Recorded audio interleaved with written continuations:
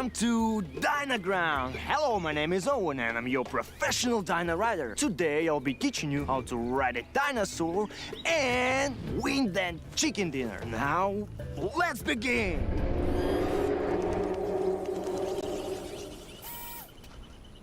Relax, don't be scared. That's the sound of the mighty T-Rex.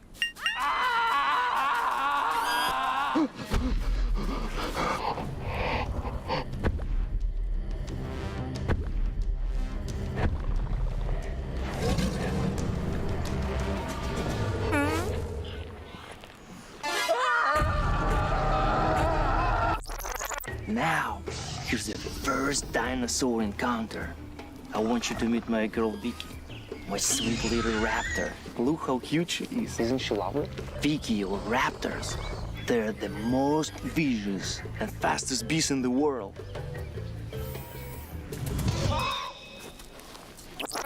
To ride a dinosaur, first you must build trust.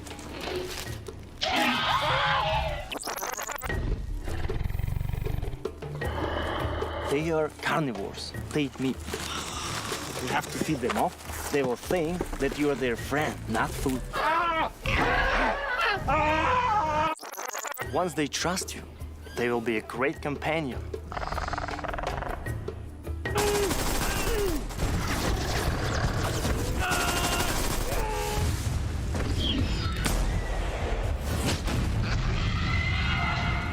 However, taming a dinosaur can be seen. Experience dinosaur taming and riding the all-new version of PUBG Mobile Dynaground.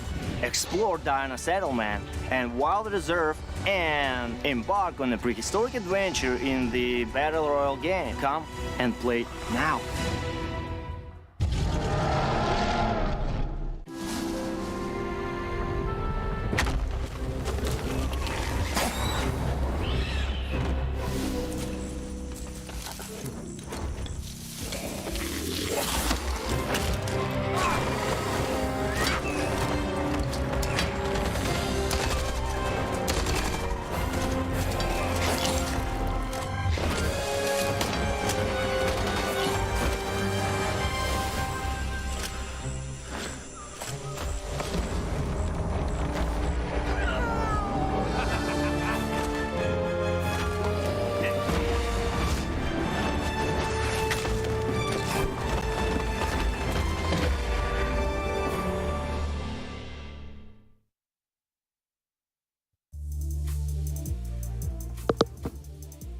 Hello everyone, and today is day number 3 for the PUBG Mobile Regional Clash PMRC Southeast Asia versus South Asia. Tashman here alongside Choo Choo, your host and analyst for today. And today is going to be a very exciting. Choo Choo, what do you think of the last 2 days?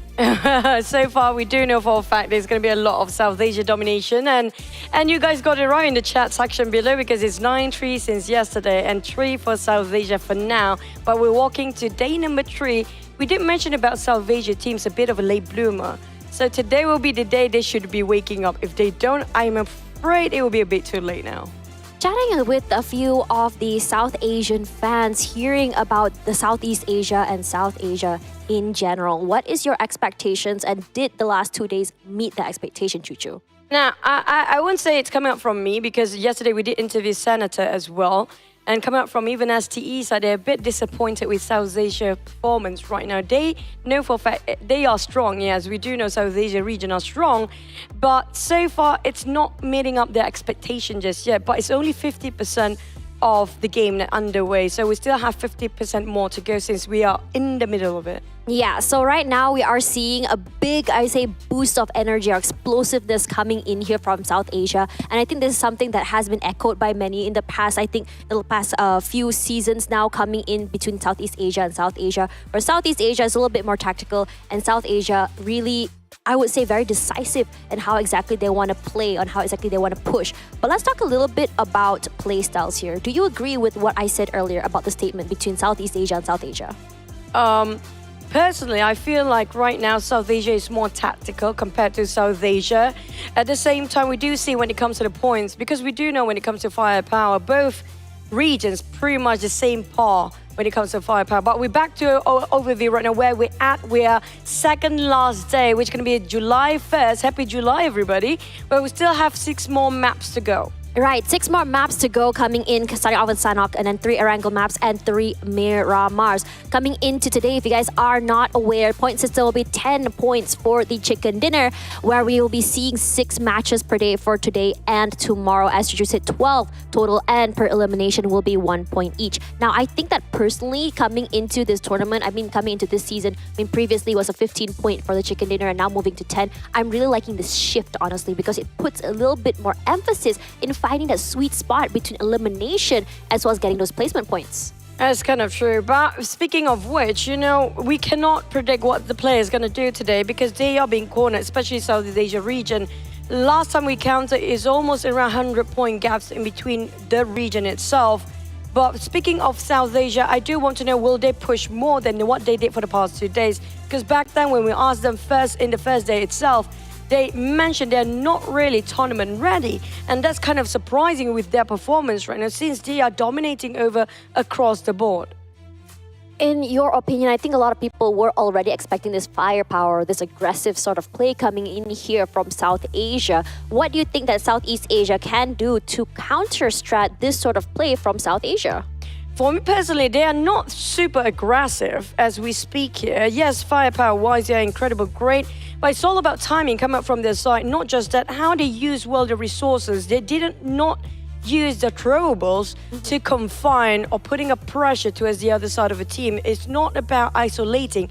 For them, all the throwables, their utilities, mostly be used just to gain points. So it's hard for them to waste any of those resources. I think that managed so well is coming up from South Asia. But here are the teams, in case you guys missed the past 2 days. We do have 8 teams coming up from Southeast Asia, another 8 from South Asia. Yeah, coming in here, we have teams here from Thailand, Malaysia, Indonesia, Vietnam, as well as Mongolia, Nepal, as well as Pakistan. Now, coming into today, I think it's really important to think about or look at the teams that we really want to put emphasis on. I think the past few days, a lot of eyes, again and again, we talk about these 2 teams. DRS, a team that's, I would say, as well as STALWART, 2 teams that a lot of people have been microscoping on. But there are also teams that are on number 1 right now, which is 4MB as well as NBS. And also the rise here from Southeast Asia, Boom Esports and GEEK SLATE doing quite well for themselves. GEEK SLATE actually scored himself the last chicken dinner, which was back-to-back. And so far, South Asia do show some fight when it comes to Miramar map. But Erangel-wise, we do know for a fact South Asia has been dominating over the past few days. 4MV is actually the champions coming up from South Asia PMPL. So we do have the expectation when it comes to their performance. Yeah, but I agree when it comes to compared to STE and DRFs, they have not been mentioned enough based on their performance, and it just shows they got themselves the most chicken dinner. Not just that, the gap between them and second place here is quite a gap, but it will be closed up by end of today. But I'm not sure who will place themselves second, since we do know Boom can catch up, and they are the only team in the top 3 with the least amount of chicken dinner. Yeah, they're very, I would say, coming toward from trends for Boom Esports. There's been a lot of no chicken, no problem for them. Consistency is key. But coming into the head-to-head here between Southeast Asia and South Asia, the regional points, look at the gap between these 2 regions. 512 to 588 is pretty huge. And eliminations as well, very heavily skewed towards South Asia. What do you think about this, Chuchu? Like I mentioned before, we do have some pentagon diagram later on. If you notice, the only thing that South Asia winning right now is going to be based on the numbers of throwables they actually use. Right. They do use more utilities, but personally, I feel like what's lacking coming up from South Asia, I know this is going to be harsh, but it is what it is. It's going to be when it comes to tactical. They're a bit too hesitant. Due to their passiveness that being perceived by South Asia, they take advantage of it. They know for a fact these guys are contemplating whether to make a decision or not. They take advantage and make it into action in an instant. That's what differs most when it comes to South Asia and South Asia region right now. So it's more of mentality if you think about it coming into the game. We talked a lot about, I think in the previous PMSL, we talked about wait and see attitude, why some teams like to wait and see whether or not they want to come into the right time to third party or even to clean up house. But this hesitation situation has been heavily weaponized by South Asia. Whether or not, the thing is, it's more of like confidence coming through here. They're understanding the speed of how they want to go, and because of, I would say, more of like game awareness of how game sense that they have, knowing where exactly each team is going to be and how exactly it's as though they're playing chess, right? You have your second movement, third movement, fourth movement already put into play on how exactly they want to go. Now, for Southeast Asia, what do you think is the biggest problem when it comes to decision making here, Chuchu? Hesitation. That's it. They didn't take the chances when they actually do get it, especially in the game where YOODO Alliance were fighting against 4MV. They do have the numbers. It was a 3v4, yes, 4MV do have the numbers at first, but been knocked down early on. But the problem is when they're overthinking themselves, that's where they start to hesitate, and time wasted when the blues are shrinking in, burning off the blue on their back, and that's where they're being pressured and being confined into a certain area. But today we're starting off Sanhok in triple Erangel and double Miramar as per usual. But so far, even in Sanhok map, we get to see both teams coming up from region South Asia and South Asia pretty much balanced, because based on first day, it was NBeSports taking the first chicken, while Vampires do score themselves on the second day. But coming up from Vampires, a lot of question mark from me in this team, because yesterday, I know we want to not mention the taboo too much, but it is what it is. I noticed multiple times they have been self-grenade either their own self or own team. A lot of accidents happen for Vampires. Yeah, this is something that I think was, I would say, echoed by our casters as well. I had this conversation with Contra, a pre-show coming forward. And I think it's also really important to talk about like what's going on between the team. I mean, again, for some of the teams here in Southeast Asia, there has been a shuffle in the rosters. And it did raise some questions for me on how long have they had to play together to understand each other on how they play. And I also wanted to know as well, because there was a shuffle, I think, for one of the one of the players here for, I would say, GEEK SLATE, which is Mika going out and Audrey coming in, is also what I really wanted to know. How long have they been playing together? How's their teamwork like? Before we get into that in depth, but so far top map performance, we have to give it to STE, TK, NBeSports and Vampire. If you notice here, most of it, 3 out of 4 come up from South Asia team. I have to say, yes, they are definitely aggressive, but they use it wisely.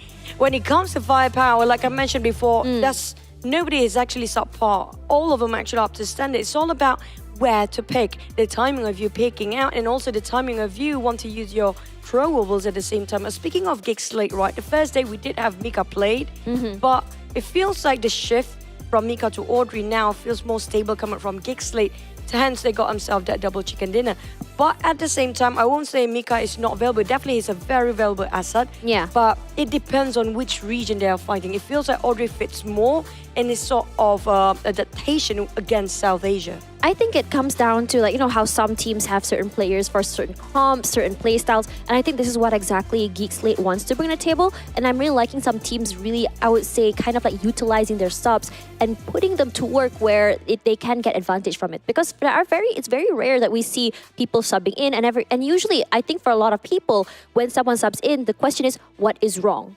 And instead of, you know, it being what is wrong, I would like to think, what is the play here? What are you guys thinking about in terms of how exactly you guys are trying to take? I had a conversation with Contra just now about how exactly a take of an area or a fight comes in between Southeast Asia and South Asia.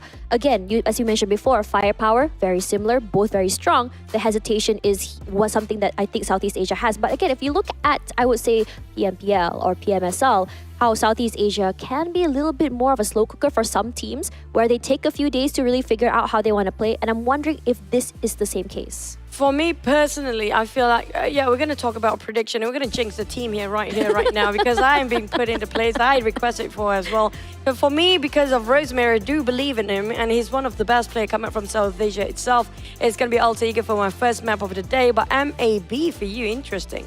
Yeah, MAB for me, I think it's mostly because of how dominating Erangel is for the South Asian team. And I think for a lot of people coming into Erangel, it's something a little bit more, I would say, very set play. They understand how exactly to play, how exactly to rotate, how exactly to play. But coming into that, I think there is no more time for us to speculate, because we are going to go into game 1 of the day. Going to toss it over to our casters, Sir Cloud and Contra. Take it away, boys.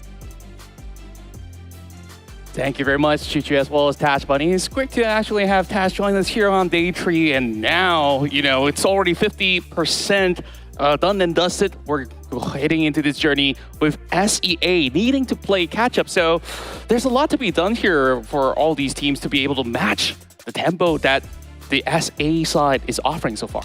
Yeah, I think in terms of executing a certain play, right? If we look at the last 2 days, what the South Asian teams have in terms of execution is that they have less hesitation.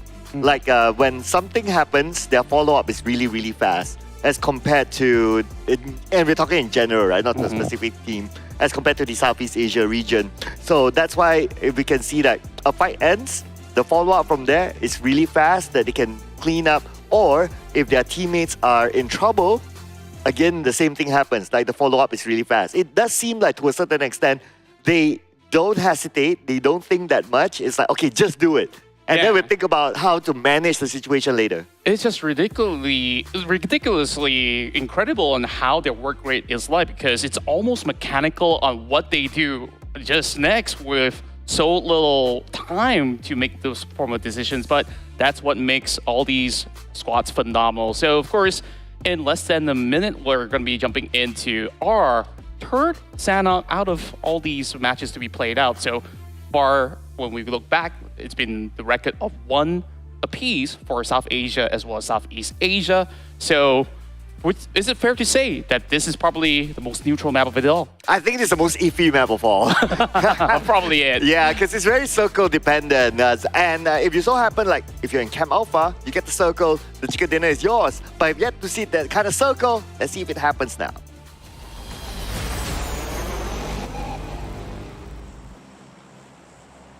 There we go into day 3 of the PUBG Mobile Regional Clash. Southeast Asia takes on South Asia.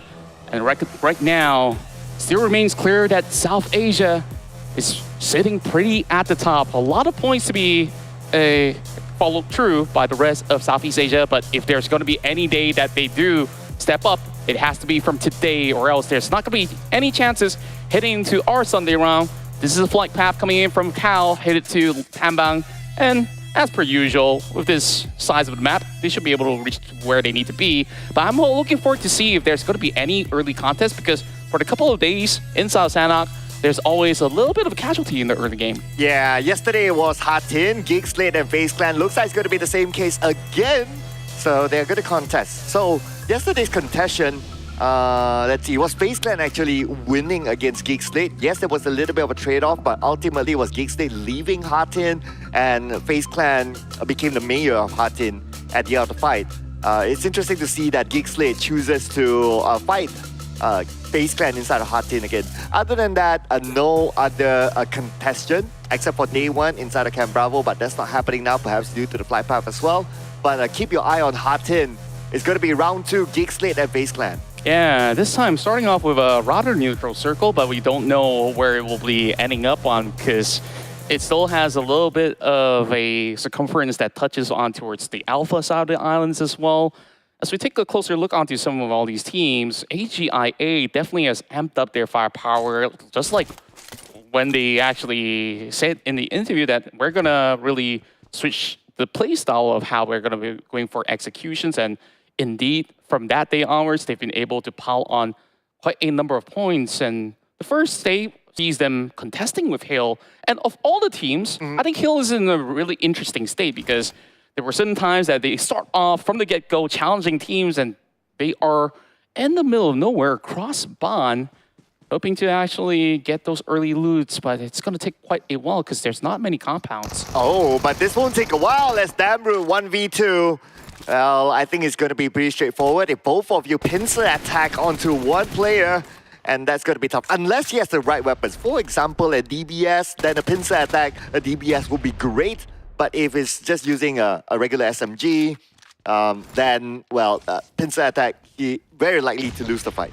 Yeah, especially with the new nerfs coming in. As much as DBS is still pretty effective coming into all these close quarter combats, I think it has opened up a lot more room for a lot of SMGs to be back in action as well, where we see a couple of players utilizing the UMP in this early stage of the game. Sonic's taking the containers right now. He's going to be able to keep himself safe for now, as the rest of GEEK, SLATE, they're going to be piling on together into the middle of this sector. And Torres as well as Mormon's going to find a way to crack this one open. Mela's still flanking from a really far angle, so it's going to take a while before they get to GEEK, SLATE. Yeah, but this won't take a while as Yummy with the QBZ gets first blood for himself, and it came from NBE, Fistboy, eliminated by Yummy. But I do notice one thing as well. There are a lot of teams from South Asia actually favoring the UMP instead of a DBS. Yeah, there are a few DBS usage, but the UMP seems to be their weapon of choice. It seems to be even more popular than the M4. Yeah, I think there's really good reasons as to why, because with that weapon having such a stable fire rate as well, it's going to be pretty efficient for you to still use it across long range. Oh, flash bang coming through with FaZe Clan undeterred, still remaining by the corner of the warehouse, but there will be tags being sent towards the direction of GEEK SLATE. One member knocked down, and that's going to be Snipes. The rest of FaZe Clan pushing right forward. Venturis tries to open this up alongside with Mormon. Let's see if the rest of GEEK SLATE can hold on. And immediately as they fall to the ground, FaZe Clan wins the trades here in Hatin. Yeah, so again, this is the pincer attack strategy, right? Whatever FaZe did was just very straightforward. Just come through the front. Yes, there was a flank, but I don't think there was a big factor. Maybe a little bit, but the biggest factor is that you stack two players back to back, and you're up against not a DBS. But if you're up against a DBS, that kind of stack, GEEK Fam would have won. Yeah. They would have won. But anyway, the right weapon in the right situation also determines what sort of formation that you will play. I absolutely agree with that, especially with GEEK Fam or GEEK SLATE, just to correct myself. Tunneling into that particular angle could be quite difficult, especially when you are also opening yourself to the opponents that are running across. And of course, with that being done and dusted, FaZe Clan now has a better opening as compared to the past couple of days, where in the early trades, FaZe Clan did suffer a couple of knocks to carry on with the rounds. So things are looking pretty good, I would say, for FaZe Clan. Meanwhile, GEEK SLATE, 2 back-to-back chicken dinners from Miramar, didn't translate all too much into day 3. Yeah, I mean, they had a great run yesterday, right? Towards the end, at least. But starting off today, not that good. But, well, I always say Sanhok is an iffy map. So if you kind of let go Sanhok, arguably okay, as long as you can come back in the next few rounds in a more balanced map. Now, look at the previous situation. One player from STE got knocked down from the high ground. I don't think it will be a big issue for him since he has other teammates to come and back him up. For Box Gaming, even though they got that knockdown, for them to rush up to the high ground wouldn't be the best choice because they will put themselves at a disadvantage. Yeah. So there's a lot of distance to cover up as well. So most often than not, you see a lot of these teams that are playing around central areas of these grounds will tend to just put pressure and force teams to actually move the other way. And I think that game plan itself is sufficient enough in order to go into the late game unscathed. Yeah, to a certain extent, you know, it's like, I see you, you see me, might as well take the shot. But if it's in the case of like, okay, maybe I see you and you don't see me, then maybe the decision will be different. So this is probably a similar case. Okay, not that similar because Vampire Esports, for a doozy, he doesn't see Slipknot. So Slipknot just like, okay, let me try to take the shot, and if I can secure the elimination point, that's great. But from this distance, it's going to be hard. But what's not going to be hard is going to be AE with Octas going to come in from the other side. Cutting across from Ruins, Alter Ego wants to challenge the rest of Vampire Esports as well. So this is going to be a tough close quarter combat for the rest of Vampire Esports. Ravenclaw really has to hold down the line. And these two teams are hoping to cut across towards the mainland with a very high likelihood of this circle shifting away. And yes, it will, as it will bypass through the areas of Paradise Resort as well as Tatmok. While the fight continues, it seems like AE gets a couple of damage being done onto multiple members of Vampire Esports already. And there you go, a beautiful knock being executed by Alter Ego. Oh, very interesting spot for Vampire Esports to park themselves because it's unlikely they'll get the circle. But I guess they want to play with the choke point, as now Ravenclaw will be taken out. And we do see a Nuzi still active, doesn't have a DBS in hand. With a UMP, he'll be taken down as well. Alter Ego overtaking the L house now with only 2 members of VPE left. And they could always rely on Rosemary to get the frags going. Meanwhile, Stone, he's just trying to buy as much time as possible. They have been able to knock down one, and Potato puts in pressure alongside with Octa, and damage being done. Stone, the only one left standing, will really have to come up with a whole lot of hustle. Molotov now is only in one HP left, and he will be burned down to the ground. Walked into the fire, and that's how he got taken down. And Vampire Esports, 0 points in round number 1. All those points given toward AE, Alter Ego. But I can understand why Vampire Esports, they took that compound because they want to play with the choke points, hoping for teams from like Heirs of Ruins to come by, and then they would take advantage. But for Alter Ego, I think they were also kind of helped because of the shot from AGI8 from the high ground that gave them the information that, oh, someone's there. That's why Alter Ego is prepared to take down Vampire Esports in the house. Yeah, and Vampire Esports had to basically shift their attention within a split second to take care of the rest of Alter Ego, which they were unable to do so. Meanwhile, over on the top of the hill, you did mention about AGI8. There is YOODO Alliance having Flax lurking around. Spots out Falak, but he's not going to reveal himself just yet. He's trying to prime a grenade. Let's see if it actually connects. As he tosses over to Falak, takes him down to 60%. And DRS is over on the other corner with Rules taken out. Oh, okay. 3 teams in the same area now. AGI8 slightly distracted by DRS, but the nade is tossed by Flex. They don't know exactly where he is because when you toss the nade, obviously your opponents wouldn't hear. Oh, boy. Kill. Splat on the Flex. Yeah, that's what happens when you're laying flat on the ground for long enough. AGI8 is not going to wait, and IQ, he just did the drive-by. But his vehicle is pretty much smoking up, so he's got to let go of that Ronnie later on. Meanwhile, I would say for Leo, this time around, they look a lot more stable heading into day 3.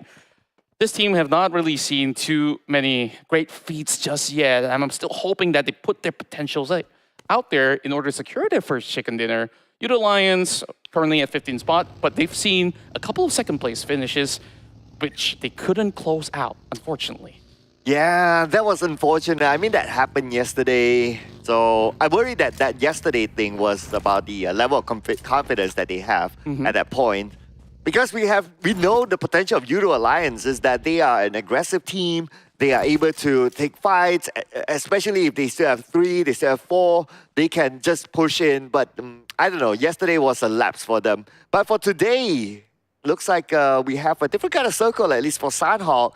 Still with a good amount of water in this circle, about 40%. So that means we got lesser room to play, meaning that more opportunities for teams to meet up with each other. Yeah, and this is just perfect location for NBeSports as well as Leo. They will be the ones to be holding into these compounds that are within the zone.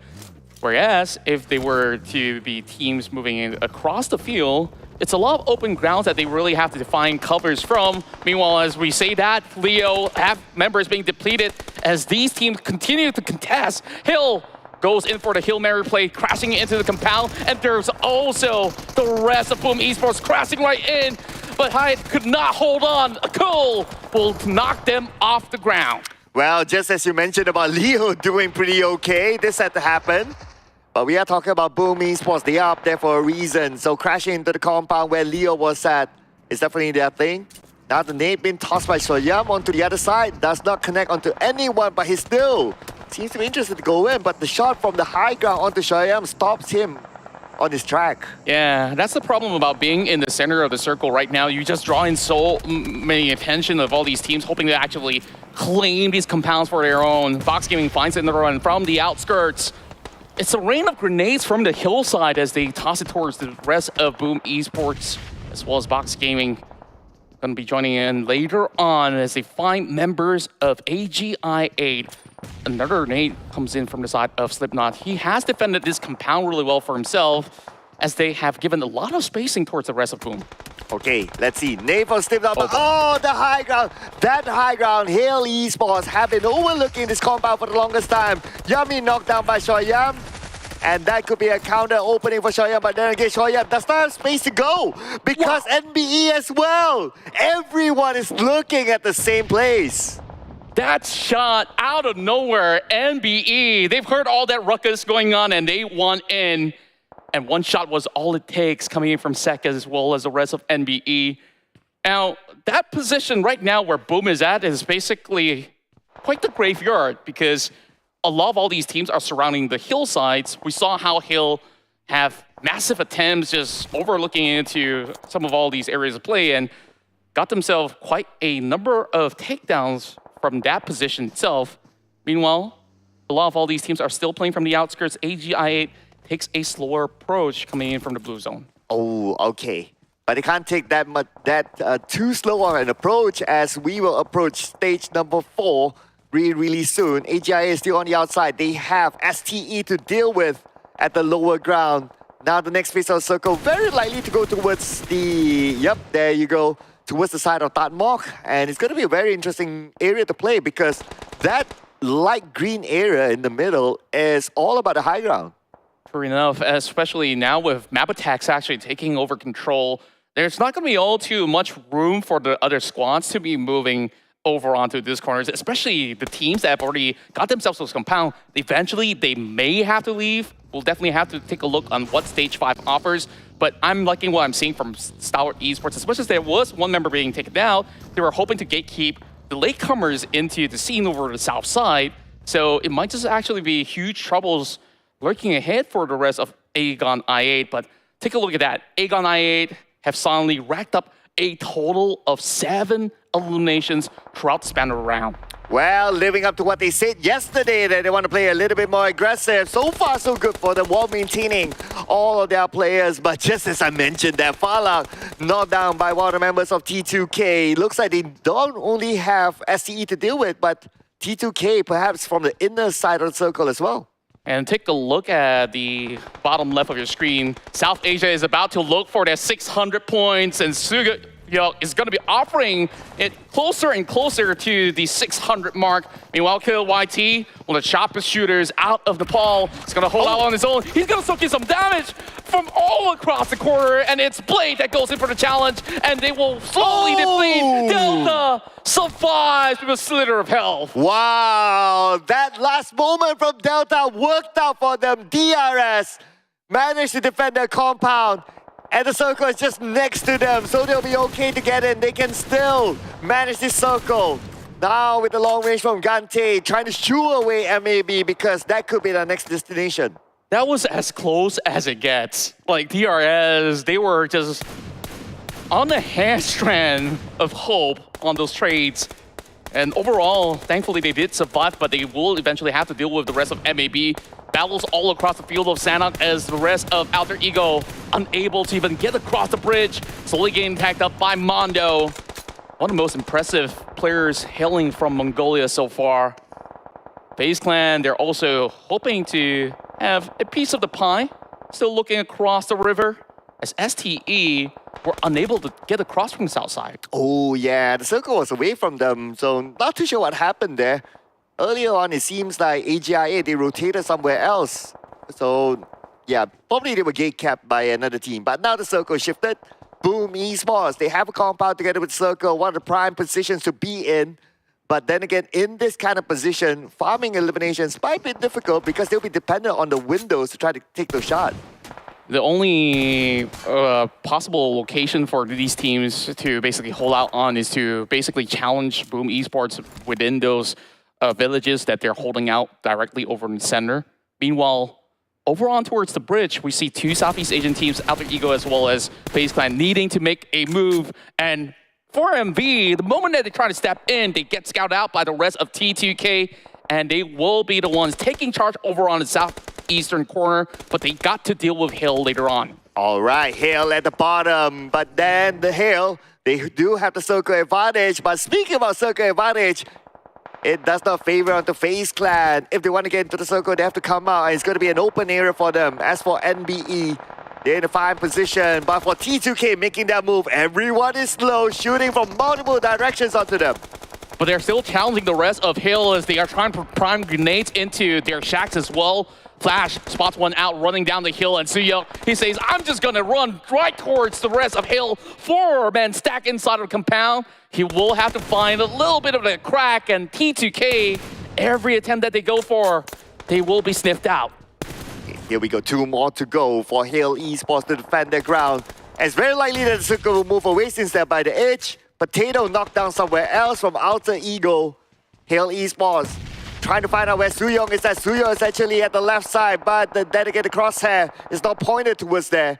This will give opportunity for Suyong to surprise Hail Esports. And speaking of surprises, Gante coming in from the back as well. From the corners of Tapball, DRS looking for a chance to pry right into the next stage of the game. And FaZe Clan will have to take a attempt against the rest of Hill on top of the hill. And they're already losing out some of all these trades.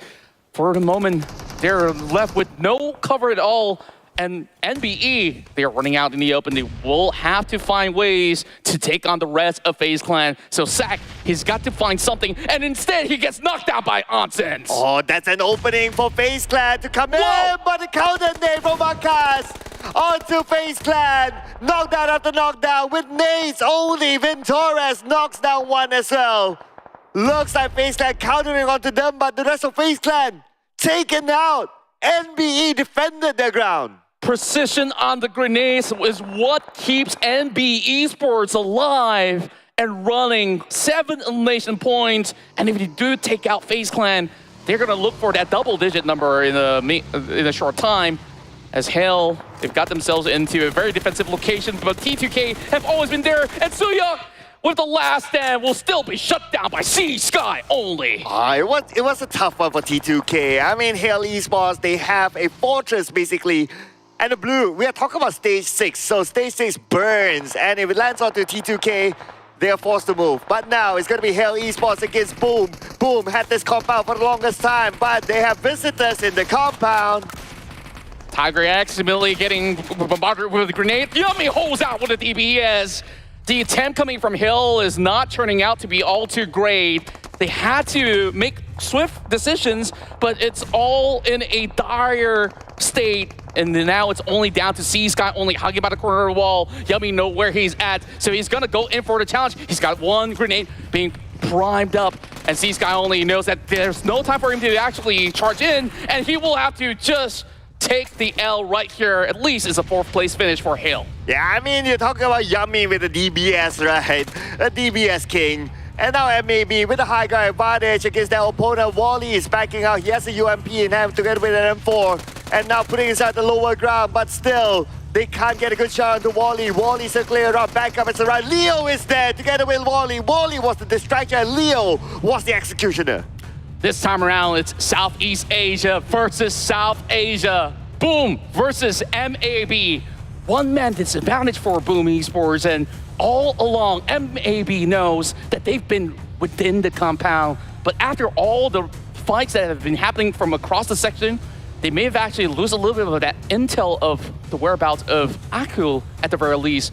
Ponbit, the player with the quickest of hands and feet that we saw from yesterday challenging VPE, is the player to look out to see whether if they could overwhelm the forces of Mabetex. Yeah, as of yesterday, Ponbit was 2nd when it comes to most eliminations for Indonesia. Number 1 was Razy. But now the circle does favor out to MAB. Okay, this is going to be hard for Boom because they need to fight up to the high ground. MAB has everything onto Boom. Now they're going to start off with a knockdown to Aku. Another huge nade. Didn't connect right down below. Yummy still not giving out his position just yet, but they will eventually find members after members of Boom Esports, and it's only Palmit standing away. No space left to run or hide. Mabetex takes game 1. Mabetex again. Another Mongolian team. I swear, every time we say Mongolia, we get $1. We'll be rich by now. Yeah, I think like I would definitely love if that happens to my wallet, but Mabetex, they've been pretty much calm and composed. They were taking charge over on the northern section for the longest time, being uncontested. Even when there was FaZe Clan towards the left, they know that's not a fight that they needed to take.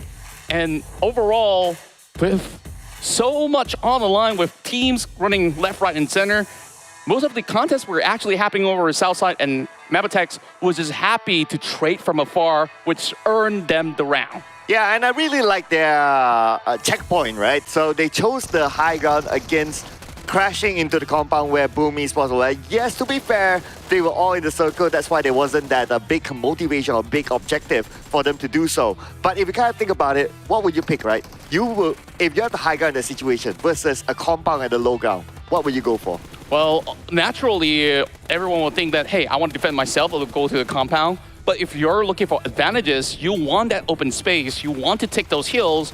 So I think the decision made by Mabetex is definitely the best decision so far. Yeah, and I think that if you are in a compound, now in the current way of how everyone has been playing, utility usage is always, for the most part, used for compound fights. So can you imagine that Mabetex had the high ground? All they need to do, assuming that the circle went towards Boom anyway, all they need to do is just throw all their utilities, flush Boom out, Boom shows themselves, and they will just still shoot from the high ground. Yeah, it was just properly calculated by Mabetex Esports on how they've been able to earn this huge victory heading into day 3. And once again, another record for the books for South Asia, and even more so for all the teams or supporters coming from Mongolia. Oh yeah, they are doing really, really well. But you know who else is doing well? It's our peeps at our analyst desk. We'll pass it on to Choo Choo and Tash. Take it away, ladies. Thank you very much, casters. And we are seeing today the teams that we thought would be coming up on top today, that were ending the day very strong, not making it up to the top, at least on Sanhok. What do you think, Choo Choo? But you pick MAB just I now. did. I You mean, for me, scored. I did. I mean, like, coming in for me for MAB, I think it was just about time for them to really pop off, and I'm really glad that this is the moment for it to come for. Again, if you look at how they played here, I think Sanhok, again, I would say it's quite balanced in terms of how exactly where you drop and how you go. But if you look at how MAB, their positioning has been very, very key here. If you saw how the circle favored them is one, and number two, them playing that high-risk play of not trying to get the compound and going for the high ground instead. For me, MAB is any teams, especially the Mongolian side of South Asia here. The biggest difference that I saw, whatever the situation is, they've trained themselves in the harshest condition possible. Now, I love to see Wally a lot, but Leo definitely pulled it off this time with 3 eliminations, 700 over damage. Look at the longest elimination distance. It's not really a long-range fight. So these guys come out from MAB particularly, they prefer to have a mid-distance down to CQC because they do know they have the strength in there. Yeah. Speaking about their playstyle, speaking about how they approach their fights, especially coming out of South Asia teams, if you notice how they actually fight, they love those unconventional angles. We talked about how hard it is to land those grenades or land those shots. Yes, they have those high grounds, but it's so hard to visualize in their standpoint. And so far, we do have still 4 MV. Their consistency is unquestionable right now. Still standing at number 1, but MBS is going to be the next one standing at second with 100 over points, but the gap is still quite significant.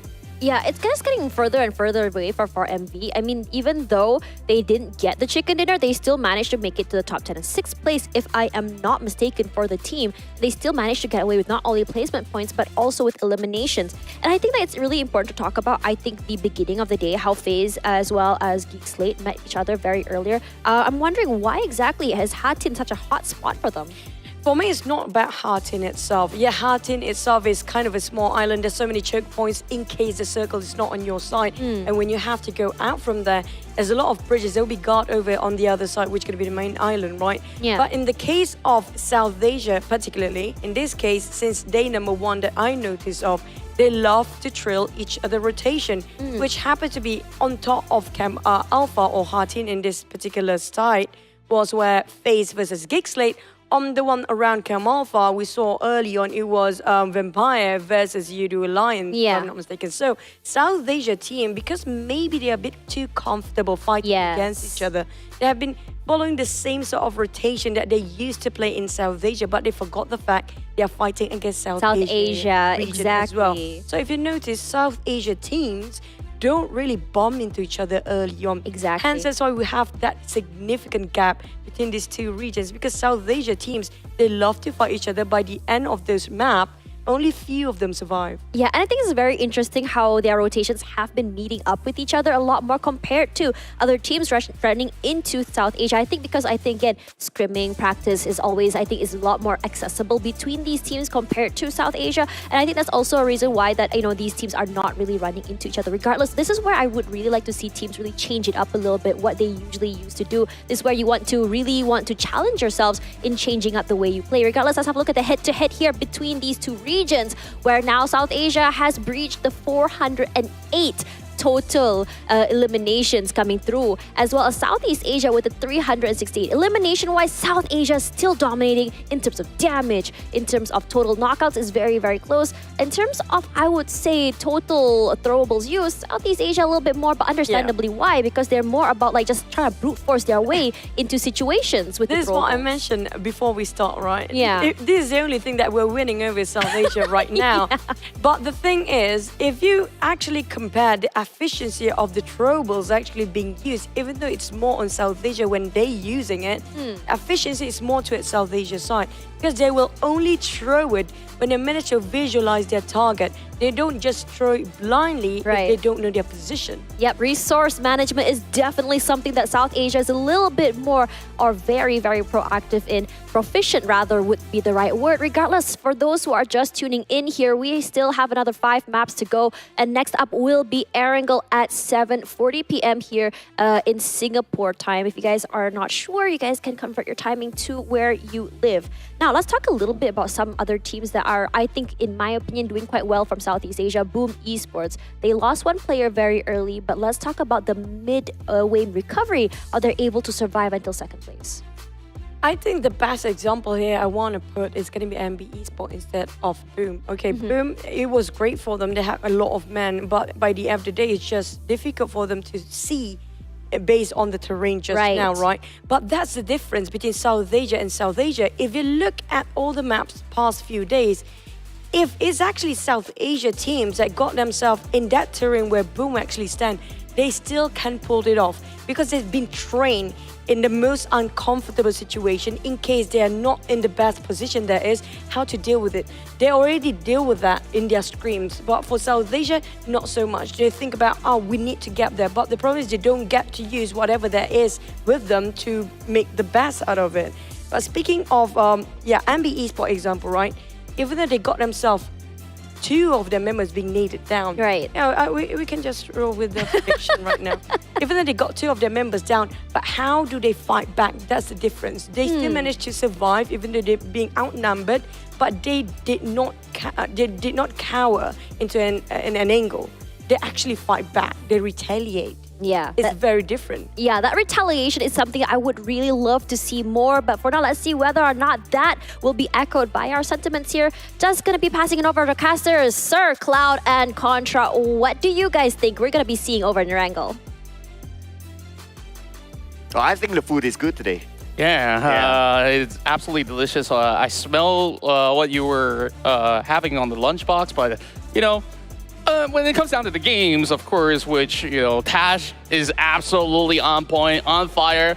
First game already getting the right predictions. For me, not so much throughout the course of day 1 as well as day 2. Well, that's why you're here and she's there, you know?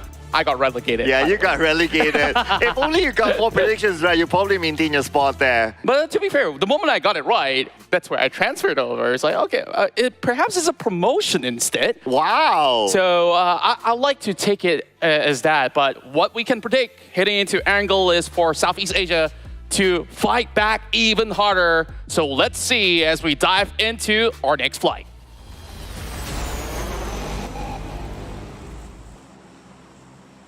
And here is Erangel. I mean, I want to say that, like, the Mongolian teams or the South Asia teams are like the kings of Erangel. So far, they have the record, but they are actually everywhere. We can't think about it. They're everywhere. I guess the only major difference is when it comes down to the maps inside of Miramar. It seems like Southeast Asia have also had the level of mastery to be able to close out very difficult rounds on those high ground terrains. So that's something that they do look forward to the later stages of what Day 4 has to offer. But what we see so far, for the past 3 maps of Erangel, it has been won by STALWART Esports and so many of all these Mongolian squads. I want to also see a lot more because back in day 1, there was also DRS taking away a chicken dinner of their own. So it's definitely still up for grabs for the likes of many. This flight path is actually skewed very much towards the south side, not allowing access into that Gatko region. So if any circle actually appears towards the western side, this game's about to get pretty interesting. Yeah, and to make the game even more interesting, I hope that the circle is no longer in the main peninsula because all our Erangel games, all the circle has been somewhere when it's the center. Okay. This is a kind of like a 50-50 situation, but T2K with Jane going up against FaZe Clan outnumbered Jane, who was all alone in this compound. His teammates, are they around? Anson's so swiftly coming in with an S6 shotgun, have been able to deter any form of pushes coming out of T2K. They decided to drop right in between Rozak as well as his Snap Pollyanna. And with that, they started off without any form of weapons coming from T2K, and they lost 2. Make that 3 from the get-go. This is looking much more challenging for the squad of SA that has done so well back in Sanhok. Yeah, I guess to a certain extent, right? This is also dictated by the fact that the flight path is on the side. So some teams are forced to like drop into the smaller compounds such as this, and so happened FaZe Clan and T2K drop into the same compound. So this fight had to happen. And then from there, when they drop, it's all about the RNG of who gets the better weapon. Yeah, and overall, around that section is where a lot of vehicle actually spawns up. So perhaps they were hoping to take some of all these vehicles to move into a different location over north side or even towards the central areas of play. Sometimes you just beat other stragglers that's opting to do the same, but once you do see a full squad being sent towards that way, it's all about who gets there first. And FaZe Clan definitely have to thank Ansons for those quick pickups, quick reactions. And now, starting off with another great opener. And if you notice, even back in Sanhok, they were the ones with the great initiations to secure First Blood for the past 2 rounds. Oh yeah, true enough. So 2 First Bloods back-to-back given towards FaZe Clan. And I mean, they are a team that have a good quality. Like they don't, like Ansons, I felt that he has been stepping up. Like the last time we saw FaZe Clan in a professional competitive setting was in PMSL. It was pretty much the Mela show. Yeah, but now with PMRC, Ansons have been stepping up, and I wouldn't say he overshadows Mela, but at least it gives a balance so that the entire team is not too dependent on one player. Yeah, I still remember the days where he was playing in Temp Entertainment where, you know, it was pretty much a well balance of everyone works together in tandem as a squad. But now that he's joined the rest of the members of FaZe Clan, it really allows him a lot more opportunities to shine with the dynamics being shifted when you add Mela coming in from the Infinity as well. With so much of all these experiences culminating together, the Thailand powerhouses now looking to be absolutely solid. When we thought that when FaZe Clan loses Tony K, hey, they're going to lose so much firepower, but I see improvements coming in for FaZe Clan. And as a matter of fact, right now, FaZe Clan sits in the 4th position. All right, speaking about the Thai teams, right, I'm going to put this topic up for discussion. Yeah. All right, so there is a somewhat of a new meta that you have multiple coaches. So how many coaches in specific? Okay, so in PMPL Malaysia, for MPXNC, you had 3 coaches. 3 coaches, 3 all right. coaches. They didn't do that well. For Vampire Esports, they have 2 coaches. So there's Sertani as well as Matoy. Oh, Matoy Yeah, is Matoy is already coaching joined for in from Team Secret back then. Yep, I mean, he was It's good to know that he's already made quite a drastic shift on, you know, moving into a new position. Correct. Ever since Team Secret, he joined Temp Entertainment, and then now with Vampire Esports as a coach. So he's partnering together with Sertani. Now they were champions of PMPL Thailand for Vampire Esports the year that Matoy joined. But when it comes to PMRC, up and down performance for them. Yeah. So what's your thought about having multiple coaches? I feel like sometimes too many ideas may not be the best thing to have. Like you, as a player, sometimes you need to listen to a firm decision, a clear idea, and sometimes when you're in the game, you gotta be very snappy about making the right moves. So, this is probably one of the reasons why when we see teams like Vampire Esports, FaZe Clan going to the final circle, battling another squad, even with them coming up with advantage 4 versus 2, they took too long to assess the situation and eventually loses out that chicken dinner. Perhaps this might just be one of the reasons why, where you were having so many ideas, but it's all about action at the end of the day. Go through a curveball, right? They were PMPL Thailand champions. Yeah. When Matt Toy joined, when they had 2 coaches. Yeah, it's also pretty interesting because Matt Toy, he's been away for so long. Just to, of course, segue back into this, and he has been learning throughout the course of PMPL NYSGPH for so many seasons already. So he definitely offered something absolutely different compared to what PMPL Thailand has always been about, you know, aggressive gameplay, going in for compound contests, and usually what Mount Toy was known for was to play the best defense possible. So I guess like that definitely worked out for the squad for that particular season. And after that, of course, teams have adapted with more and more of all these new names added in. So I guess having 2 to 3 of more staff over and back supporting you, not the worst thing to have. It's definitely an addition that could supplement in certain scenarios. So the certain scenario might not be for PMRC then. Maybe they're planning for the bigger picture because there's still PMWI coming up as well, and this is basically testing waters of how they could fare with some of all these other squads. And we've heard it from even teams from South Asia. They have been trying multiple different attempts to play perhaps a little bit more aggressive with the new point structures that's being implemented. And some even on new devices in preparation for PMWI as well. Welcome to the Circular Contra podcast, ladies and gentlemen.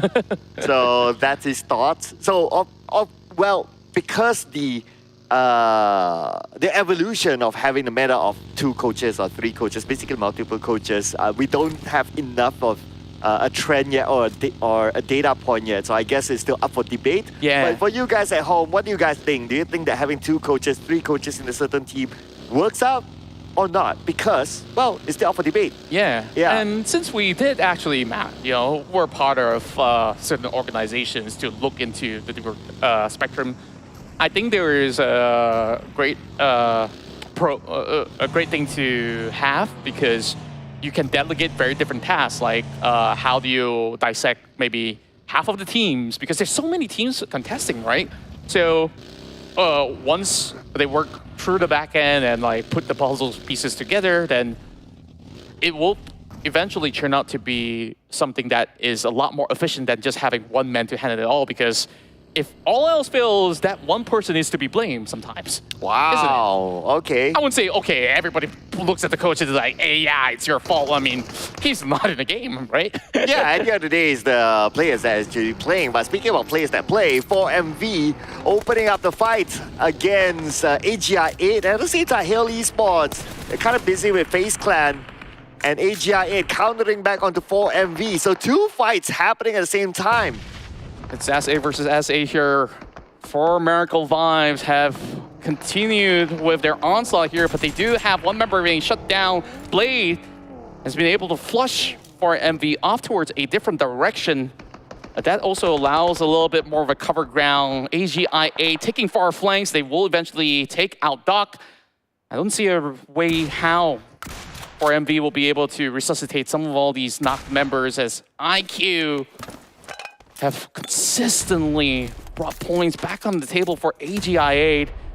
These early games working so well for AGI8 throughout the course of the past couple of days. Yeah, like their direction, right? Like we want to play a little bit more aggressive, going home with more elimination points, putting aside the placement points perhaps. But for them to do so, they have to win the fight against Hail Esports. Against 4MV in this compound. Shots fired by Blade does connect. Super duper low right now for East, and he'll be hunted down by Blade himself, the Vampire Hunter. He's one of the top Terminators throughout the past couple of days. Will have to do it all by himself. 1 versus 1 against Blade for the time being. There is a flank going on, coming in from AGI. The time is nigh. He's got only 1 grenade to prepare, and IQ's about to push right in tandem with the rest of the squad of AGI. And he's holding on his ground just about right. He's gonna see if he's gonna get anything at all. Blade, he's gonna sub some damage, but he will be knocked down instead. Blade covers ground, and now Rifus is left all alone. But now Rifus all alone. Will he continue on? I don't think so. I think it's time for him to bail. Now it's just a question of whether he can or not, whether he has vehicles nearby him. Because if he just runs out there, he'll be in an open area. Falak knows that he has the advantage. He's going in 50% of health left for Rifus. Falak, 1 more nade onto Rifus, and he'll be taken out. Okay, they're going to go in for a split push now. And looks like it's going to be a straight up push here for AGI as they know they landed the last few shots to take out 4MV. Great efficiency displayed by AGI. Look at how well they isolate each target one after another. Sure, there was a knockover onto UZM with him being the casualty, but they've already gotten all the intel that they actually needed, that each respective members for MV were on different compounds, and they say, you know what? Let's just overwhelm them with numbers. And just like that, they've been able to also had a couple of all these long-range flanks and as well as trades to deny the backup coming in from 4MV to congregate again. And that's how AGI has always win those early game trades. Looking good there for AGI again. 4 points as a start, not too bad. I mean, we're only at stage 3. We still have like 14 teams, and to get the first 4 points, so far so good for them. But you know who's even better? It's going to be FaZe Clan. 7 points so far. I was about to touch on that because after the rupture that they had in that early game, that momentum kept swinging for the rest of FaZe Clan. And we may not actually see too much of a glimpse of what really went on their second fight. But speaking of fight, it's going to be Audrey brought down on his knees. The rest of STE says, we want school for ourselves. As you got to get out of the dorm right now. That leaves Snipes over the backside of the hill, staring down over on a corner of windows, not finding anything at all against STALWART Esports. So GEEK just really have to give this whole compound away. They have no other way to actually hold out. But for now, it's still pretty much early. GEEK fam, they have ample options to rotate if they want to. But with STALWART actually restocking around this whole compound, they should have more than enough loot for days to fend off against other teams if ever the case that the circle will be pulling over on the corner. Meanwhile, over on the Pachinki, we got Leo as well as AGI8. And AGI8 has got their fingers itching to pick up fights after fights. Yeah, I guess this is where we talk about also during the early part of the show, right? Like STE, I think, was a very good example. Look at the non-hesitation. Like when they execute something, it's like all in, no hesitation, no 50-50, like I always call it. And with that, one move, they're done. They clear out the compound, and it's all theirs. In fact, now they managed to get another knockdown. I believe it was long range because it was with a mini 14. But the whole point is that when they come in together, and you don't see like, okay, one person left behind, or one person's like slowed down. Everyone just arrives at the same time, takes over the compound. GEEK SLATE had no time to react. Yeah, and it's absolutely unfortunate for them, but I guess there's always a silver lining to that. Now, GEEK SLATE, they do get that free access to get the open grounds to rotate towards the north side. Meanwhile, it's great news for the Indonesian squads. They've been around the warehouse in between Pachinki as well as school, so they'll be taking charge of the center of the upcoming phase for the time being. So teams will be on their rotation. Meanwhile, AGI has arrived towards the cathedral. This is where here IQ should be able to scout out ahead to see if the coast is absolutely clear. AGI should not have any trouble moving into the next stage of the game. Oh, but speaking of trouble moving into the next stage, could it be trouble for YOODO Alliance as DRS is right below them, circling around the potato hill? And one thing about a lot of these South Asia teams is that even though they're on the outside circle, just like this, and the blue will come in, they are willing to lock teams on the outside, maximize their time in the blue, just so that they can get the most out of taking out the other team. Yeah, overall, if we look back into the charts for both regions, Southeast Asia catches up very, very quickly. We started off the day close to 100 points of disparity for South Asia up ahead against SEA, and now it's going to be close to 50 points only. And what will happen by the end of this round could possibly be SEA evening up the records. YOODO Alliance almost running into the rest of Mabetex, the winners of the Sanhok round. A couple of nades being lobbed in by Adik Luke. Just have a couple of clips of damage, but not really finding just about enough. Baron, he's going to go back on his wheels. Adik Luke will miss the mark for now, but it doesn't really matter too much. Mabetex, they're just focusing on getting into the next phase, but they will have to wait for the time being. Look, you have two South Asia teams, meaning that they were at the same trend of locking YOODO Alliance out. So for YOODO Alliance to get out of this, it's either they take the long rotation out in the blue, or they take the fight just like what Adik Luke is doing right now, knocking down Casey. And that will be the first opening for them to go in, but they have to do it quick. And just like that from the back, Wally just covers with a flank, running him down with a buggy. Meanwhile, Leo's taken down. Only a one tick of health left, taken out by Wally as well. Wally does it all. They've not secured the elimination points just yet, so they're going to be hunting out, but they need to ensure coast is clear. DRS gating the rest of the squad as well, being the third party in action. Shamil needs to find ways to shut out the rest of DRS to keep YOODO Alliance alive. Oh, here we go. YOODO Alliance in trouble right now. Only Shamil as well as Flags, but at the same time, the blue has arrived. Stage 4 moving on to stage 5, Circle. At the same time, NBE will steal away that elimination point. T2K will be the next team to go out, but YOODO Alliance now in a dire position. DRS playing the sweeper keeper methodology. Just hugging by the corners of blue zone. As much as it was very risky of them to do so, they are risk averse as they will have one member out of NBeSports. Fistboy trying to stay afloat. That will be covered by Giante. And also Fnatic did land the final blow towards NBE. Oh, we're not done yet with the fights. Vampire Esports against Leo. Leo on the lower ground. Vampire Esports has the elevation. And they still have the circle. They have one representative inside. They send out Ravenclaw at the forefront. Ravenclaw with the nade. He's out of frags. He got to move back. And right now, he got to be careful in case the counter nade comes in from Leo. A lot of bend and creases for them to hide out for the time being. Leo will continue to stay put. Meanwhile, the rest of Vampire Esports decides to take the other route, moving further towards the northern side, and that's where we see STALWART Esports challenging the likes of Box Gaming. 1 versus 1. There is a layer of smoke that does protect Box Gaming for the time being, but that's not a reliable safety net for the time being. The rest of STE, they're being cornered by the rest of Box Gaming. They're trying to make a move. Icy is already on that buggy, and Kwang, he's got to do it quick. 2 members left for the side of Box Gaming. As much as they are overwhelmed with numbers, this is a position they can work with. Yeah, they're trying to lock STE, but then again, STE is in the circle, so they will not be pressured by the blue at this moment. But they'll be pressured by the nade from Gosu. From the other side, it's Nurzak currently down. Icy goes in for the pickup, but Icy, beautiful cover by Tops. But fortunately from the other side, there's GEEK SLATE to finish him off. So sly of GEEK SLATE to be able to rake in those numbers without doing all the hard work. But I guess it's still a clearance for Box Gaming to be able to cut across rather safely after having an entire squad shut off in the front of their eyes. Meanwhile, in the middle of it all, Leo just sitting ducks right now with Vampire striking them back. IQ trying to look for a little bit more of that cover with a squad waiting by the wings as well. Boom. Playing from a distance as they do have a compound for themselves. Vampire Esports have played around this vicinity a whole lot back in PMPL Thailand, and they will slowly strike down Soyam.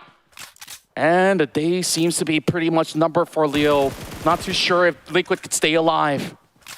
Or Liquid just behind the tree. Somehow he still survives, but he's super duper low right now. One more shot there, he'll be taken out. Slipknot, 40% of health.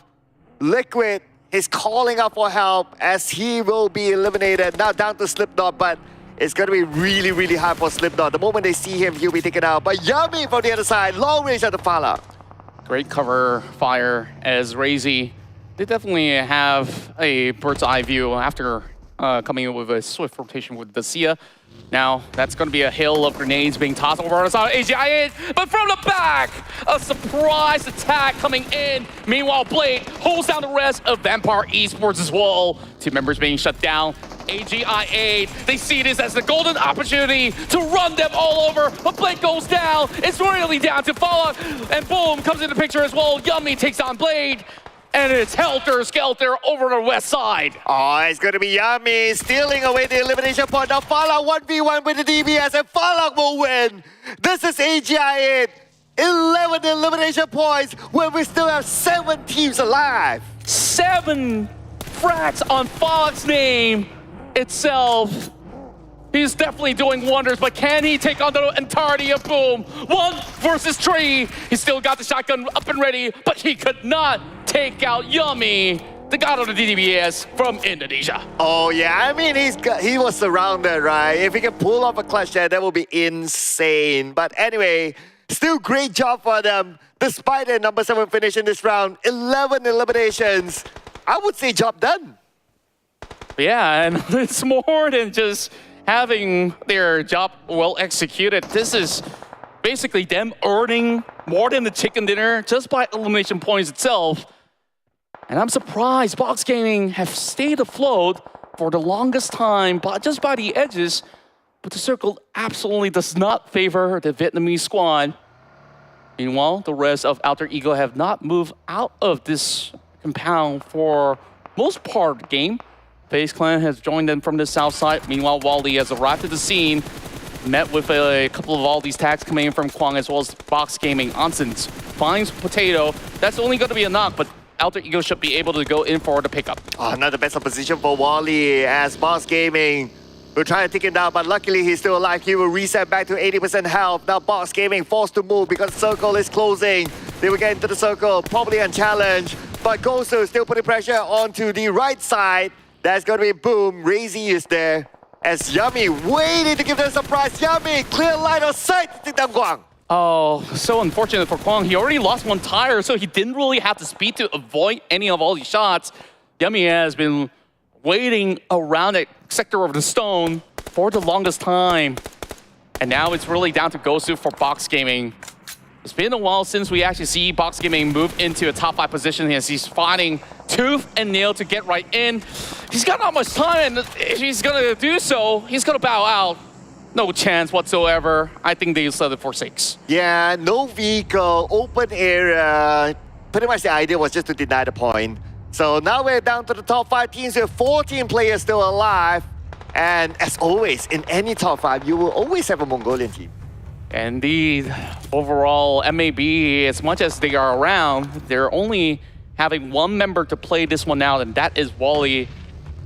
Mr. Reliable, we call him, because every single time we see Mabetex survive to the late game, Wally manages to pull off clutches of his own multiple times.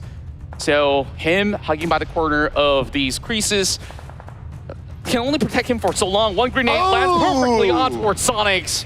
And Yummy, lo and behold, the Wonder Boy from Indonesia doing so much damage to GEEK SLATE. Oh, 1 more to go. That's going to be Damroot. The nade will be tossed onto him. They know he's behind the airdrop, but the nade will not connect. Achul tossing out another nade. Damroot going towards Snipes, but looks like, is he going to go in for the pickup? Yes, he will, but the nade onto him, and that is it. Snipes was the bait. He took it, and Boom will be happy to take home the point. All calculated by the rest of Boom Esports, and Aku's gonna find another one from a different angle as well. One after another, Boom cleans up the floor, 8 frags in hand, and is poised to run in with another Indonesian squad of their own. Alter Ego has 4. FaZe Clan, I'm not sure what are the chances here with the Lone Ranger surviving, but very likely than not, this is pretty much a chicken dinner secured for Southeast Asia. Well, it will be interesting to see if Onsen can pull off a third party to pull out the backstab against these 2 teams. But before that, he has to wait for them to fight. Unfortunately for him, time is on his side as he is closest to the blue.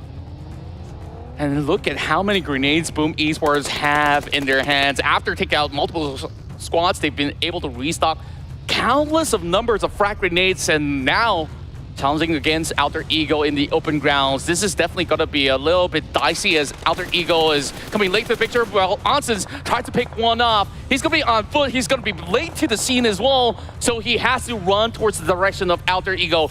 With those shots being fired off, they already have his location identified. Yeah, he don't have much space to play with. The best that he could do at this point is just to slide into the building and hoping that the two teams are distracted with each other. At this point, he still does not have the circle.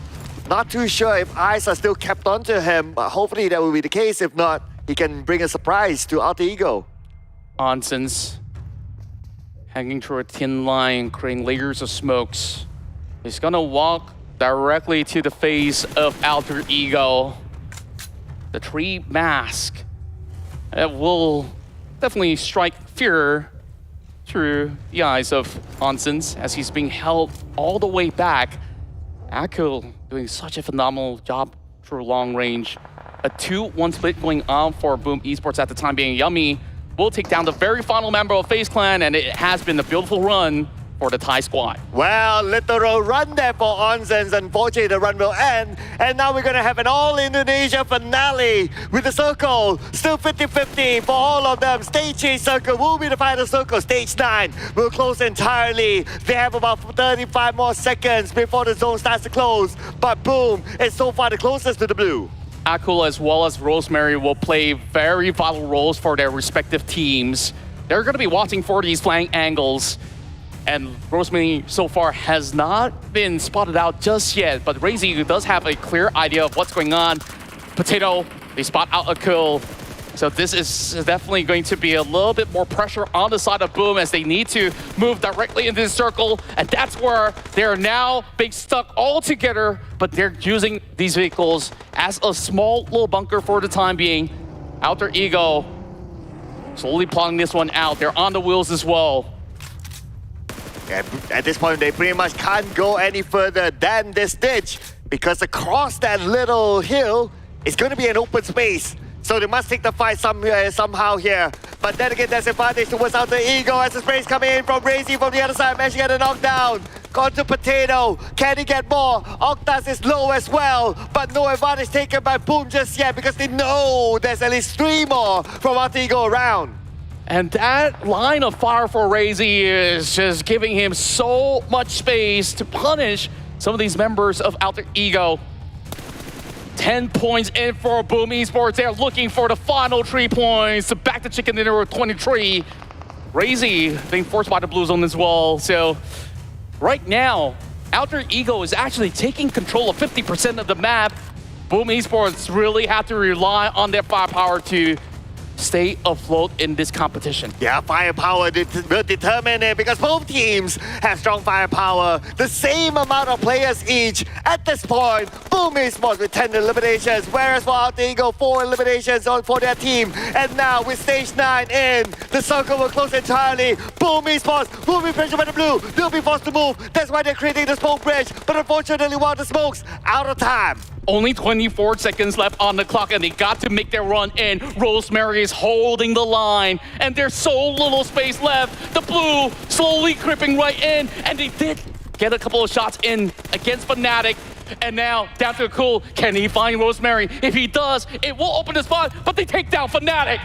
Oh, Nate here onto Rosemary, but Rosemary will not be phased by it. I took with the Nate as well to Rosemary, that should connect, and yes, it will! Rosemary down, only Octa left. Octa, what can he do in this position? 2 versus 1. Razy, he knows he's right there, and he will prime. Nades after nades. It will slowly chip out the health of Octa, but they are all prone on their bellies. Razy taking a dire attempt. And they want to strike goal with a final go at this. Octa now being pincered off, 2 angles to work with, and he's got to find ways to shut them all down. And yes, they will. Boom! Takes the victory in a convincing fashion. Well, that was all down to utility usage from Boom. Their throwables hit very, very well towards the end, taking down Rosemary. The moment they know Rosemary's cleared, They only need to focus on the Octa in one area. And from that onwards, they just need to funnel everything onto him. And that's how they close up the game. Just perfect execution coming in from Boom. And we saw they were playing in these open grounds for such a long time, especially with that huge run in coming in from all these teams like 8, GI8, and also the Thai squads over onto Western Plains. After all those scores were settled, they have a lot of room to the north side. Alter Ego were forced to move out of the compound that they've been holding on from the start of the game. And even so, we thought, hey, perhaps they should be able to see some of these movements. They didn't manage to actually strike down any of these targets, but early game, it was all about FaZe Clan as well as Aegon I8 to rack majority of these points. Yeah, it could have went anywhere to any team if you kind of think about it. And also, if I were to recall, Boom actually has lesser area to play because they're closer with the blue, and the blue was putting pressure onto them. But because they had more utilities towards the end, they created a smoke bridge, opening more space for themselves, and with the frag grenade onto Rosemary, that was pretty much the decider for them to get the chicken dinner. Yeah, I gotta say, that was basically the big play that had been brought forward by the rest of Boom as well as a cool, really giving them a little bit more of a ground to hold on to, by having so many of all these angles to be well secured by the end of it all. And Boom, just take a look at all these reels. They've been on an absolute monstrous form, just stomping teams after teams after teams, despite the odds not really having too much of cover to begin with. Yeah, so open space, that's why it was 50-50, but at the end of the day, it was down to the really small details, the utility usage. And I noticed that Alter Ego didn't have healing utilities towards the end as well. But that is from us, ladies and gentlemen. Let's allow our analysts to do the breakdown. Let's not take their jobs away. Pass it back to Tash as well as Choo Choo. Let's go. Thank you very much, casters. And what a game to open up our Erangel maps for today, where we saw Boom Esports taking up the helm, where I think in the last few days, it has been South Asia that has been coming out on top. Now, Boom coming to the top here is a very interesting situation coming into the game, given the fact that Boom Esports, I think toward the second last circle, didn't have as many amount of eliminations until they are able to get 13 toward the end. For the side of Boom, I mean, like, that was a really tough call for them, but they learn and adapt really fast based on the previous votes they studied from the team coming out from South Asia. But this one, I have to give it really to Achul. He pulled so much for those perfect nades, dropping a couple of Kobe's and open up the space for the rest of the team. Is because of, not because of Achul. He's my personal MVP, but Yummy, you're incredible too, okay? I hope you're feeling well now, because last time I saw him, he wasn't feeling that well when you were doing a different game and tournament at that time. But coming up from Yummy and alongside with Achul, who actually pull out a lot of weight this time, it's not just Yummy. I love this duo working their way, open up the angles and making sure they can make a space for the team. If you notice coming from Boom, right, the way they play, they change it drastically compared to last few days. They played alongside the circle instead of playing on the outer circle. It's always a debacle between you play inner or on the center circle, but for Boom, they played not too far from a circle. Yeah, they were mostly playing toward the, I would say, the corners of the circle side, and it's understandable because they wanted to take advantage of the terrain, because the middle side of circle is actually kind of like a crater, and it's also the reason why GEEK SLATE was able to be knocked out by Boom Esports, because they were in the middle side and the nades just really blew them out. But looking at the overall rankings here, you can already start to see the shrink between number 1 and number 2 gap, which is what I think you were already expecting to see today. So good call on that, Choo Choo. Mine is like a bit delayed for my, I was going for Alter Ego, but just now, I think in the case of Alter Ego, the thing is they have to fight against FaZe Clan, one player left, right? So that gave away the position, and Boom know exactly where they're at. And what I talked about, what Boom learned over the few days, is going to be against the best scenario is still, sorry, YOODO Alliance, but if you think about 4MV versus YOODO Alliance, YOODO Alliance position is exactly how Alter Ego was just now. They fan out. But on the fact side of Boom, they know for the fact they don't have space, and they cannot fan out. Maybe it's a bit too late for them. They know that Alter Ego already take those off angles. So why not we work as a tree? So even if it's being spotted out, it's impossible for one person for that particular angle can pin down 3 at the same time. Exactly. So you can have a support fire in case you rush into that certain person, right? Right. So I think Boom really performed so it is studied all the past few days there. Yeah, I think it's really good that they have that trade potential coming through as well. And firepower definitely very, very high for them. Again, we talked about I would say, the resource management coming in from the teams here. And I think that seeing how many more resources Boom Esports had toward the end really shows a statement. Now, coming toward, I think, Alter Ego. Honestly, I thought Alter Ego was going to have it just like you because they had the compound. They were holding on to a big area for quite some time. And even though the circle was not given to them, Boom Esports still managed to do that. I wanted to say that maybe FaZe was the game changer. Not really, because Yummy made sure, Yummy was the reason why he was, FaZe Clan was knocked out at 3rd place. Regardless, coming through here, I think the teamwork coming in from Boom Esports is definitely something worth talking about. But at the same time, I think toward the beginning part of the game, we saw a very aggressive FaZe Clan. They actually got, I think, toward Circle 5, they had like 7 eliminations. And that's kind of true. I mean, that's the risk coming up from the side of FaZe Clan. They definitely want to perform, like everybody wants to play as aggressive as possible. The problem is you cannot cover every angle there. As it's going to be 360 degrees. You can just cover around 30 degrees by yourself, right? But when it comes to the Erangel, this is the first ever team of South Asia won themselves that Erangel. But will it be more or back to South Asia dominating it? We're going to head the break for a bit, Tash. We're going to see you guys after this.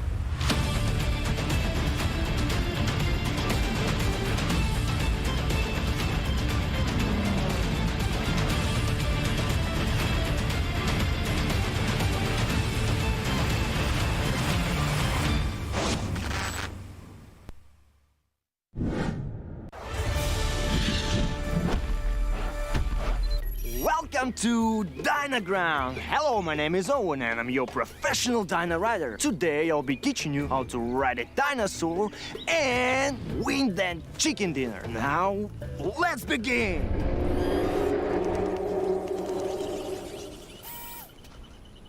Relax, don't be scared. That's the sound of the mighty T-Rex.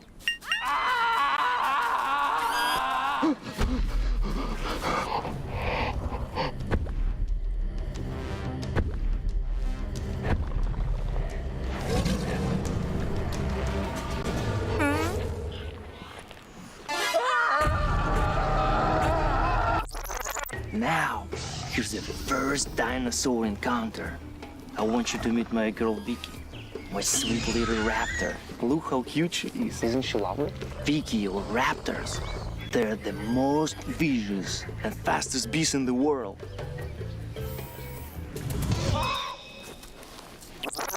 To ride a dinosaur, first you must build trust.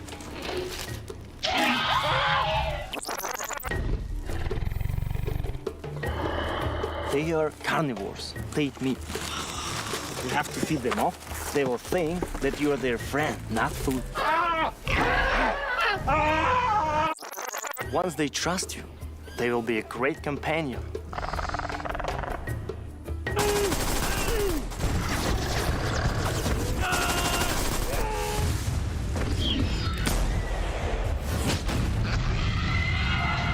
However, taming a dinosaur can be seen. Experience dinosaur taming and riding the all-new version of PUBG Mobile Dynaground. Explore Dyna Settlement and Wild Reserve and embark on a prehistoric adventure in the Battle Royale game. Come and play now.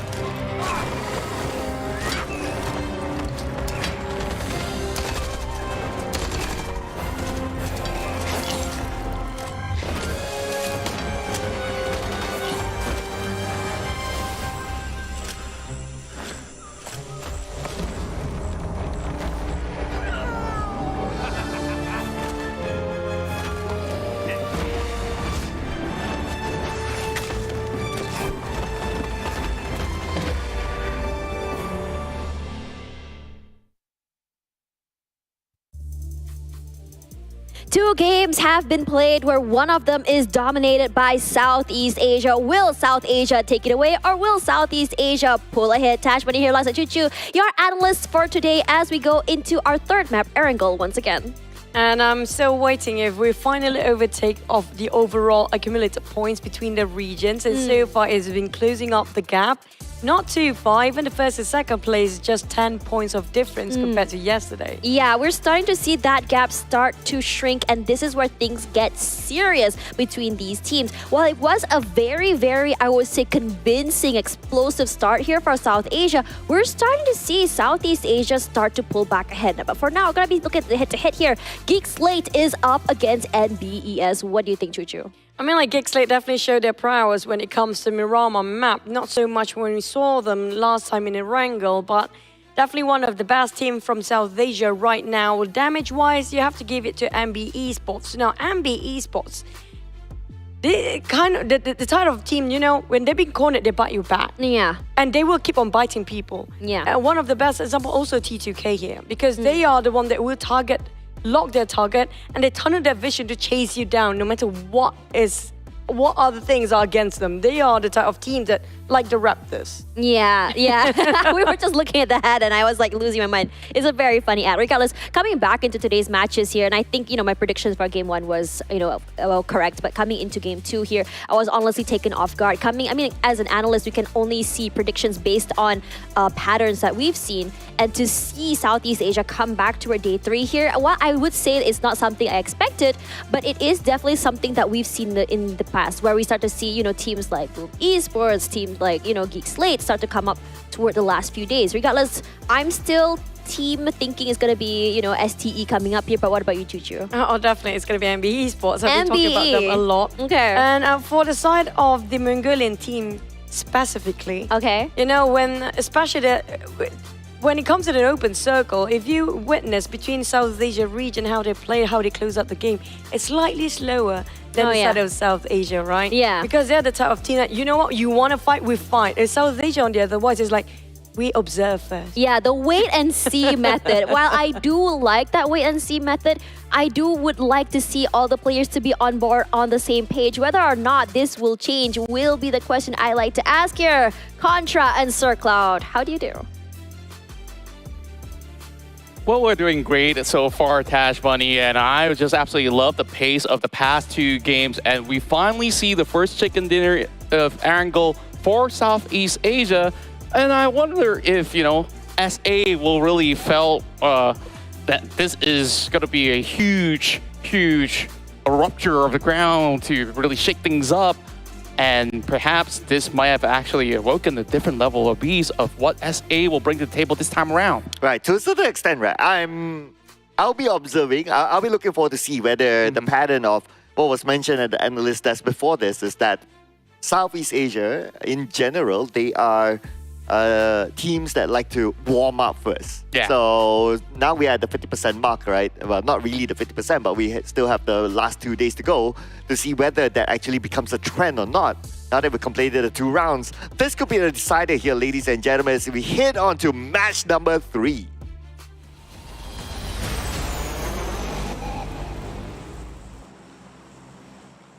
As we approach our day 3 match here, heading into match 3, we're about 75% there to conclude the whole regional clash. But of course, those of you guys tuning in, continue to support your favorite region as well as your favorite teams that are currently battling as we take our flight path here on our second map of Erangel of the day from the northwest eastern corner all the way into Sanhok military base. So far as it goes, we've already seen Mongolia triumph for most part of the past couple of days, and this form of shakeup definitely is very refreshing because on the final of few teams remaining on the past round, majority of that consisting of Southeast Asia teams, especially we see massive improvements coming in from squads like FaZe Clan.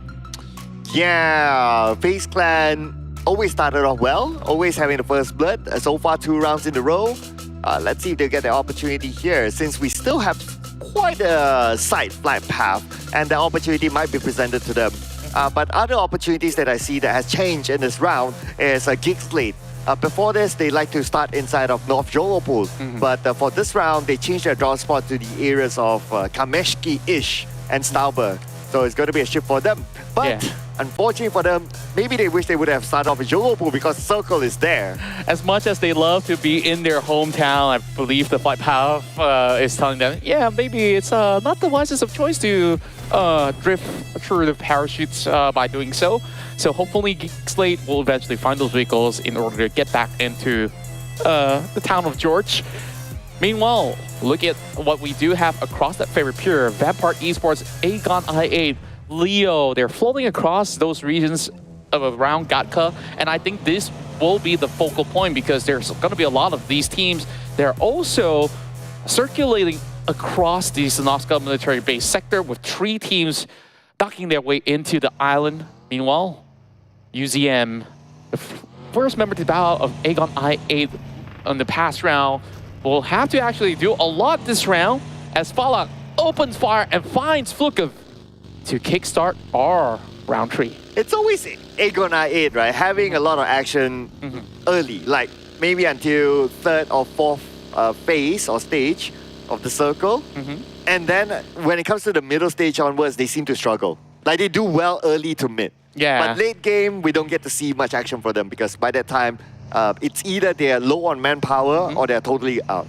Yeah, and nevertheless, that makes them an exciting squad to actually watch, which is why, like, over in South Asia, they have plenty of fans cheering on for them. And on that past round, Falak, the last I saw him check out over onto that past matchup, he's got, what, 7 elimination points back for the side of Aegon I8. So those results from the early rounds of battles definitely bring a lot back to the table despite them not making it to top 5 situations as often as they like. But if they actually do, with those staggering amount of points, that can actually even match up to Boom Esports. Yeah, you gotta think about it, right? So they got 11 eliminations at that time, and they went out at number 7 or 8 at that moment.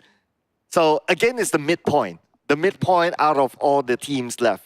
And that's where they struggle during the second half. So if they somehow can fix that second half, they will be one of the powerhouses among all these teams. Yeah, we definitely do see huge potential coming in from Aegon I8. Meanwhile, 4MV still is a force to be reckoned with, but kickstarting off our past 2 rounds, they do have struggles of their own. As much as they are number 1, but it seems like certain things have stagnated a little bit for this Mongolian squad. Like, I'm not sure if you noticed, like, maybe back in Sanhok, they had a couple of all these other run-ins as well.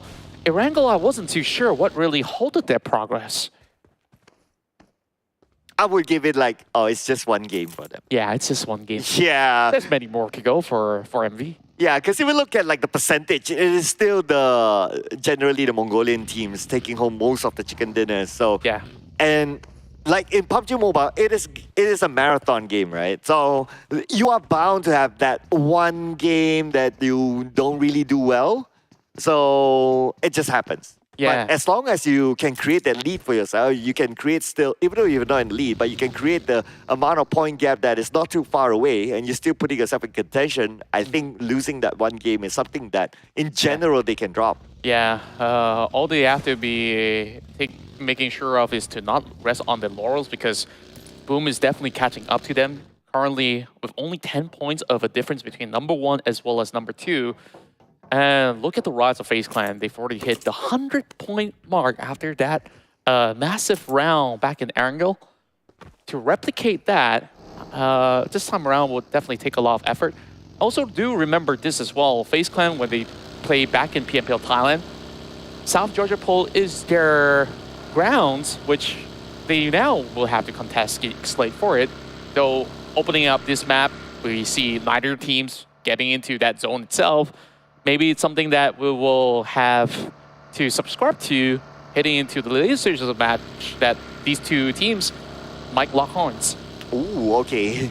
Interested to see what will NBE do here. Not too sure if they have the information that another team is on their left. That was Hail Esports. But I guess maybe both teams are like, okay, because they are still on wheels, open position, now these teams really have a good advantage based on the terrain. That's why, like, okay, don't take the fight in such a situation whereby you don't have advantage for yourself, whether it is the terrain or whether it's information about the other team. Then they just head to the objective, which is the compound just below of Gaka Mountain. But on the other side, we got Alter Ego and Rosemary again. Oh my, the vendetta continues. Rosemary, he's got a double in his hands. That run-in coming from Pondbit sees him not being able to prepare himself after climbing over that window. And Yummy's got to pin down some of these members of T2K rotating from afar. Jane had to turn back with his Thea as they travel on that bike. Jane is going to find them with the M4. And I just absolutely love the long-range traits that T2K offers time and time again. Oh, and they finish off with a splat onto Yummy. So looks like Boom will lose their DPS king, unfortunately. As for Razy, he's super duper low. If he passed by the NB will take the shot. And with that one shot needed to eliminate Razy, Boom Esports from hero to, unfortunately, this round 0. Oh my. They just absolutely overheated. They were not only dealing with Alter Ego, they were flushed out of that area, and T2K, on that happenstance, in the brink of that rotation, they see this as a perfect opportunity to strike.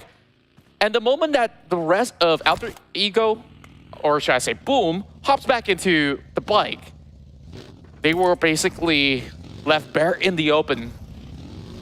And I'm just absolutely surprised to see Boom not walking away with any points at all. Right, since we have Alter Ego on screen, right? And today we have Tash with us for day number 1. I want to share a story. So the other day, when I... All right. Yeah, and Tash is here literally beside us. So the other day when I met Rosemary, so of course we opened up talking about other things. But it came to a conversation where Rosemary says, hey, you know what? I want to take a picture with Tash. And he was too shy to ask for Tash's picture. And not only that, we up one for him. We say that, hey, Rosemary, why don't you get an interview with Tash as well together with it? Oh. Yeah. Did that happen? Well, the picture taking happened because I had to drag Tash to the Indonesian Oh, team's you're room. such a wingman. Of course, we bros, man. We bros now. And after that, I told Coach Ken, who is now the coach for Boom Esports.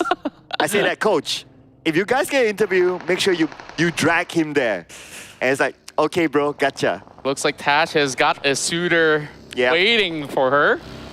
For now, that has to wait because they gotta focus on the game, which, you know, get distracted and 16th place you go. Okay, I wanted to add on since you mentioned distraction, right? Rosemary said that, no, if I take picture with her, I can't focus, I will lose the game. They still did well anyway. Oh, yeah.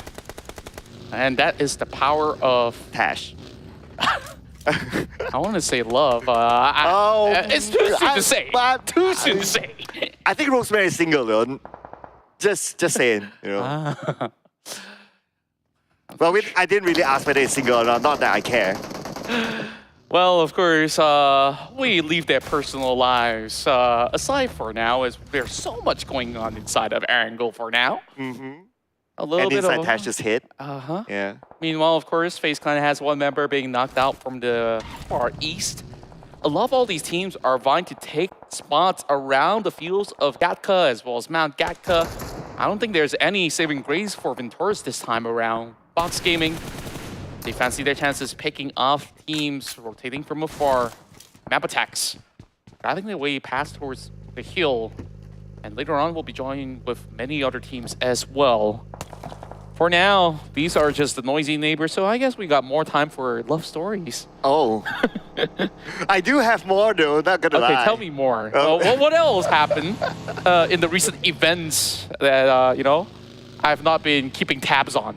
Well, I mean, we tried to refine Tasha's preference. Oh, okay. But unfortunately, she keeps rejecting all of them. Oh, yeah. picky girl. Yeah, I mean, she has the right though. Yeah. I mean, if you know what I mean. She's been working really hard. She's Miss Independent. She knows it all. So, like, the perfect package needs the perfect guy, right? Like, you just gotta wait for the perfect one sometimes. Just like for MV right now, waiting for the right moment to strike onto DRS. Yeah. But it does look like 4MV will take the fight because they're by the edge of the circle, and when the circle shifts, it's like, okay, straight up, take the fight at the compound and get into it. But GEEK, wait a second. What on earth is going on? GEEK, what are you waiting for? They're all the way in Ceremony. Can they survive? Because they got to even catch all the way to the far west corners of the map. Everybody is already inside of the area. Some of the teams, sure, inside of Gatka. GEEK, they may not even stand a chance to even fight because they are battling the zone instead. Well, I mean, I understand that, okay, you can still tank it out, but... Stage 3, still doable, I would say. Doable? Okay, it also depends on how much utility they have, right? But here's the trade-off.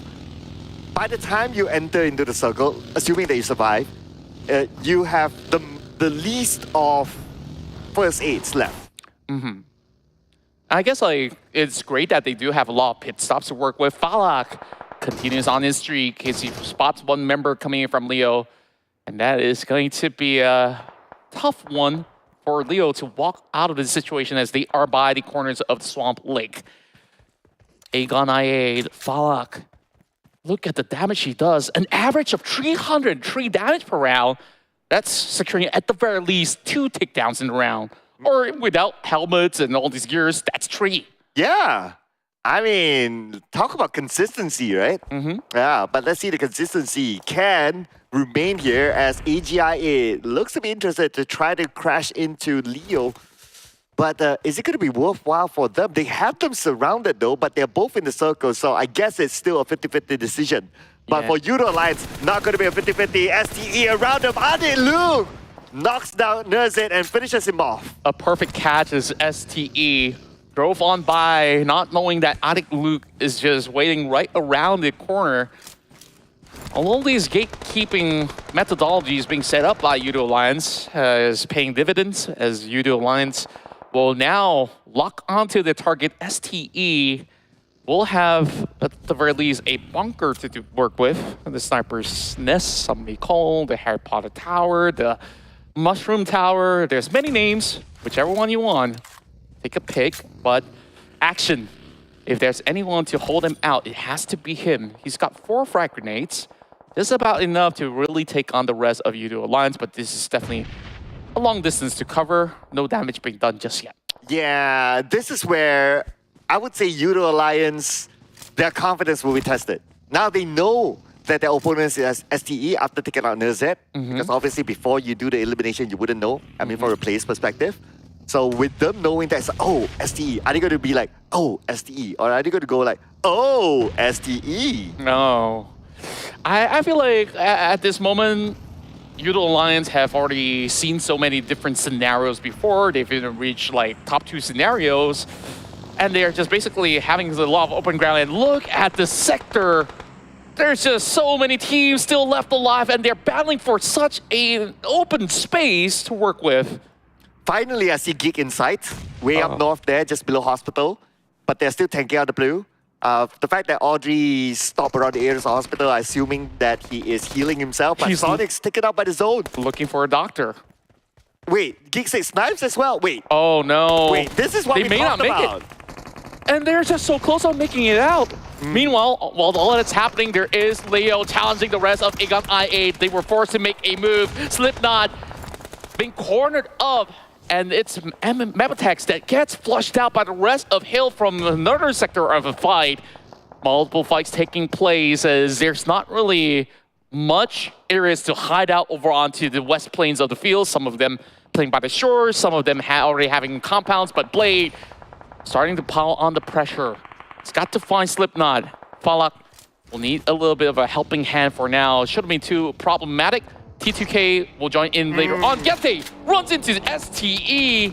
So that actually opens up 1 point for the Mongolian squad, but they still have to keep going. Yeah, they will finish up the job here with one from DRS on his knees. But honestly, I still have I still have the question of like GEEK SLATE, because they lose 2 to the zone just like that. I mean, you can argue like, oh, because they changed their draw spot to Kamishki, they're unfamiliar. But They had ample time. They had ample time, and come on, they have played this game for the longest time, right? They would have known the resources versus ability to travel. Yeah, especially like knowing the phases damage as well. You cannot underestimate it past stage 3 as well. So taking too long of a journey, maybe they need to also stop by for some gas cans, and that could always be a bummer if you couldn't find any. I'm actually interested to see how things go for YOODO Alliance, because they've been staying put for a long while. T2K takes over the position where S2E used to be at, and Rig is going up for the challenge. He lost his helmet already, got the DBS on hand, soaking some damage from the frag grenade as the rest of YOODO Alliance approaches. Jane holding over back with the heel, and this is where Riggs gets taken down, and an opening room for the rest of YOODO Alliance to march on forward. But T2K still has a circle. They can reset. Jane nades down Adeluke. And Jane tosses the second nade. Jane needs to get back to safety as the rest of YOODO Alliance still has Adeluke covered. Adeluke at the hill will be picked up by Shamil. And now with the smoke giving them extra cover, but the smoke will not cover them for the blue. Definitely not going to be the case. Time is of the essence for both of these squads. T2K, they can't afford to stay put for too long. Rakes eventually will be eliminated, but Luke, he gets knocked down by the blue zone. And this is what you were talking about. They have to deal with Jane. Jane, he's just gonna gamble his fate right here on the outskirts. Olio brought down, and Jane again clutches it off for T2K, but they will also suffer the wrath of the zone. It's all down to flags. YOODO Alliance will survive to tell the tale. Shamil should be able to crawl inside the safety and be picked up by Flax. But will be left with the duo who's going to do it towards the end. And right now for Miracle Vibes on the outside of the circle, but we move on to DRS, tanking out the blue still against AGI8. Again and again, it's Fallout on duty. This time, SLATE gets brought down by Killer YT. They met their match against DRS. Killer YT, he's got to heal up. I don't think he has time.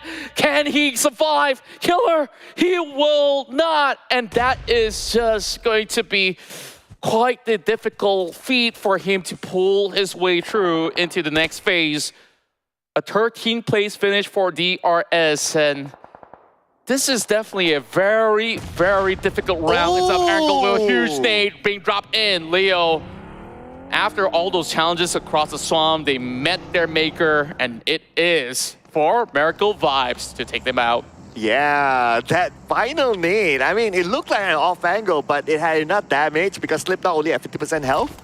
So it was enough damage at the end of the day to take him out. So that was just nice, I must say. Yeah. And this terrain over on the Western Plains is rather interesting because you see a lot of open spacing within the field, which means that certain teams, they can't afford to even bypass those sections. GEEK SLATE, they now have to challenge the rest of Hill that's right below the swamps. As they push on forward, they find Audrey. Gets brought down on his knees, and Damroot crashes out. Sky only will be able to fend them off. GEEK SLATE this time, no points whatsoever inside of Erangel. But while all that is happening, STE man-marked the entirety of the rest of Hill, so it's still going to be difficult for Hill to get out of this mess. I see the last man standing for STE, the newest member transferred from IHC Esports. And now he will try to defend his ground against the other teams, but now putting focus on the FaZe Clan. A lot of pressure onto Hill Esports with the nades tossed over from the other side. At the same time, YOODO Alliance is going to come in. They are in the circle, but the next issue for YOODO Alliance is how will they get across the road? It's definitely going to be very, very difficult, especially with a lot of all these members of Hill coming in from the back. FaZe Clan trying to hold up another brethren coming in from Thailand. Meanwhile, while all of that is going on, AGIA have gotten Fallout being knocked down yet again on the open grounds. And this is where it comes down to close proximity. Shamil trades back, but they don't have enough to hold out Hill. And this has got to be the most significant improvement coming in from the PMPL Thai squad. Oh yeah, absolutely. I mean, they are ruthless so far. 7 elimination points in the bag So far the highest among them all. But that might change now with FaZe Clan knocking Tiger. And now with Hill Esports still stuck. How are they going to get out of this? They're on the lower ground with FaZe Clan the high ground, but Mela knocked down. Beautifully done by Sky Only. Sharp eyes on Sky Only, and we thought that those attempts coming from Mela was already beautiful enough. He one-upped FaZe Clan, and now both sides only having one member apiece. Of course, they're hoping to go in for the rescue as well. Huge nade being dropped towards the UZM. Final member remaining for the side of Aegon I8. Another elimination goes to the back of Stalwart Esports with IC securing that knockout.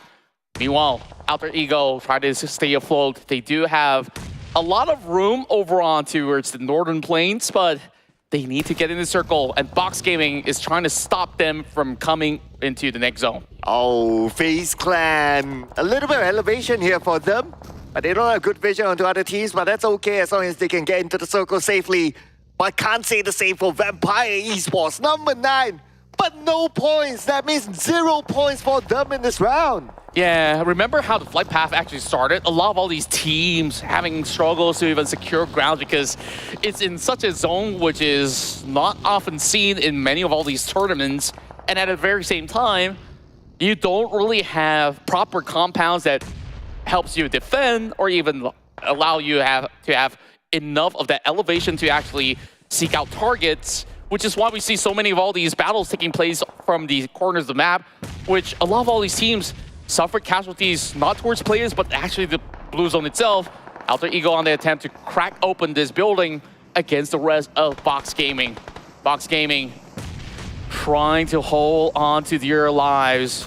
Alter Ego still got plenty of resources to work with. Oh, here we go. FaZe Clan. Sky Only currently down. Nonsen wants to secure the elimination point, but Alter Ego is coming onto Box Gaming. Box Gaming still has to compound with a full squad, but Alter Ego NBE will be on to take down Fnatic. So it looks like they have something else to deal with from afar as well. Now Alter Ego down to only 1 player left. A perfect defense being held by the rest of Box Gaming, and now down towards Rosemary. He's only got that S1 shotgun in hand. Can he actually do more with it? The rest of Box Gaming is just hunting out for him. He's just hoping that this is going to be it.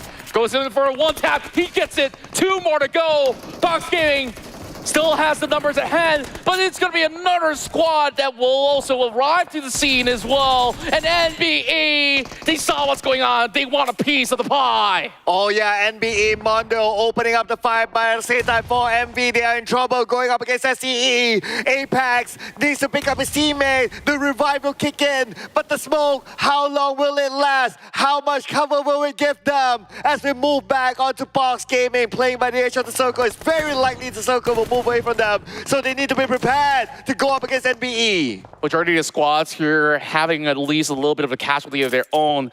The only 2 teams that's having the biggest of struggle right now is STE as well as Hale, with only 1 member surviving. So I see at the very least is closer towards the center of the ground, so he will have a little bit more of a spacing to work with. Meanwhile, not so much for Tiger. He's just hugging by the edges here. Same goes for the rest of the members of 4MV, but that's 3 members that they could basically survive with to tell the tale to look for a chicken dinner. FaZe Clan, you see a very different approach this time around. They're playing it slowly. They've only got 1 elimination point so far, keeping themselves safe, but not safe for much longer with Apex. Looking around the corner, looking for the tags. Spots out Mormon, does some damage. He knows that the rest of the squad will be around. He spots out all these vehicles with 4 Miracle vibes. Will just trying to come in with a huge wraparound and hopes that when FaZe Clan is about to move, that's where they will pick him off. And there's almost no way for Tiger to move. He needs to get across the road. He doesn't have to circle. The moment he step out, he'll be shot at. All crosshairs onto him. Now FaZe Clan making their own move, smoking up the road. As Box Gaming sees them, Box Gaming knows exactly where they are. Icy still staying put. Nobody knows he's there. Teams are forced to play on these open spaces. FaZe Clan have a couple of spokes to work with. And Onsens, quick thinking, quick taps on towards Apex. Brings 1 member down from the side of 4 Miracle vibes. A revive should be set right in. Onsens needing to cook up a grenade. Perhaps this is a chance coming in from Icy, but he's covered within the shack, not really having angles to work with. Long lobs doing some chip damage towards the side of 4 Miracle vibes. While that's happening, Just being fired from the inner angle, NBE taking on the rest of Box Gaming. They try to rotate their way. The UAZ lost a couple of tires right now. Mondo on top of the rooftops. He's just gonna try to suppress the rest of the Vietnamese squads from moving right in. And tax after tax it goes. Rifus goes down. And Apex needs to keep the team alive. A huge nade from Box Gaming.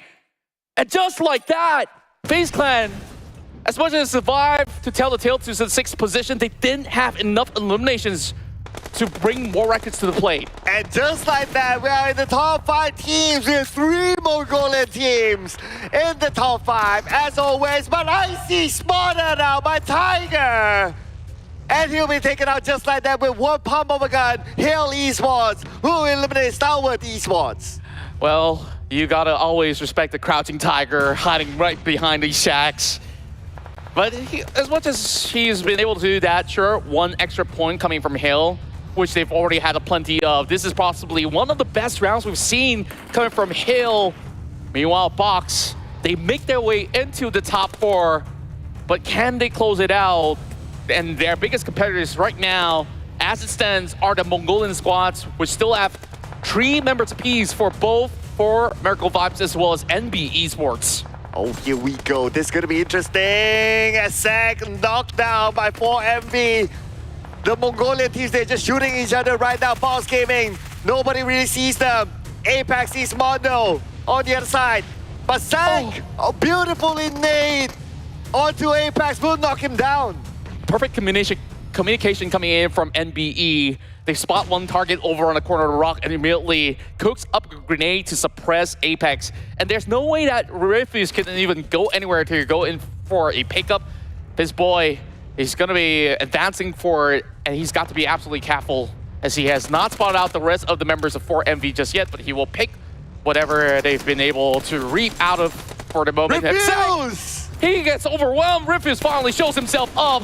Looking for another point, but Rifus gets peppered back. Tiger X, he does it again! Again, it's going to be Tiger surprising all of them, but Tiger finally found out by the Hunter. And Hail Esports is out. Now it's between NBE and Box Gaming. Can finally Box Gaming get the first chicken dinner? Their first attempt for a chicken dinner. This is the furthest that this C team has gone.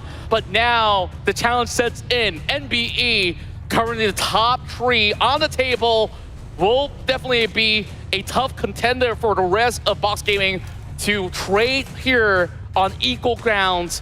And judging from the position, it's a wide spread for the rest of the members of Box Gaming, taking over the north as well as the eastern side. So they should have a clue of the whereabouts of NBE, but can they execute it well enough? We know the SEA teams need to calculate the odds heading into the final fight. And NBE should be very decisive when they do have an idea. Oh, they know where Gosu is at. The first nade onto him, the second nade. Ruby's also onto Gosu as well. Can Gosu survive this? Gosu needs to evade the nade. At the same time, the movement coming in, but Boss Gaming is ready for it. Gosu, count on the sag. Now it's 2v3. Perfect cover fire, and now Gosu still holds down the line. This boy goes in tandem with the rest of the NBE. Did manage to get the knockdown. Still, 3 members remain for the side of Box Gaming. 1 more surviving, and Box Gaming, they're about to get this one in the back for Vietnam and the rest of Southeast Asia. This crate might be useful for the final stand. Fistboy, can he do it? He have all the level 3 gears that he needs, but it's 3 members on their way to claim glory. And how much more damage can he do? Oh, Drungzin's going in for the flank. He's going in from behind. He will see him anytime soon. Fistboy, where's he gonna go? Boss Gaming closing on him. At the same time, the blue will put pressure on the Fistboy as well. They try to shoot it down, but Fistboy is still holding his ground. But for how long? He gets the first knockdown, but the second one will ensure that Boss Gaming gets the chicken dinner. And it's another glorious victory for Southeast Asia as Box Gaming finds themselves their first ever chicken dinner here in the PMRC. They've worked so hard through day 1, suffering a couple of blows in the early game, but day after day, you see the climb and their relentless effort that's resulted in this grand success that they've managed to achieve here in Erangel. Right enough to put that expression as part of the poster.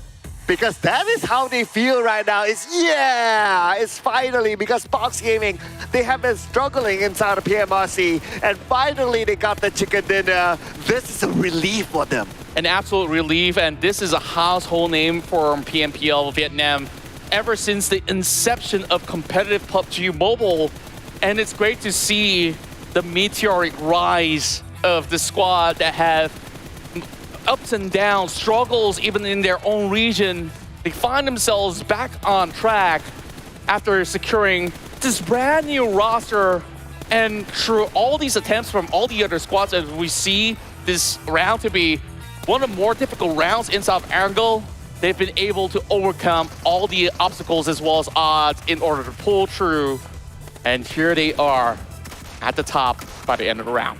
Yeah, it was the SLD roster that Box Gaming acquired that did really, really well inside of PMSL.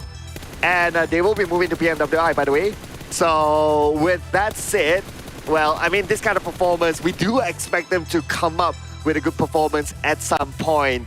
Box Gaming, and that also completes all the regions inside of Southeast Asia, all the different countries in Southeast Asia to get their own chicken dinner. So Box Gaming, obviously Vietnam, Thailand has gotten one, and Malaysia has gotten as well. So they're all complete. We're still waiting for Aegon I-8 to get the chicken dinner for South Asia to complete the countries. Yeah, and overall at this current rate, like, I'm not even complaining if Aegon I-8 gets it or if they don't get it, because on an average, Aegon I-8 has gotten, like, at the very least, close to 8 eliminations per round, and that's close towards the chicken dinner if you ask me, which this methodology that this team is currently taking is like, fights, fights, fights. We want them all, and we want those maximum points. If we get the dinner, it's a bonus. Yeah, but you know what? For part 2 of Tash Banisa's story, we're going to pass it back on to her. So let's go Tash and Choo Choo. So what's the verdict? Thank you very much, casters. Contra and Sir Cloud did not think that you guys would be gossiping about that, but you know what we should be talking about right now would be Box Gaming. Their first chicken dinner of this tournament with 10 eliminations and 10 placement points shows quite a statement, in my opinion, for their first chicken dinner. And not just that, also coming up from the South Asia region, he actually scores 10 eliminations as well. Even though they're being eliminated quite early on, this shows that South Asia kind of adapt towards the playstyle of South Asia and are going more aggressive than ever. I mean, like, yeah, the MVP is going to be Kwang from Box. I saw that, by the way. He tossed that pan in the last minute. Since he's running out of throwables, might as well just toss the pan away. Just throw everything, right? Just throw it all to him. But, you know, coming back to Kwang, I really like the dynamic that he had with his teammate coming in with Gosu. Gosu was where the members of the team were looking at, NBE were looking at. All eyes were on Gosu because they had no idea where Kwang was or where the other members of Box Gaming were. So Kwang's support fire actually gave a lot of, I would say, not only cover, but a lot of advantage to the team. And this is what I wanted to see in terms of teamwork. That's kind of true. But before we go in depth regarding that, overall rankings right now for MV, still solid at #1 spot, but Boom still kind of top 5, not going to be movable for now. But we're looking at where Box were before. It was at the bottom and now pushing up to half page through the second page. But just now, when it comes to analysis-wise, right, the flight path contradicts the side of a circle. This kind of circle just shows that you will have a lot of fights when it comes to stage 3 and 4. Yeah. Lucky enough from Box Gaming, they land themselves around Yasnaya Poliana in the first initial drop spot. Then they go north all the way, which not many teams occupy around there when they actually enter in, because FaZe used to be dropping themselves around Jogopol area. But because of the hard shift all the way towards the left of the circle, this pushes most teams that are dropping around the left side early on, getting into the center of it. They want to gatekeep all the other teams. Right. But Box, they took their time, and it was well worth it for them to actually wait it for a bit. Yeah, I mean, this comes back to the conversation that we had in terms of the wait and see method. When exactly is it good to be used and when will it not be. And this is great for Box Gaming because when you look at them in the beginning, they didn't really have the highest amount of eliminations. They weren't really taking as many fights. And I like the fact that even though they survived only as a 3, they still made sure to survive with the 3 toward the end. And I think what's also interesting, I think, toward the last circle is that even though, it looked a little bit more, I would say, skewed in terms of firepower, in terms of playstyle, when you could look at patterns from previous rounds for NBE, I think what really gave a Box that advantage is their quick decision to take advantage of the terrain, to take advantage of the area. And I think because of that, they were able to not only take up space quickly, they were able to find the other members of NBE very, very quickly, eliminate them. And it was a little bit, it was still quite a long time for them to really kill the last member of NBE, but still, very fun to see. They were really good at pinstering him from both sides and making sure they don't lose too many people before going down. But another player I really want to talk about right now would be from Hale. Tiger doing a lot of damage before he went down. He got 3 picks before he was finally eliminated at 3rd place? Yeah, for Hale, they actually get into the circle. They are inside of a circle since the start, so it's not something unusual for them to actually make it till the last minute. If you notice, all the teams that survived just now, including Hale in this case, they have been in the circle since the start. But when it comes to head-to-head between the two regions, we're closing up the gap slowly but surely, but the gap is still there. And South Asia team, guys, they didn't get themselves the chicken just now, but you have to give credit to them how consistent they are. They are. We're getting themselves in the top 3 almost every single match. Either top 3 or even top 5, South Asia seems to not only make it there, but also in terms of eliminations. Because they're understanding that not only getting placement points is not sufficient enough for them to make it through in terms of points, because the change of the format of how it's going right now. So they love, again, this is where the firepower comes in. How do we survive and which fights do we want to take is what I really like seeing from South Asia. But Southeast Asia is starting to adapt, starting to understand how exactly to bring that into play. And I think another thing that's really interesting as well is the fact that in last round we saw Boom Esports take the chicken dinner. They were very dominant. They had a lot of eliminations.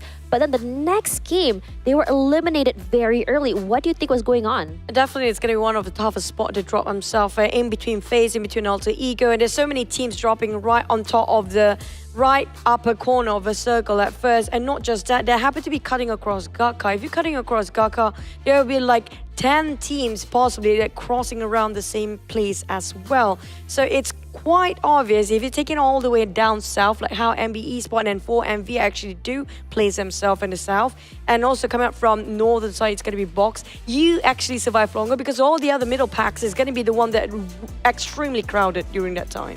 Yeah, and for now, we're going to be seeing how these teams will be going as we go to the final map of Erangel.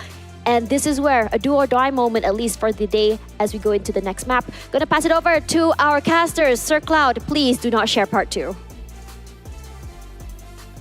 She read my mind. Oh boy! Now I'm really curious what part 2 is all about, right? Actually, I was about to. I was ready to share part 3. I was expecting her to share part 2. Yeah, okay. I was expecting her to share part 2, but yeah. Okay. I'll since we don't have part 2, I can't tell part 3. We got 3 maps to go. We're moving into our final round of Erangel, and it's gonna be starting relatively soon. So let's take a look if SA still got one left in the tank to challenge SEA.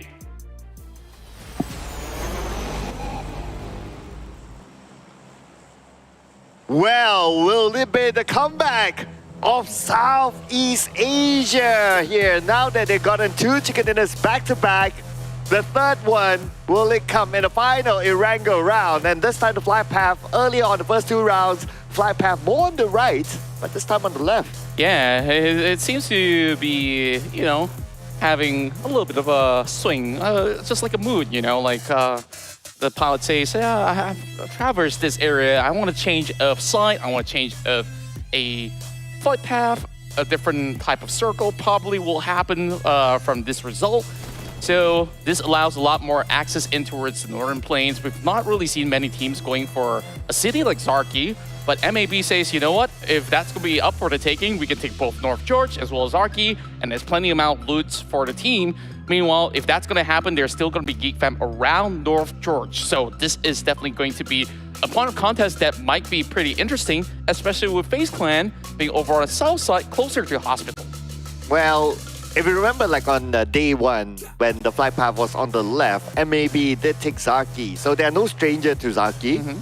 But I guess it really depends on the flight path. Just like how we did see before in previous PMPL, some teams is like, okay, you're mid to the base, and I was just about to say mid to the base, the circle went there. You're mid to the base as the first drop spot. If it's not reachable, then you go somewhere up north.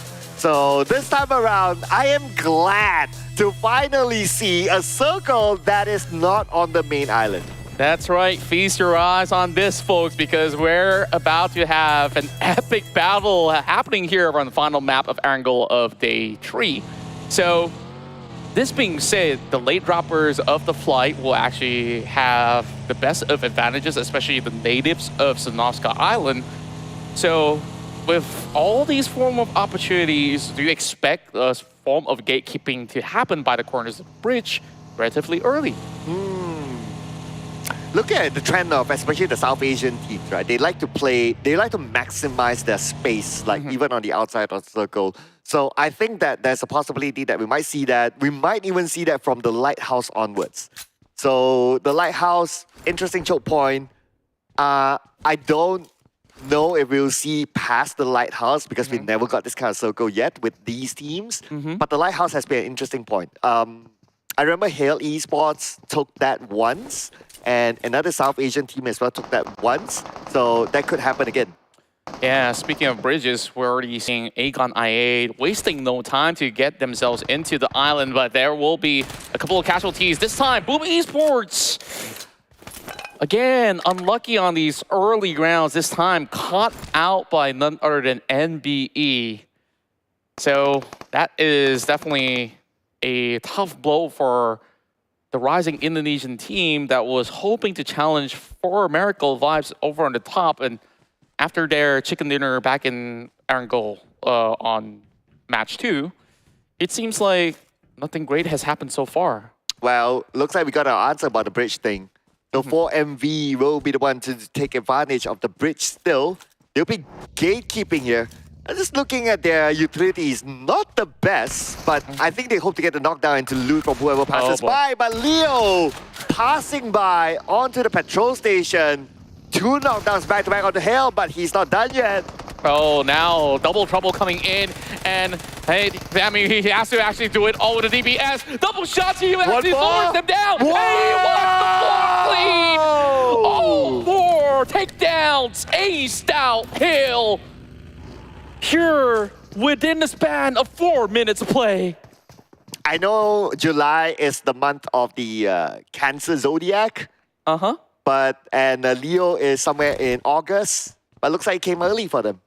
Yeah, and I never knew that you're a fan of horoscopes. Now it's all about the MBTIs, man.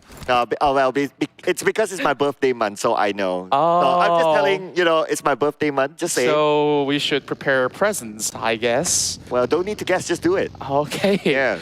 And you were right about one thing, though. Like, all these South Asia teams are so proactive that they were the first movers to be able to lock down this bridge, which means the only safe area to pass on through is actually through Milta. But I'm actually not certain. Oh, another one going across. Oh, so, yeah, wow. He will not pass. This setup is just great. I mean, Apex on top of this bridge, multiple angles, Slipknot now down. I mean, he won't be rocking this bridge as much.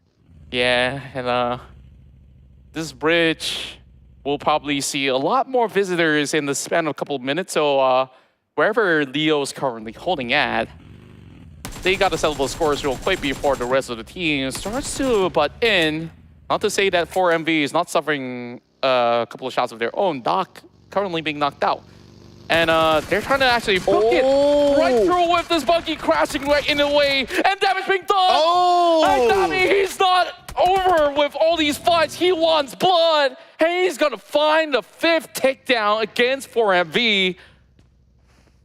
And a crazy effort coming in from Leo, something we did not expect out of the team of Nepal. Well, I'm loving the setup of 4MV, not gonna lie. I mean, all their angles, wherever they're at, they will have somebody to back up. Like, this is a nice setup. Okay, now Apex sees Liquid on the left, and they do know that Apex is on top of here.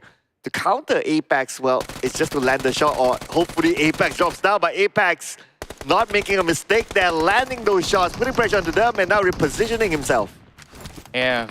as Apex runs across the corners. Meanwhile, Adik Luke has suddenly scores for anybody who's hoping to swim across from the mainland into the island as they're dealing with the rest. Boom. Upsets after upsets. Oh, no! He made it himself! That's not supposed to happen! The biggest blunder we've seen all day. And it was caught on camera. Caught in 4K, they say. Oh, boom. Literally going out with a bang, and now it's all down towards Yummy. And it's YOODO Alliance with 3 members. Well, Leo being knocked at the very least. So that's a 1 versus 2. Adik Luke, close proximity. 1 shot is all it takes. And now, boom, Esports, yet again, walks away with no points inside of Erangel. I'm still speechless about that, but we'll talk about that later on as 4MV finishes up the job. So 2 teams eliminated just like that, but yet still, Leo goes out with 5 points. Yeah, solid 5 points, and that's mostly coming in from the takedowns against Hale. And the heroics that they actually brought in, it's one single player that actually secured all 5 of those points. Okay, let's see if Alter Ego can secure all 4 of these points now. As they will get a first knockdown onto Sec, and they will overtake this compound. The rest of NBE all spread around, so for them to really crash in. Well, no opening as Gosu from Box Gaming taps down Mondo. Ferocious work coming in from Box Gaming. We don't even see them on the screen right now as they're attacking from quite a far. Alter Ego takes a sweet time. They know that, hey, we know that a lot of teams are already in the island, but we could basically wait until all these scores are being settled with. As Vampire Esports, they take the roadless travel. It's not even a road, it's a river. Yeah, the vampires in their unusual habitat, but the circle all the way to the left. But unfortunate for them is that, well, another team's waiting. Yeah, and actually works out for Vampire Esports. I'm absolutely surprised, but they will be met by the rest of Aegon I8 the moment that they actually dock onto land. Voila. I think you probably have spotted out some of all these swimmers, and not too sure if they were trained by Michael Phelps, but Ravenclaw has already had some scratches on his back for the moment. Balak now cooking up a big grenade. He's gonna miss the mark this time. So I would say Ravenclaw, like the swimmer he is, will be able to steer away from danger. But this may not end well for Vampire Esports, no matter how they try to wrap things around. But take a look at that. Tony K is actually back playing for Vampire Esports. Oh, yeah. So we got Tony K. I wonder who got subbed out. If we do get a team vision, then we'll get to see. We haven't seen Newsy, though. So I don't know, is it Newsy or wherever he is? Because we only get to see the 3 players. Oh, man, don't do this to Tony K. He just stepped into the ring and, oh, the trades are back. And Tony K, 1 versus 1 against Balak. 2 heavy hitters, and he's actually winning the duel from lower ground. And with a UMP right outside as well.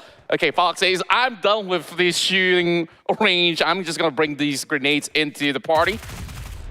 That's going to chip a little bit of a health bar coming in from Tony K, but he's going to find a lot more space for himself. And look at how high up Balak's going to position himself. Yeah, okay, so I noticed that Tony K is actually subbing in for Shrubs. We just don't have a visual where Newsy is at, so I really do wonder where he is. If he's still on the main island, then, well, good luck to him, I guess. Yeah, and there's no more mets for Tony K so far. He's only relying on the final booster. Now 2 members being sent towards Tony K. He's got to deal with this one. Up close Here and we go. personal. Jump shot not going to work for Tony K. 1 versus 2, and he does it. Dances all around, So just, and he will falter nonetheless. Where is the rest of Vampires? Nowhere to be seen. But that is some quick footwork from Tony. Oh yeah, absolutely. That one knockdown. But fortunate for AGIA, Blade came in to follow up at the right timing. If it wasn't there, then it's going to be Tony K just securing that elimination point.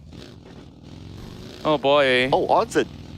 His debut might have Ventura. actually been sorely missed. And Venturas finds more member out of Aegon I8. I guess if you're going to deal with 1 squad of Thailand, there's just going to be more hunting out at you.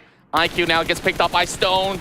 So this is just a vendetta, a score that is going to be settled by the rest of Vampire Esports. But FaZe Clan, they're going to butt right in. So it's a three-way warfare going on. Aegon I8, FaZe Clan, and VPE. Oh, Vampire Esports somehow still survive. Of course, thanks to FaZe Clan as well, distracting AGI8. And with that, not only Vampire Esports survived, but AGI8 eliminated by FaZe Clan from the other side. I'm just absolutely surprised that this was the end result. I mean, we know that Aegon I8 is such an aggressive team in these early span of rounds. They did walk away with 3 points, nevertheless. But positioning-wise, perhaps it wasn't optimal because the backs are obviously exposed towards the rest of FaZe Clan. Stone, he sees this one coming. He's going to dive right back into the water. Talk about all the effort climbing out of water and swimming all across from the mainland and now back into it again. They're not having the best of time. Yeah, I mean, where else is he gonna go, right? Yeah, he's just got to survive to tell the tale. Vampire Esports relying on Stone, gold medalist back in the SEA Games. Back then, but this is unfortunate situation for Rules from DRS, blocked by Box Gaming Kwang, and he'll be happy to take that point before going off. And he's like, okay. That one player from Box is like, everyone went away, and he's like, okay, no guys, I'll just stay here. I want to get that one last point. Just one, and I'll move. It's like, I'm sure, guys, just trust me on this. You'll get it in the back, and you can also trust Tien to be able to cover what's left on the scene. So that's 3 pickoffs for Box Gaming just by waiting for all these latecomers in the Sonaska Island. But there's still many more teams that are already within the area of play. So far, all the circles that we are getting in Erangel has been so challenging thus far. I would say this is the most challenging one. Absolutely. Because the rest of the day are still in the main peninsula. So it's like, okay. But you got this guy circle me to the base. We're still stage 3, but 37 players left. Yeah. And all these professional teams have scenarios like this multiple times in their own respective PMPLs, but Box Gaming this time, they have challenged the rest of T2K, but Jane holds his own. This is gonna be close. Goes to push again. Gosu gets it. Perfect timing coming in from Gosu. He won't be able to save 10. Oh, Rick, he comes in for a refrag. Trongsin joins in late to the party. Rick, as well as Sandesh, holding it out. 2 versus 2. T2K, they do have the upper hand in this current position, but there's also another squad waiting upon the hills, and that is Alter Ego. And now, okay, circle time. What is this? Still on the left. 40% water, unplayable area in the circle. It's going to be super interesting. But what else is going to be interesting is that Alter Ego's position. They have the high ground just on the left side of military base. And with the high ground, they can gatekeep all those teams on the right.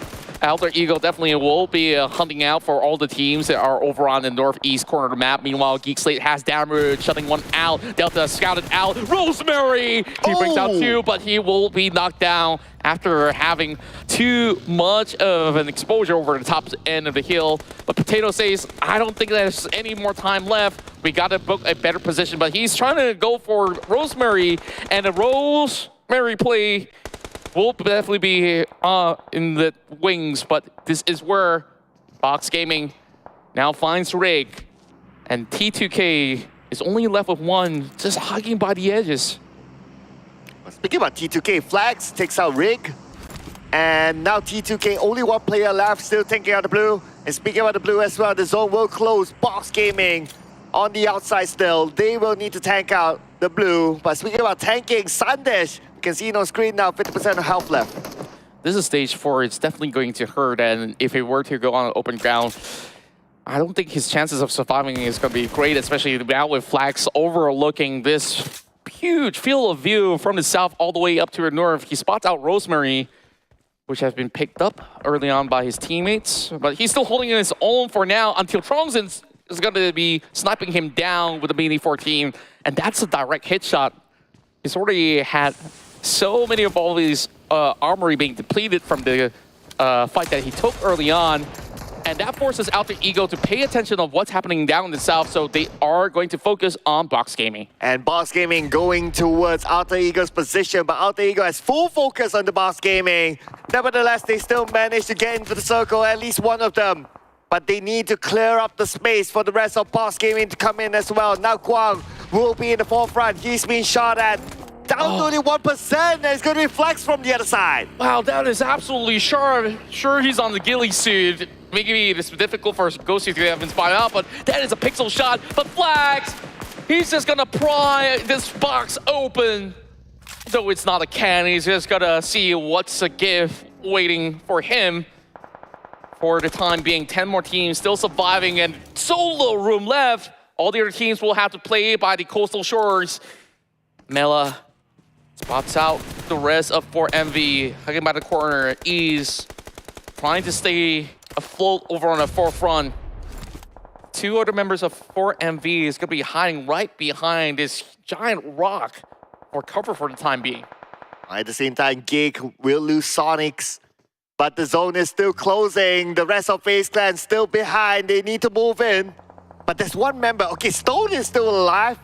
For Vampire Esports, he's in the water, but he needs to swim inside the circle. He's waiting for the commotion to happen, and the moment that happens, he will come in. But before that, he can't, because the focus can still be in the water. Well, Anson's going to be pushing forward as well. Let's see what Doc has to offer this time around. Attack team duel over on the bottom side of the flank. Oh, more of a flip side. Mormon's just going to crash his way downhill, but that actually works out for Ventores. All the distraction is paying off, and one after another, 4MV is starting to lose each respective members as Mela cleans up this entire sector by himself. FaZe Clan doing a lot of work, not only taking out the early team of Aegon I8 from this position, and they are just gonna basically have quite the entry point heading into what's at the south. Yeah, when Apex forced to abandon ground, now in the water. Stone on the other side. Quite a distance for Stone though, and if the blue is on top of him while he's swimming, there's no way he can re-heal himself. Yeah, especially if Apex actually gets into the circle and finds himself ground first, then there's no chance for Stone to actually get in to even get those heals running. I think he'll eventually be spotted out. Meanwhile, NBE, safe position from the northern end, sees all the movements coming out of FaZe Clan for the time being. GEEK SLATE holding out against Box Gaming, and this is taking forever for the Malaysian teams, including the victors of the past round of Erangel. Box Gaming now left with only 2 after taking on members of Alter Ego on the top side of the hill. A lot of all these Southeast Asian teams over the southeast side. Oh, GEEK SLATE will be sandwiched between YOODO Alliance as well as Box Gaming, but GEEK SLATE will try to defend the ground. Damru, the last man. Damru currently down. YOODO Alliance will come in onto the rest of GEEK SLATE. Snipes is still on the lower ground. Shamil, he wants to finish off Snipes, but then again, Box Gaming is indirectly giving Snipes the cover fire. Perfect opportunity for Box Gaming to come in from third party. Shamil lands the killing blow, finds Snipe with a headshot, and they're absolutely unstoppable with 10 spree of takedowns. Oh, but now Boss Gaming has interest to try to take down YOODO Alliance. The name will be tossed out by Gosu. Gosu positioning himself in case YOODO Alliance show themselves as well. But now on the other side, we got STE pinning down FaZe Clan. STE has got a full compound to hold out and is absolutely directly in the center of the upcoming stage. So this is not a great news for FaZe Clan because they have already lost majority of their vehicles much early on, but Alter Ego is about to change the course of the battle, knocking one out of STALWART Esports.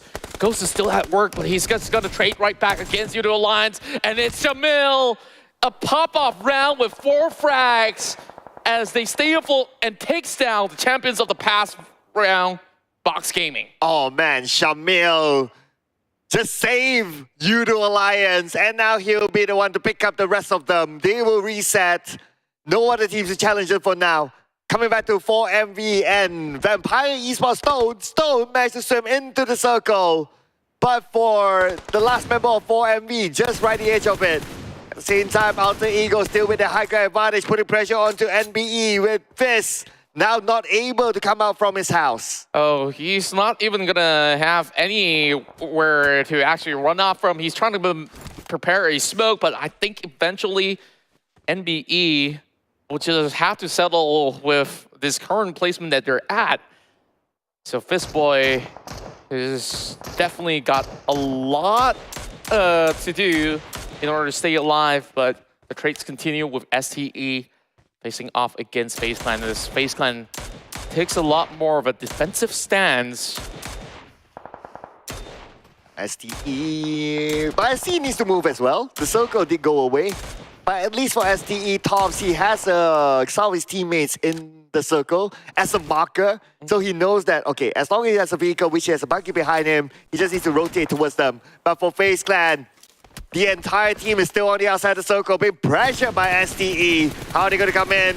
But there's no escape from the clutches of Alter Ego as FaZe will be eliminated.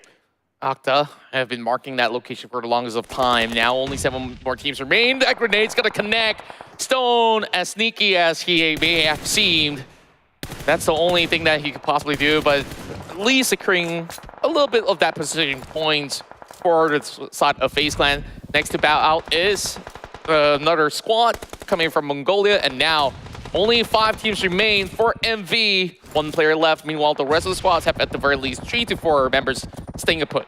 Well, Alter Ego is keeping their eye onto this fight, so STE got to be careful not to extend onto the outside of this compound. They need to keep their ground. As FaZe Clan now, Mela will be knocked out by Icy. 1 more to go. It's going to be Onset. Nursed hits, and Nursed will finish it. And that is it for FaZe Clan. Nursey with such a massive controlled spray takes out the entirety of the Thai squad. FaZe Clan that's holding out for the longest of time and is poised for a chicken dinner right now, so long as they can actually find the rest of Alter Ego later on. But so far, Alter Ego has been dealing with YOODO Alliance and will take down Attic Luke. 2 more members left from inside of YOODO Alliance. Is down to Shamil to change the course of the battle. Potato out! Cole bursts it with the buggy burnt out. Shamil locks onto target. He's eyeing onto Fnatic, hiding behind the tree. And Alter Ego says, we're just gonna settle the scores from here on. They're still spacing for the rest of YOODO Alliance to actually work with. So Fnatic, eventually the rest of Alter Ego needs to move off of their position. At the same time, STE is making the move right now. They are the only team with a full squad going up against 2 from Alter Ego and 2 from YOODO Alliance. But these 2 teams are distracted with each other. STE is just gonna bat it from afar for now. STE can wait till these 2 teams settle the score, and they have action going for a flank from the back. Does YOODO Alliance know and suspect that this is actually coming? They're fixated over onto Alter Ego. They heard the shots over on top end of the hill, so STE has full intel on both squads. STE has vision onto Alter Ego. Shots fired by Nezem. Does not connect for now. But then again, the next circle, STE will have majority of it. But STE will not wait for the circle to move. They'll take that preemptive strike onto Alter Ego. Alter Ego blinded by their own smokes as well. The push is being set in. Icy tries to distract them as well. YOODO Alliance have let go of their leash. They don't want to lock onto the target of Alter Ego for the moment, as they have to prepare for the upcoming zone and deal with STE instead. That has been able to secure so much of a ground from the lower end of that hill. Oh, look at this. Alter Ego, YOODO Alliance, both of them don't have the circle at all. They have about 10 more seconds before they can move. And now Fnatic will be knocked down by flags. Octa is the only one standing for Alter Ego. What can he do from the high ground? He's one of the furthest away from the circle. YOODO Alliance absolutely on fire. 14 points secured here in the top 3. Looking for the dinner, and they might actually look for a record of their own for the Malaysian squad. Octa left with so little. No more smokes in the tank. 3 frag grenades and only 1 first aid kit. Icy's on the push. He's just gonna secure this 1 point if he can. Driving past these rocks and just basically baiting out some movements coming in from Octa. They just really gotta wait. Only 1 minute left, and Octa, I think he's just got to settle this real quick and find a target or just bow out. Oh, I see he got the nade down, and he does a drive-by. He doesn't have to look. STE, full squad versus 2 against YOODO Alliance. Not allowing Octa to deny himself to the zone. Now it's going to be STE and YOODO Alliance's Flex will open up the fight by taking out IC. 3 more from STE. Action just right in front of Shamil. And it's still going to be STE no matter what. STE, the second chicken dinner inside the PMRC. That means South Asia is back on track. You can deny 2 maps out of the Mongolian squads, but they will reclaim it here in the final map of Erangel of the day in match 4. STALWART Esports second chicken dinner here in Erangel, and they've been doing this in spectacular fashion. You know what? I really like the nade from IC doing the later stage onto Octa. It was like, oh, you guys, I've been circling around, giving you information, baiting me out, but you guys can't finish the job. I'll do it myself. Yeah, he's tired of waiting, and like you see that full-on confidence that IC does have to be able to at least get maximum points, because any other players that bow to the blue zone is not gonna give you even more to climb. But this was the play coming from Dami as he takes on the full squad of Hill, acing them out with that 4 points. Oh yeah, that is definitely going to be one of the play of the day, for sure. It has to be. Yeah, and the entire squad's points is because of him, Haidami. What a play that was from Leo. It's just unfortunate that when they want to cross over the bridge, they were gate capped. Yeah, and we saw that perfect parkour action going on as well. So much has gone true, especially inside of the islands of Sanaska. Box Gaming found a lot of pickoffs with teams trying to move into the Sanaska island itself, but they have been locked out by teams like Alter Ego much later, as well as YOODO Alliance, which we saw a rampaging spree going in for the Malaysian squad, but STALWART Esports have gotten the most optimal position to close out the round. And with that last move from IC, right? So I also want to point out that because he was a transfer from IAC Esports, and he was a key player there. And IC Esports, after that transfer, they didn't perform that well. It just shows how important IC is to that lineup and now to STALWART Esports. But we'll let our analysts break it down further. So we'll pass it back to Chuchu and Tasha Rasa. Thank you very much. Sir Cloud has a lot of dirt on me today, but what he doesn't have is what Chuchu has in mind about that particular match. So just now we saw a very dominating play coming in from STALWART Esports, and I think this is also a very interesting statement to come through because the first part of the day was dominated by Southeast Asia. But what do you think, Chuchu? I think right now YOODO Alliance just overtook themselves from that chicken dinner. They don't care about the chicken. They do have more eliminations here. And so far we have the most when it comes to the record in PMRC. It's actually 21 eliminations by a team that was 4MV. But YOODO Alliance close enough got 14 here. But speaking of STALWART Esports, their rotation is super interesting for me because it has been a while that I've seen any team playing a yo-yo rotation, and they are one of them here. Because it's supposedly 4 MV circles since the start. And I mean, like, Top is one of the best players arguably in the world. He got himself the last PMGC MVP and Gunslinger 2022. So, I mean, like, this guy deserving to be here, no question on that. But when it comes to rotation of STE as a whole, they're dropping right next to the side of 4MV at first at SMB, which the game that I don't get to cast since I want this circle so bad. But yeah, I'm very salty about that. I saw the way you looked at the same time, our STE coming out from the left side of the bridge, they rotate all the way to the right side, gatekeeping all the teams coming out from the blue side, farming their eliminations, but they didn't actually get so much compared to YOODO Alliance, who go all the way south, which was early on rotation than the rest of the teams.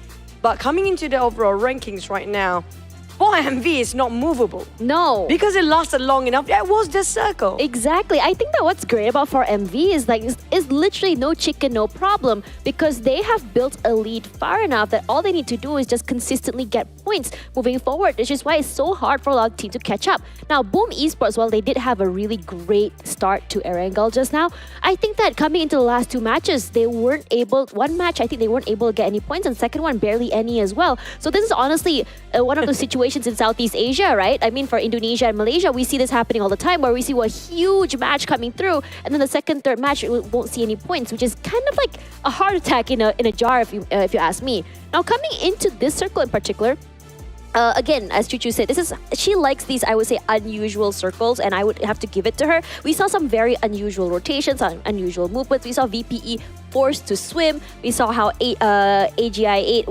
were able to fish them out of the water, which is, I would say, a result of that, I would say, unusual circles. We saw gatekeeping as well, which is why we're starting to see a shift here. But the fact of the matter is, usually, I think for Southeast Asia, if we were to see these, I would say, unusual circles, is usually the underdogs that making it on top for some reason.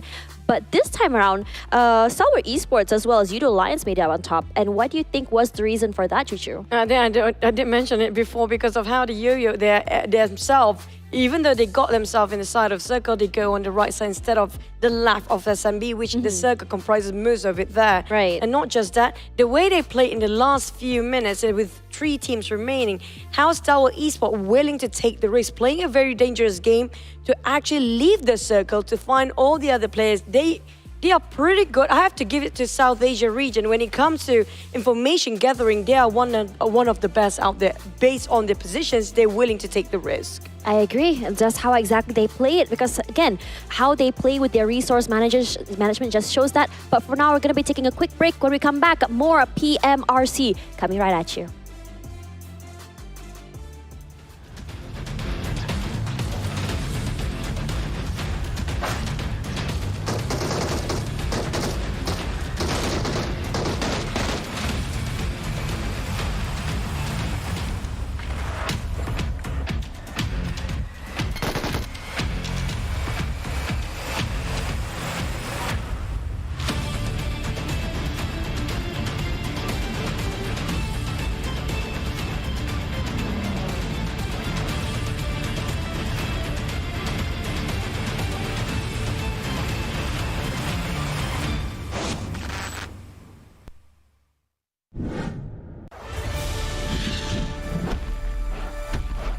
Welcome to Dynaground. Hello, my name is Owen and I'm your professional Dyna rider. Today I'll be teaching you how to ride a dinosaur and win that chicken dinner. Now, let's begin.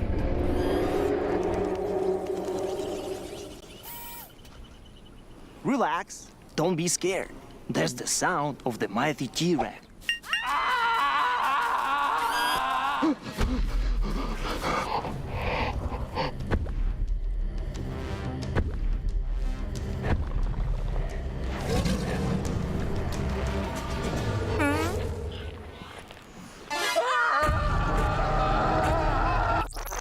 Now, here's the first dinosaur encounter. I want you to meet my girl Vicky, my sweet little raptor. Look how cute she is. Isn't she lovely? Vicky or raptors, they're the most vicious and fastest beasts in the world.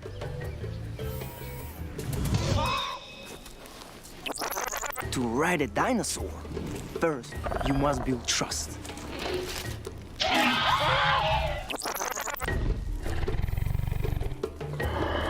They are carnivores. They eat meat.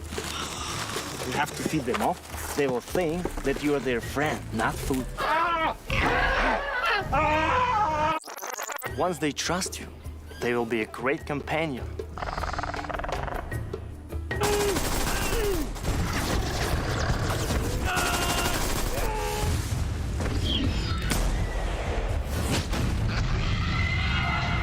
However, taming a dinosaur can be seen. Experience dinosaur taming and riding the all-new version of PUBG Mobile Dynaground.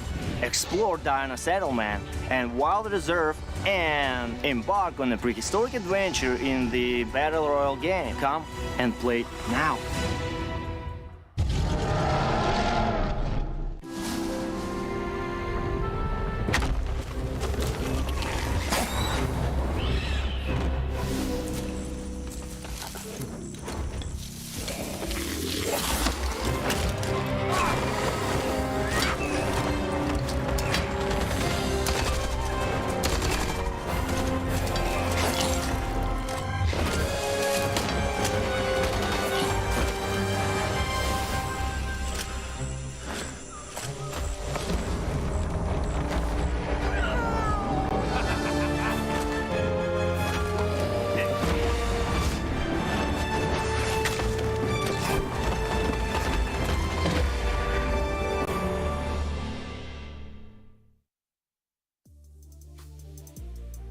The gaps between the teams are starting to shorten as we start to see almost toward the end of the day here for the PUBG Mobile Regional Clash. Tash Buddy here alongside Chuchu, your analyst for today. And today has been very exciting. Well, we started the day very strong with Southeast Asia taking most of the chicken dinners.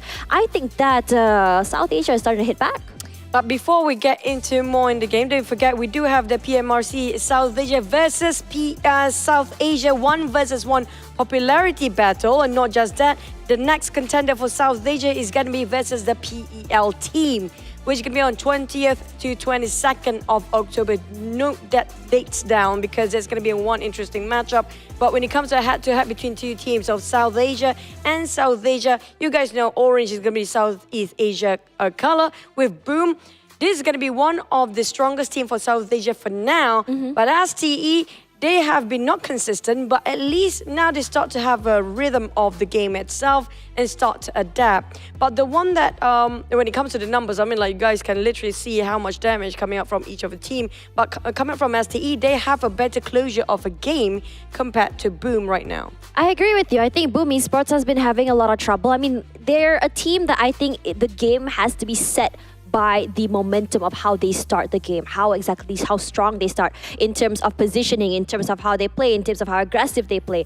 If their start has always been very strong. But the thing is that strong start can either turn into an overheat or turn into a good game for them. And this very high risk, high reward play, again, is a heart attack in a bottle. But coming in for South Asia, I think they're a little bit more methodical coming into the coming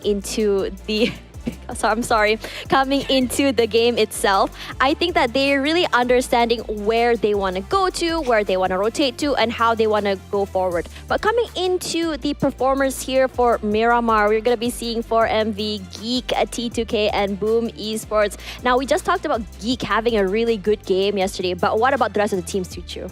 Sorry? I said we saw that GEEK SLATE had a really good, I would say, match run yesterday coming into the game. But then, but what about the rest of the teams? I mean, like GEEK SLATE, so far without Mika, they definitely performed in the last Miramar. I'm not sure if they're going to put Mika back or not. But at the same time, I'm going to pass back to the Casa. But watch out for FaZe because they are the only team without any chicken by far at the top 5. So Casa, now you can take it back to Sir Cloud and Control. Well, coming back to us, I guess there's a lot to talk about because there's so many of all these data that was being presented to us. Yesterday's run, we see GEEK SLATE taking those double chicken dinner in Miramar. So can they do it again to put Malaysia on the map once more? So Sir Cloud, SA will have to also put more chicken dinners to match up to what SEA had earlier today. Yeah, because at least for today, it's 50-50. 2 for SA, 2 for SEA. And this will be the next tiebreaker as we jump into Miramar.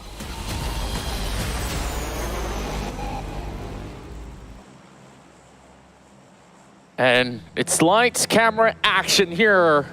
Penultimate round of day 3. And tomorrow is the last hurdle with 6 maps more to go.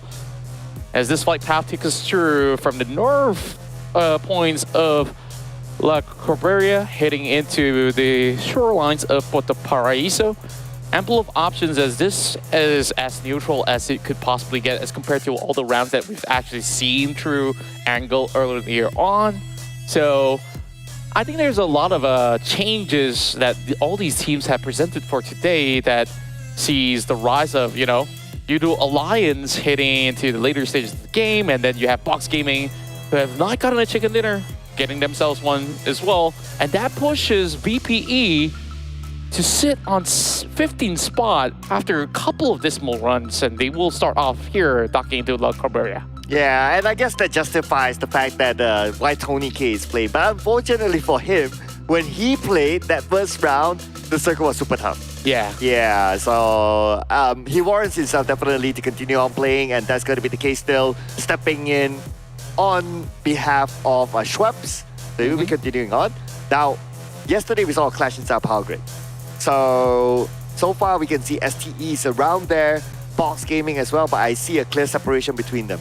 Yeah, I noticed a trend here inside of Miramar that a lot of all these circles have been over onto the eastern plains. And most often than not, in Menace Generalis, there was a couple of times around Impala as well. I think this is something that the teams have gotten used to. The gap now is not as wide as compared to the past day, where it's about 50 over points for Southeast Asia to match to the tempo in terms of elimination points on average. It's just about the 2-point margin from both regions. Yeah, at some point it was 70-ish points, and then it was 100-ish points. And now, today, it is 52 points gap.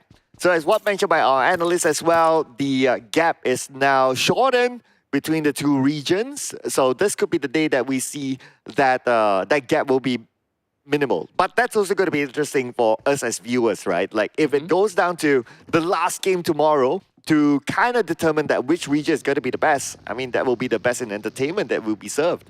Yeah, and that's what we are all here for as well. Now, we have sifted through two views of Southeast Asian teams. Early on, it was Vampire Esports, and now into Boom. Huge struggles after that first win inside of Erangel, and then 2 rounds in a row, bowing out early on 16 as well as 15. But traditionally, for Boom Esports, when they do play inside of Miramar, it's usually a top 4 record, judging from the past couple of days. There was also the first chicken dinner that they've set for Southeast Asia as well, has put them into that position. Yes, that's correct. They were the first one to get a chicken dinner, and it happened inside of Miramar. So if you look at the Miramar record, it is almost 50-50 between the two regions. Yeah, so this is... so if you take that into consideration, and plus today, Southeast Asia regions have been on a rising trajectory. So based on that alone, of course, you know, there are a lot more variables, but based on that alone, it does seem like Southeast Asia does have a good chance for the Miramar today. Yeah, and it's all about finishing in high-flying colors, especially there's so little more games to be played out. In total, it's basically 8, including this one. So Alter Ego and the rest of SEA has got to show what they've got in order to prove that, you know, when it comes down to bigger tournaments down the road, like PMWI, that they will be well-revered and respected with a lot of all these other teams that's been looking through some of all these performances here in PMRC to judge their play style. So it definitely is going to be in the questions. Especially for us, VPE is the one that's on the oddball right now because we know how many trophies and accolades they've won back in their own region, and so far, not really showing up to expectation. Yeah, PMPL Thailand champions, they'll be playing in the PMWI. They got the invitation too. Yeah, they got the invitation. So for them being at number 15, I mean, it's an unusual spot for them, not gonna lie. But to a certain extent, right, I believe it's also because they're taking this as an off-season training for themselves. In between their PMPL Thailand and also today for PMRC, they were in another tournament. So, yeah, so it was a long journey for them. So I think that they are treating this tournament as an off-season tournament to kind of like just keep their mechanics still on par. And for you folks out there who are thinking about pursuing a career in esports, especially as a professional player, like, you know, I got all these talent, and how is it really like? Let me tell you this, it's about all the hours that you're going to be spending on this game, training and going to competitions from early on in the day, sometimes till the wee hours of the night as well. And just look at it, the journey for Vampire Esports. I can only imagine how much stamina it actually takes physically for them to, you know, prepare themselves for PMWI. It is a lot. So if we compare like, so like for themselves, right? So their journey is like PMPL, and then that other tournament that they needed to travel to another country, so that's time taken as well. And then now PMRC. PMSL in between as well. Yeah, finishing PMRC is going to be PMWI. After PMWI is going to be a month of PMSL, and they are going to be in another country, Malaysia, everyone knows that by now. So it's another travel, and that's going to take a month. And they are also, just to add on to it, right? They are also in the running based on the PMGC points for Thailand to go to PMGC as well. Yeah, very poised in that position right now for Vampire Esports. And I think like this, what we're seeing so far from Vampire isn't really their full potential as compared to what they usually can offer on the table. So I guess down the road, it's about them needing to just show what they've got yet again. Meanwhile, if we look into all the rest of the results as well, take a look at this current standpoint. Remember that Alter Ego started off in day one, being within the top 3, top 4 ratio. And by the close to the end of day 3, they currently placed into 12th position. Though they have one good round, they have a couple of all these tough rounds that got them, a couple of points per round. And even today, there was a top twice, finishing on top 2, top 3 inside Erangel. Yet, they are sitting there because they probably will need to also work on those elimination points. Oh, because we have to do this plugin, right? So I just want to add on as well to Vampire Esports' schedule. Maybe, just maybe, right? You sounded like you managed them. You didn't know everything that's going on. You must be a big fan. Well, let's just say I have a lot of conversations with a lot of these teams. So yeah. So maybe they will be playing the Southeast Asia versus PEL or the next PMRC, which is going to happen on the 20th to 22nd of October. Yeah, this is a few months down the road, so it's not too long of a wait. Meanwhile, you guys will have all year round PUBG Mobile Esports action. Boom Esports traversing their way across the junkyard. Oh, this is going to be pretty interesting. Vampire Esports cuts across a couple of members of NBE. Shots being fired at Sek. Akaz, he's going to be able to at least get into safety and continues on the journey into Minas Generalis. That town has always been the focal point for these past couple of days. Okay, we have time for some trivia, right? All right. So which team do you think is the most popular of them all? Most popular? Well, I would say DRS being one of them from SA. Vampire Esports definitely the most popular for Thailand. For the moment, we'll focus back on towards Hill as they will be invaded by the rest of Alter Ego swiftly as it goes. Potato takes on 2. Well, I'll give you the answer of which team is the most popular. Okay. The answer is available on the official Instagram of PUBG Mobile. So you can check out the PMRC versus SA 1v1 popularity battle, ladies and gentlemen, for you guys to check out, to find out the answer. We won't give it to you here, just so that, we can add more engagement and views in the social media of PUBG Mobile. Yeah, I love the plugins right now. Rosemary Doe going for some tags, finds Flash. Going off course, one tire being popped, and it is definitely sending them flying. Tiger X tries to challenge them back. Oh my word, Rosemary, he hits that shot! Wow. And not only that, he secures the elimination point. Onto Flash, KL Esports down to 2, and Alter Ego is going to open up with 2 elimination points for themselves. And that's potentially the longest distance of a shot that we've got so far. Yeah, put it on the record book, ladies and gentlemen. Beautiful work. Now going back to that trip here, right? I'm so wondering, could it be a team from PMPL ID? Alter Ego's pretty popular nowadays. Oh, we're done with the trivia because we have to do it because we're asked to do it. Oh, right. Yeah. Yeah. We're done with the trivia. Yeah, but it really leaves me wondering, though. But yeah, after the match, I'll definitely check it out. Stone finds one member out of NBeSports. So with those rotations, with them being set into the city, this is a congested area that most of the teams are vying for. Vampire, a lot more stable this time with more grounds to work with in Minas. Oh, I just noticed that Newsy isn't playing. Oh. Yeah, so it looks like a swap of Newsy taking a break this time, which is okay. I mean, at the end of the day, it's all you have like a 6-man lineup for Vampire Esports. So it's all about resource management as well. because after this they need to travel for PMWI, so it's going to be a long schedule for them. But now look at the circle. Most of the teams inside of the circle currently being comfortable there, but there's still a good number of teams on the right that's still on the outside that needs to come in. Yeah, this is definitely gonna take a while as every team is just looking for those long-range pickups.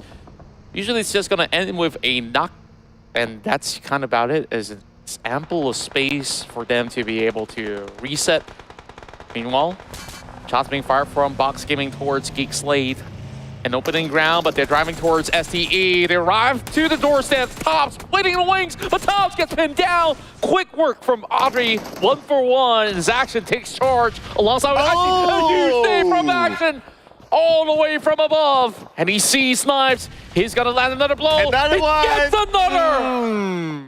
GEEK SLATE has got no time to respond. It's only down to Damru, and he will not be able to live to tell another tale. And it's going to be GEEK SLATE out. 0 elimination points this time. All of their points given towards STE. But I must say, that is a beautiful date from Action. Give him a medal for that. Yeah, and he times it so well, preparing the first one. Knocks after knocks after knocks. And by then, what can Damru really do? Even robbing towards the back. And once again, we have Southeast Asia teams colliding with each other yet again. But NBE chimes in, finds a knock towards Fnatic, attacks them from the back. Should be able to be salvaged by Potato eventually, as Rosemary finds him with the UMP. My goodness gracious.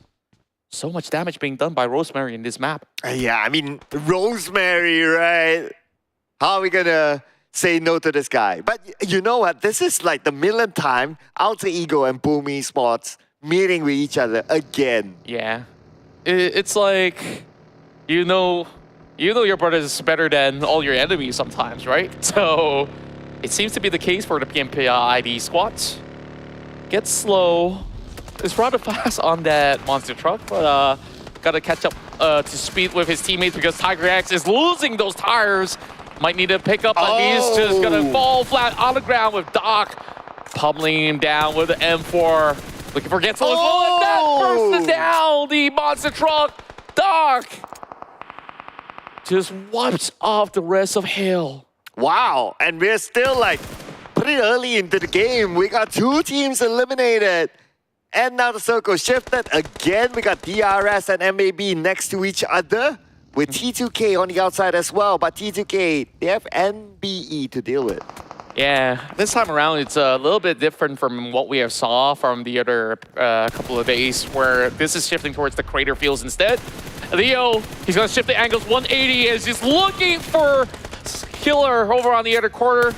And DRS lying out in the open. MAB just shreds them out. Cole, Baron, he's got to find a little bit more of that position after taking out a couple of members of DRS. VPA now invaded, or shall I say, they're the ones invading the rest of 4 Miracle 5s. Going up close and personal. Refuse trying to look for spacing. Another shot connects from the DBS. Oh, not like this for Tony K, but Refuse. Oh! He was looking the other side. Stone took advantage of it. And now Tony K can be picked up unless the rest of 4 MV can come in. Just in time. Stone will reset himself. But he doesn't have his teammates together with him. 1v3. 4 MV is going to come in from multiple angles, and Stone will be knocked down again on his knees. It's only down to Ravenclaw, and he's going to be on the outside. A little bit of a tough angle for 4MV to work with, but he's got nowhere else to run towards. He's going to try to flush him off with grenades. A very tough battle between the 2 titans of the regions. 4MV triumphs with quick responses, swarming right into the building, and now Ace is trying to address the issue here. Ravenclaw, whatever he's got left, he's just got to push through.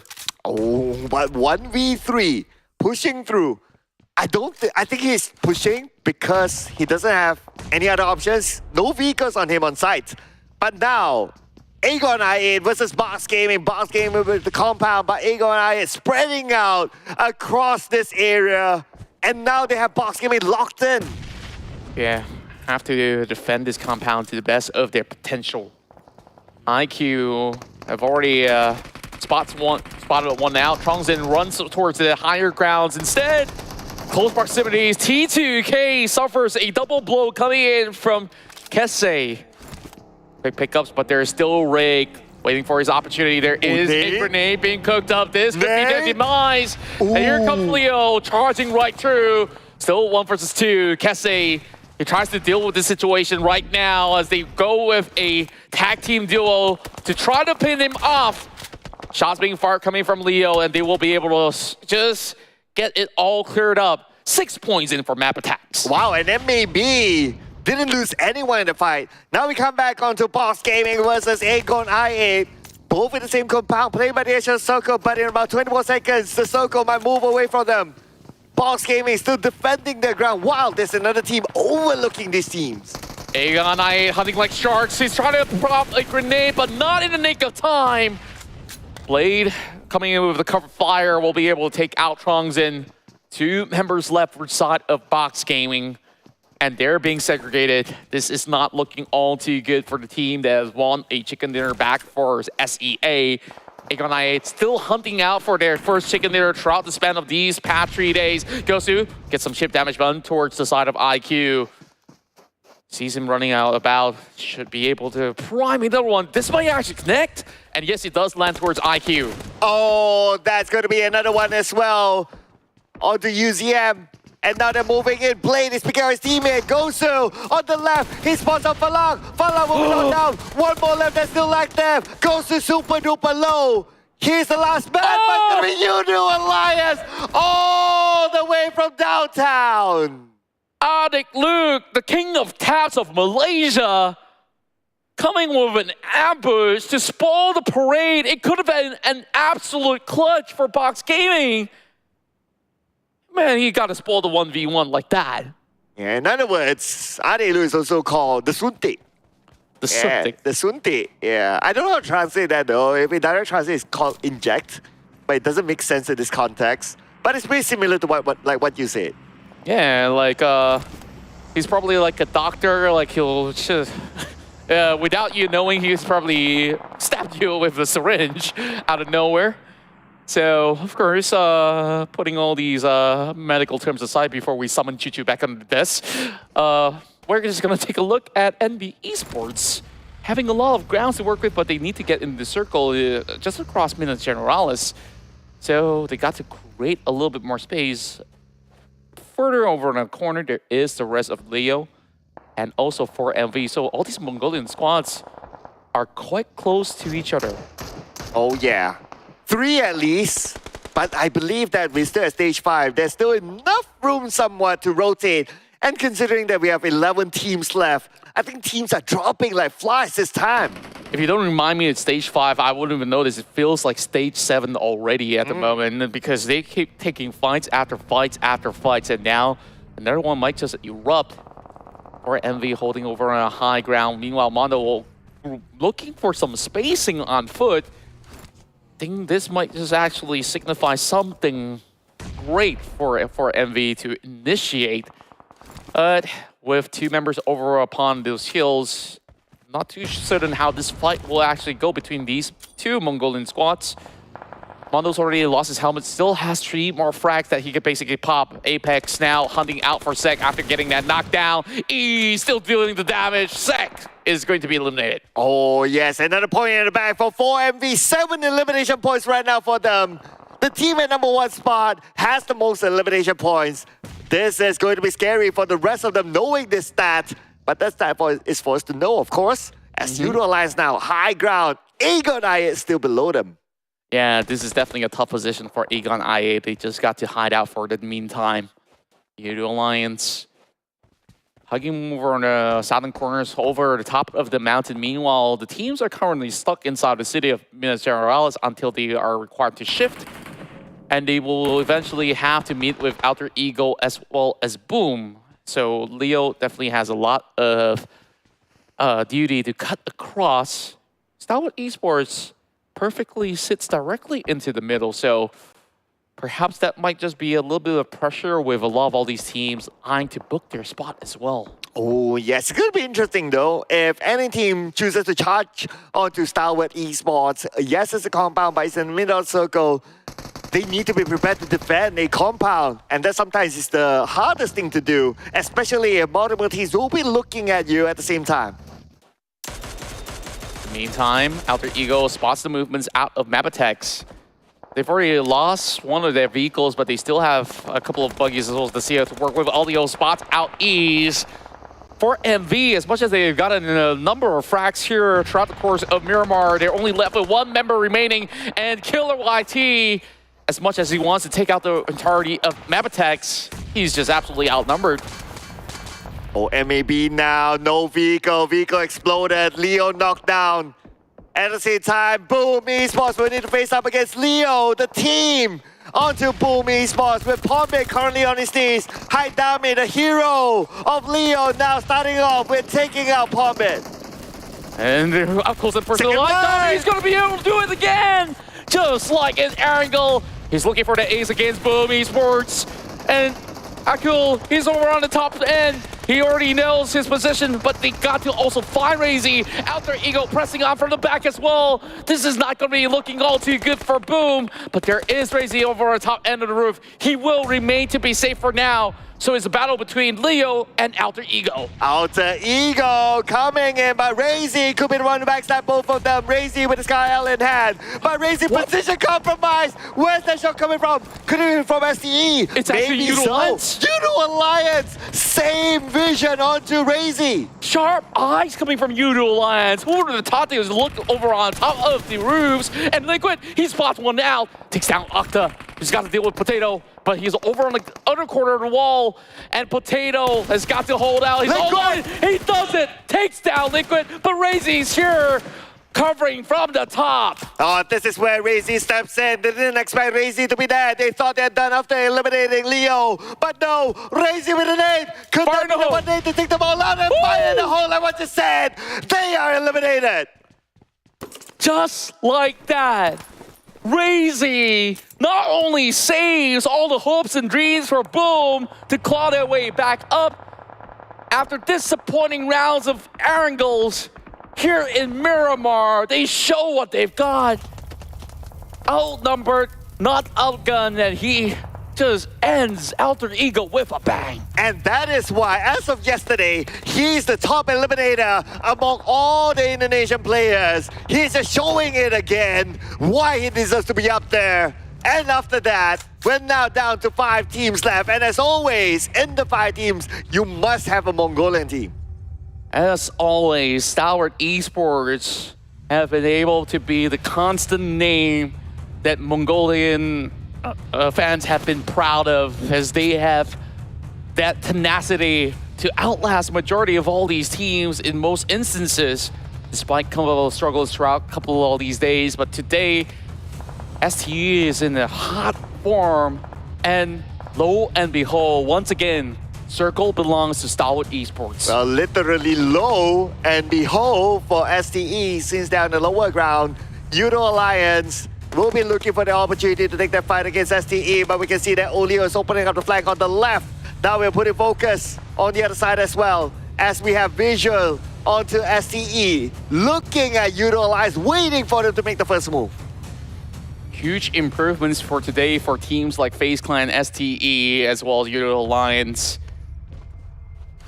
And overall, just looking at all these efforts coming from all these C teams to be able to rise to the occasion to challenge all the SA teams. We still have 2 more SA teams that are hoping to defend their glory here with 2 more chicken dinners to go. So STE, they have to really hold on tight to the compound. Mersey is going to be able to stop one member out of YOODO Alliance.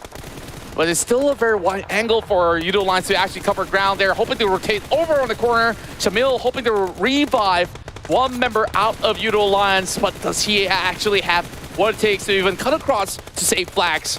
Curry on his knees. Oh, Shamil popping out the smoke just to give me a short cover action on another angle as well. Trying to get a pixel shot onto Shamil. It does connect though, but there was no help left for Shamil. Action is getting closer and closer. He has a nade in hand. He wants to wipe the ball off with the nade.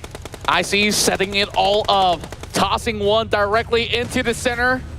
Will not be able to find Adik, Luke, and Co. Action now joining in the party as well. More of these chip damage is slowly overwhelming YOODO Alliance as much as they have a huge trail of smoke. There's also Boom Esports at the top. Razy, he wants in, he smells it, and instead, it's Boom Esports that will eventually finish off on the 5th position. But if you look at this, it's going to be STE taking the proactive move on the YOODO Alliance, and with that, paying out onto them. They managed to take down members of YOODO Alliance. Flax now down on his knees. Only 2 left for YOODO Alliance that still like them. But STE, they're retreating back because they know they stay at the circle. They need to still defend the compound in case another team comes in from behind. Speaking of coming from behind, FaZe Clan does have an optimal angle all across the fields. They can be the ones to dictate whoever gets to live when they do exit this compound. So STE not exactly safe at the time being. YOODO Alliance being challenged from the low grounds instead, hoping to get the revives on towards the side of Adik Blue. And here comes Ventura piling on pressure. It's just a rain of grenades sent their way. But STE, they finally spotted out the rest of FaZe Clan. Oh, FaZe Clan moving into the circle. They should be 5 for now. But for YOODO Alliance, they're still on the outside. The zone will put pressure on the Adik Luke as well as Olio. The duo for YOODO Alliance. As on the other side, UZF for AGI is still active, but Action spots him out the nade. Will be tossed onto it. The first nade, the second nade will be kept by Action. Action waiting for him to make the first move. But speaking about first move, I see onto Adik Luke.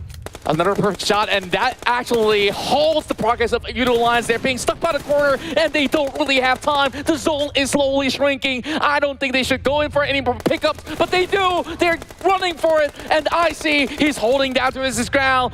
So little health left for the side of YOODO Alliance, but they prevail, but not for long. A perfect angle for Action to shut off YOODO Alliance. IC only had 1 bullet on his M4, and he landed a shot onto YOODO Alliance. That's good enough. Job done.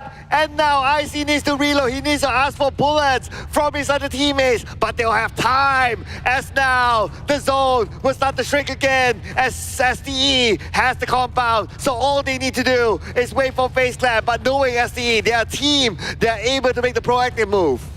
This is as good as it gets for FaZe Clan. They've come all the way so far here in Miramar. They spot one out. They've knocked one member out of STE.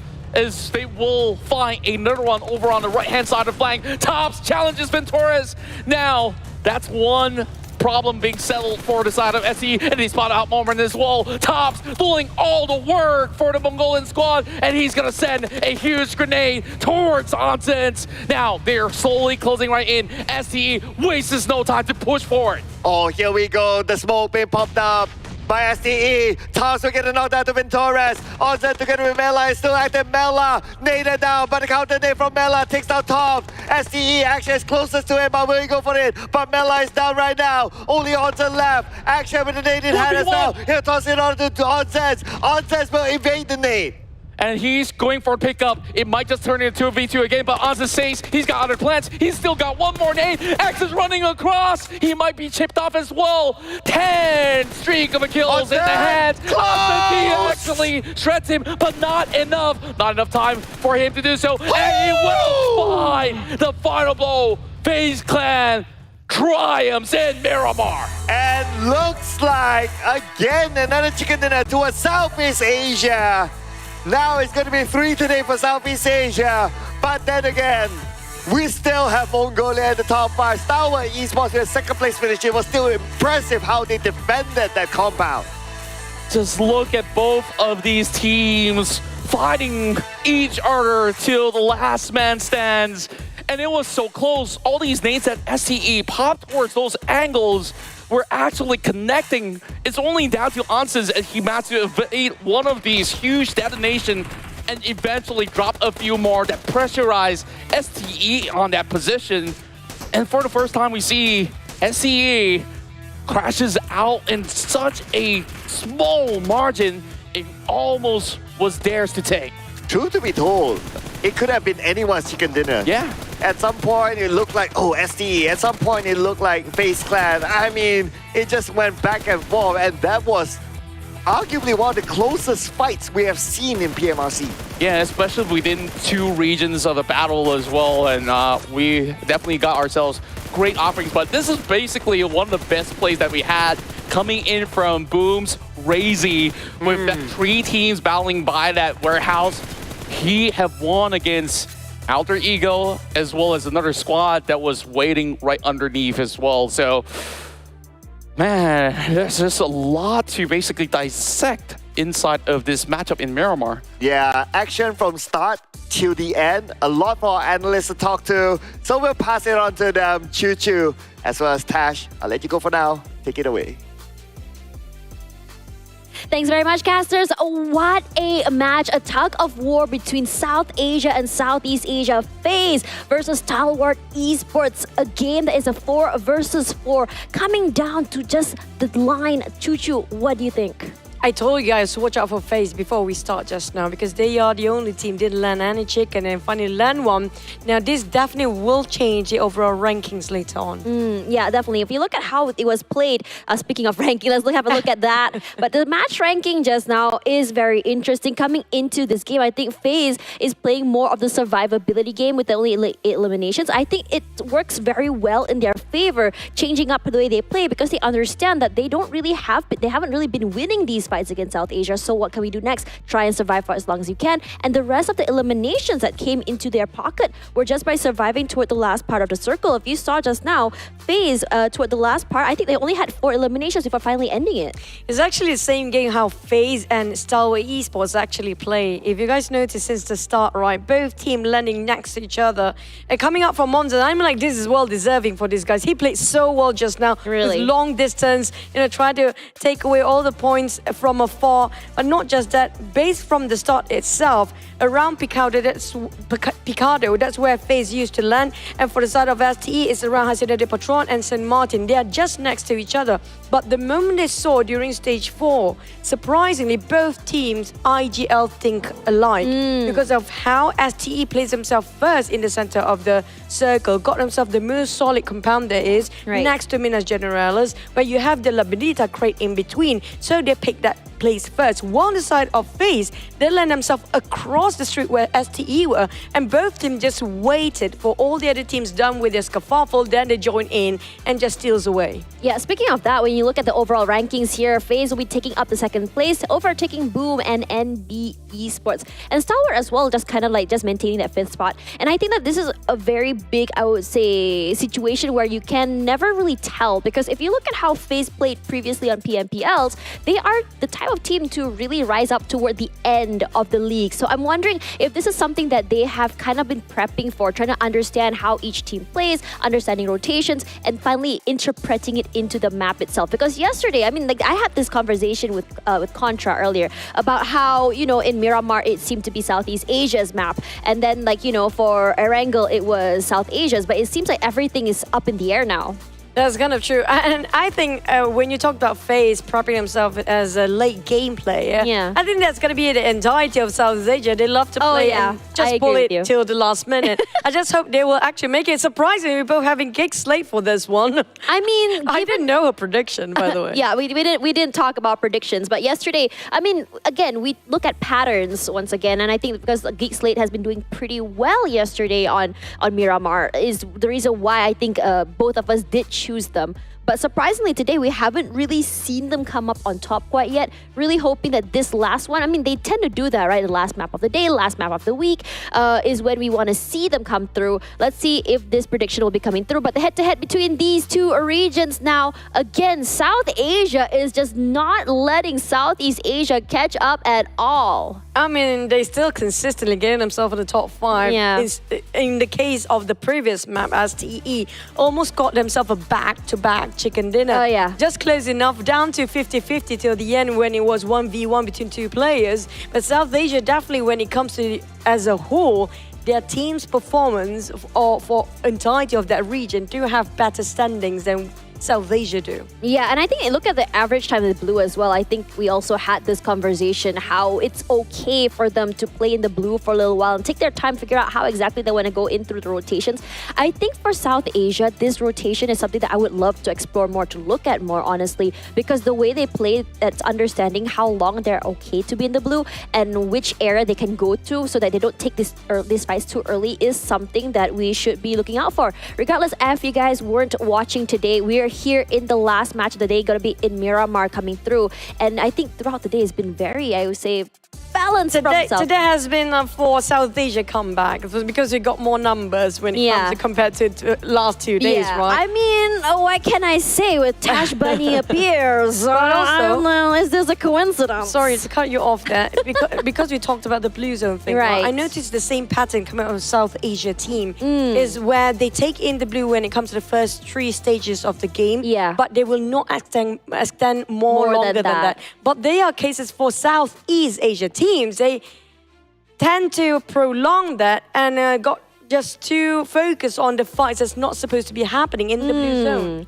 Yeah, I think this comes back to, sometimes it can be something about trying to understand, should we be taking these fights? When should we be taking these fights? And I think for Southeast Asia, they want to close the gap here. And I think the idea is maybe we should be getting more elimination points coming forward. But if you notice, a lot of these eliminations is Southeast Asia versus Southeast Asia. Again, I mean, you have highlighted this before, and I think because of the first 3 circles, South Asia has been in the blue zone. It's kind of hard to meet each other, no?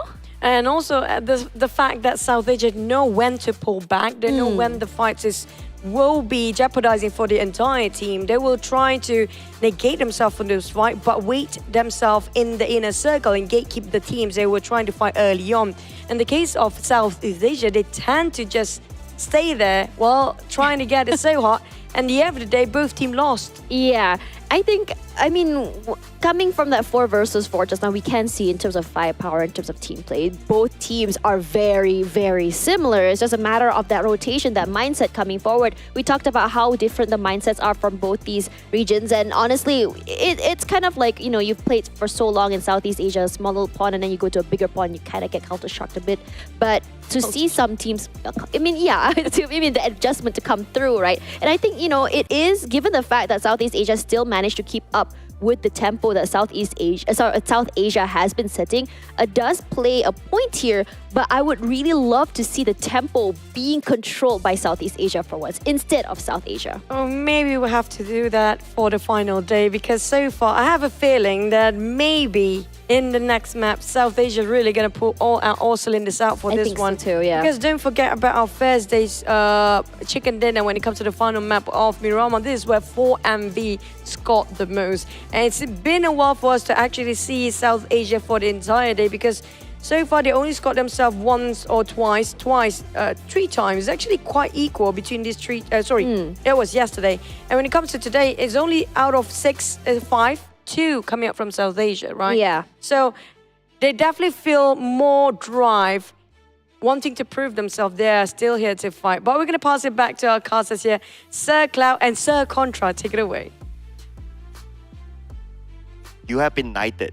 Oh, thank you very much, Choo Choo. I've been waiting for so many years till I get knighted, but I don't know what did I contribute to get knighted for this. Well, I feel like I don't deserve it. You know what you contribute to? Oh, what did I do? Because you are Contra. Ah. Yeah. You see, there will always be something that you contribute, Ah, I see.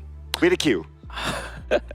Well, speaking of Q, I definitely do have a lot of questions, because like the analyst did, of course, discuss these 2 region strengths as well as the shift of dynamics heading into this day 3, and it really makes me wonder how day 4 is gonna look like, because it seems like the Southeast Asian teams now adapted very well into day 3, and seeing a lot more chicken dinners going in favor, and to the point that FaZe Clan finally got their chicken dinner after, spending many rounds going for frags instead, and that denied STE the chance for a double chicken dinner.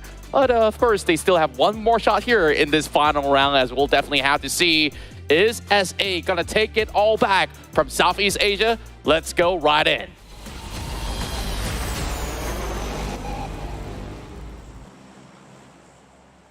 Well, exactly to your point. Hold on to your horses because we still got this round. And South Asia can still potentially even up the amount of chicken dinners with South Asia. But to a certain extent, it's also about the points collected between two regions. We'll get an updated one later on. But from the last one that we have seen and we mentioned, it's a difference of about 54 points. Yeah, it's still a huge margin, especially when you see there's so many fights that sometimes happen between SA versus SA and SEA versus SEA. Then those kind of points kind of overrides themselves at the very same time, because once you take out another C team, they won't have the other chance to be able to pile on for the other region for the rest of the round. So as it stands right now, SA is definitely still holding on to that lead. But I want to ask you this as well. Looking at the standings, Boom Esports definitely fancy a chance to overtake for MV over on the top end of the table. Does that consider as a victory if ever Boom Esports will be able to do so? Wow. Okay, that is definitely doable. I mean, the numbers are reachable, more like what we saw earlier on. But does that consider win for SEA? It's still not really, right? Yeah. Okay, so I know that. Okay, you can. It can be a claim for sure, but I guess.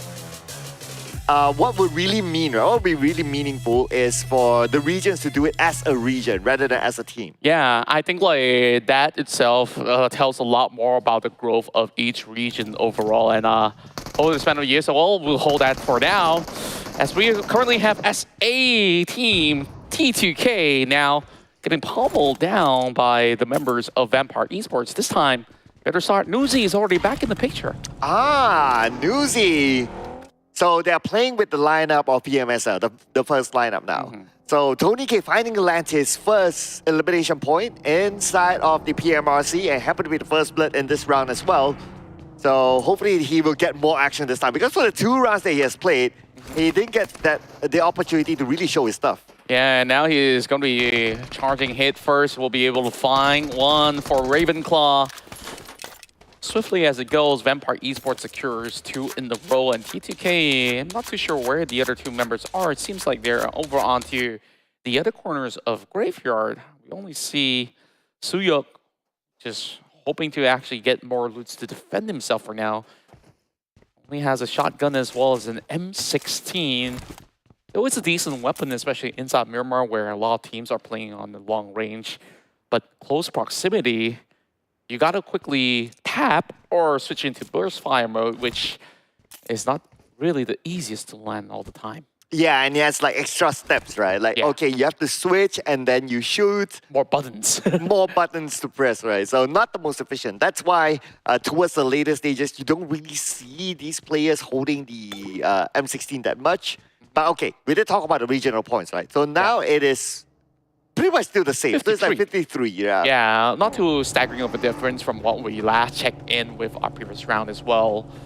So I would say it's quite impossible to close the gap so quickly within a round itself, because of course battles will happen all over the map, and the likelihood to have majority of SA teams to be wiped out early on, very unlikely. Yeah, unless they do it like how Vampires is doing right now. They're looking for blood.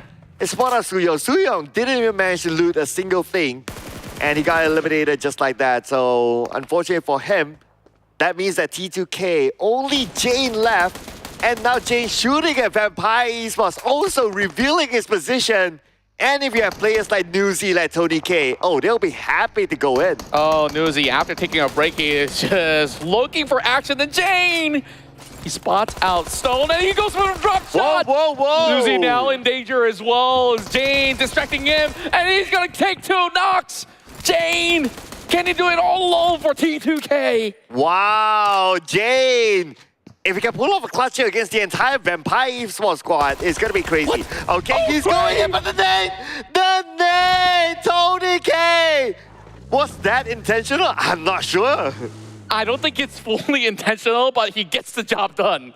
Very important for Tony K, making his mark the moment he steps into day 3.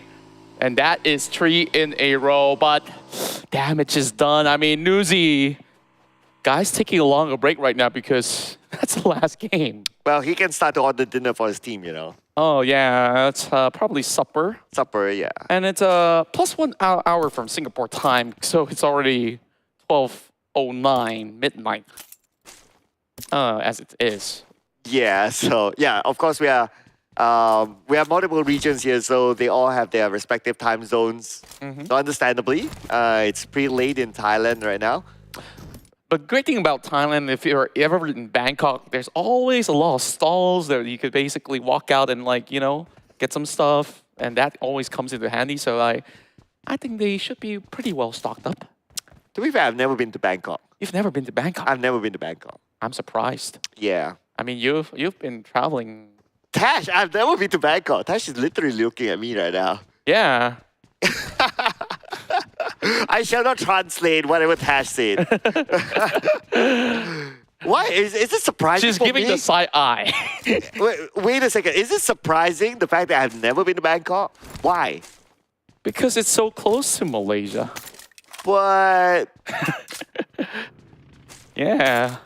Okay, I mean, like, one day we'll go there together. We'll get to meet probably G9 again, some of the boys from FaZe and Vampire, hopefully. I wish we all go together.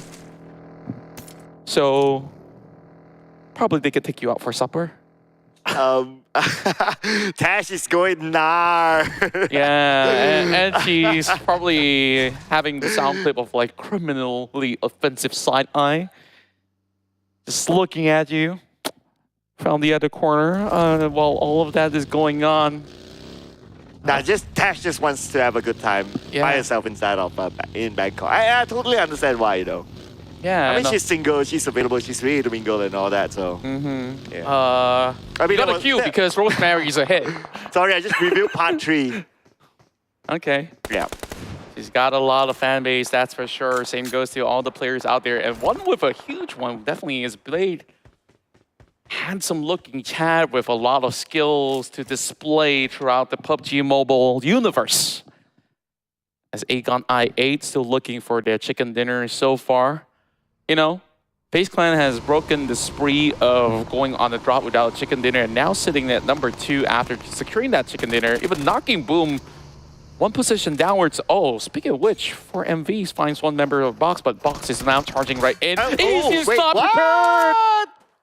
Okay, in a position that was overexposed, as Box Gaming will be happy to take the knockdown onto 4MV and easy for them to charge into the compound.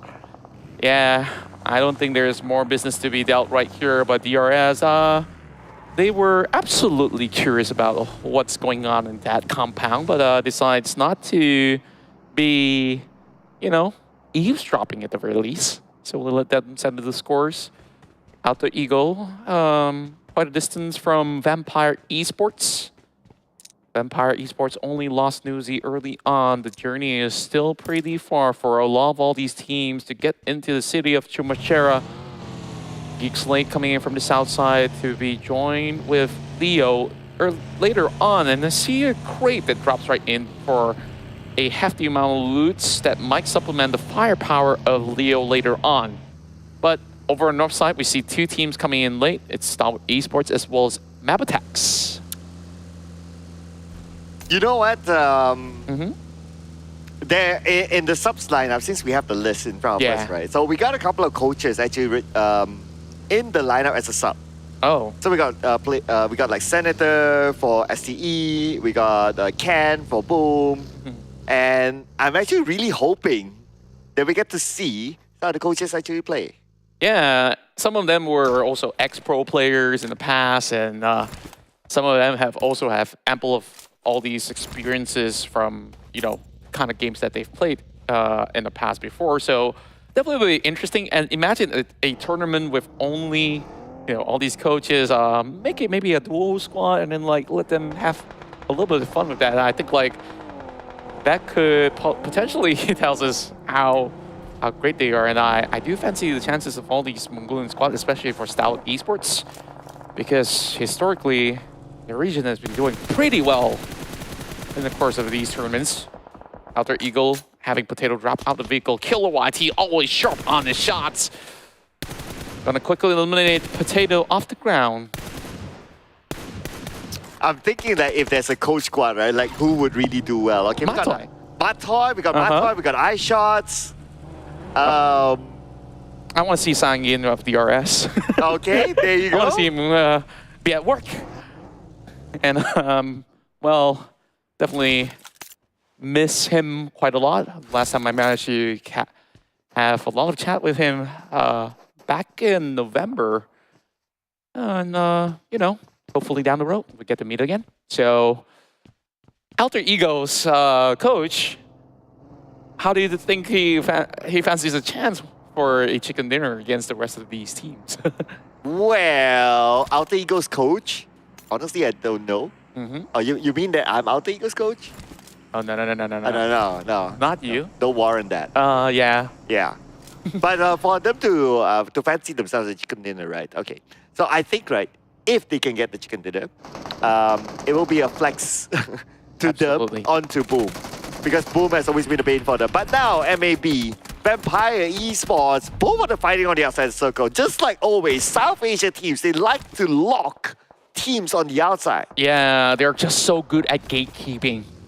And Aegon I8 just will have a spree from a distance as they are eyeing down onto the exits of Los Leones.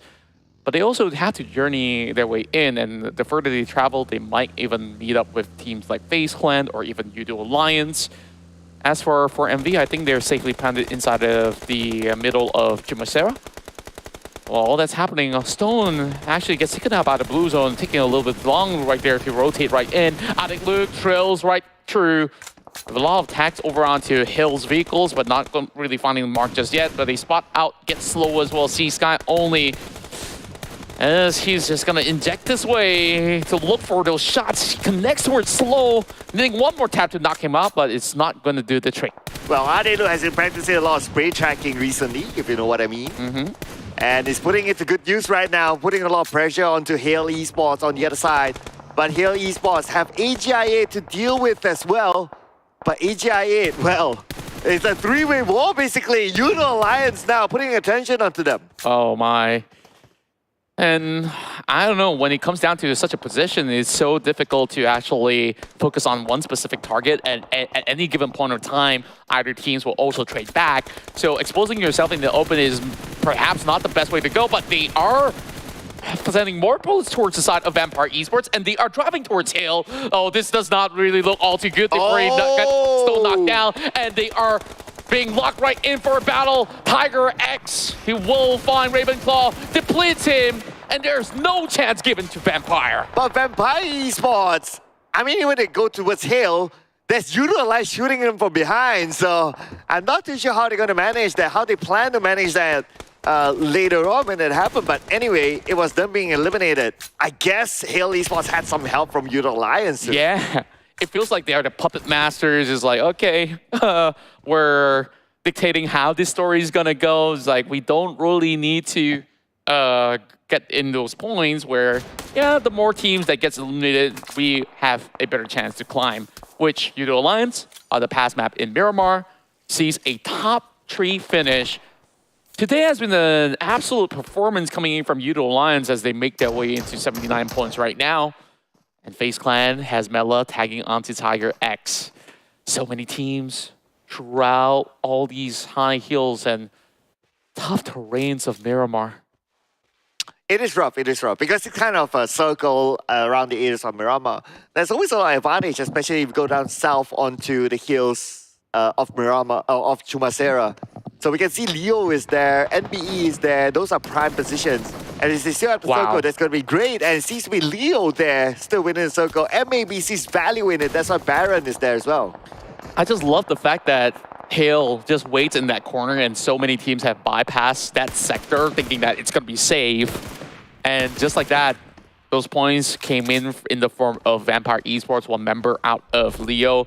But it's not going to be for long that they will be holding on to that position. Meanwhile, An uphill battle for NBE against Leo. Finds themselves over the top side of hill, but they do not get any form of vision against NBeSports with Fistboy. Dropping nades after nades. I think it's a safe distance at the very least for them to hold out. Leo now pretty much equal grounds with NBeSports. The nade will be evaded. Slipknot still okay. A little bit of a shred there to his health, but at least it's still decent enough for him to continue on playing. Yeah, Haitami so far bringing out huge clutches throughout the rounds of Erangel.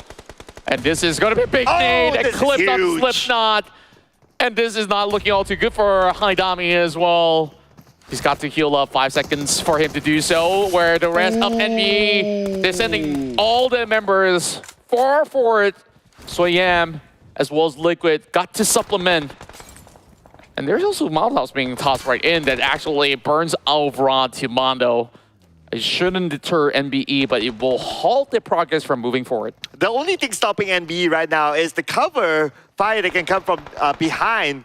So that's why they're not progressing in front, because they know that the moment they show themselves, Liquid or Soyam could shoot them down. Oh boy. But Soyam's now coming forward, and Soyam will be knocked down by Mondo himself. And this could be another opening for NBE. NBE is coming in. A trace happening right now. Mondo needs to win the fight. He's out of bullets. He needs to reload, but he only has a mini 14. Not the right weapon for short range, but it's okay, as they have Psych there to finish up the job.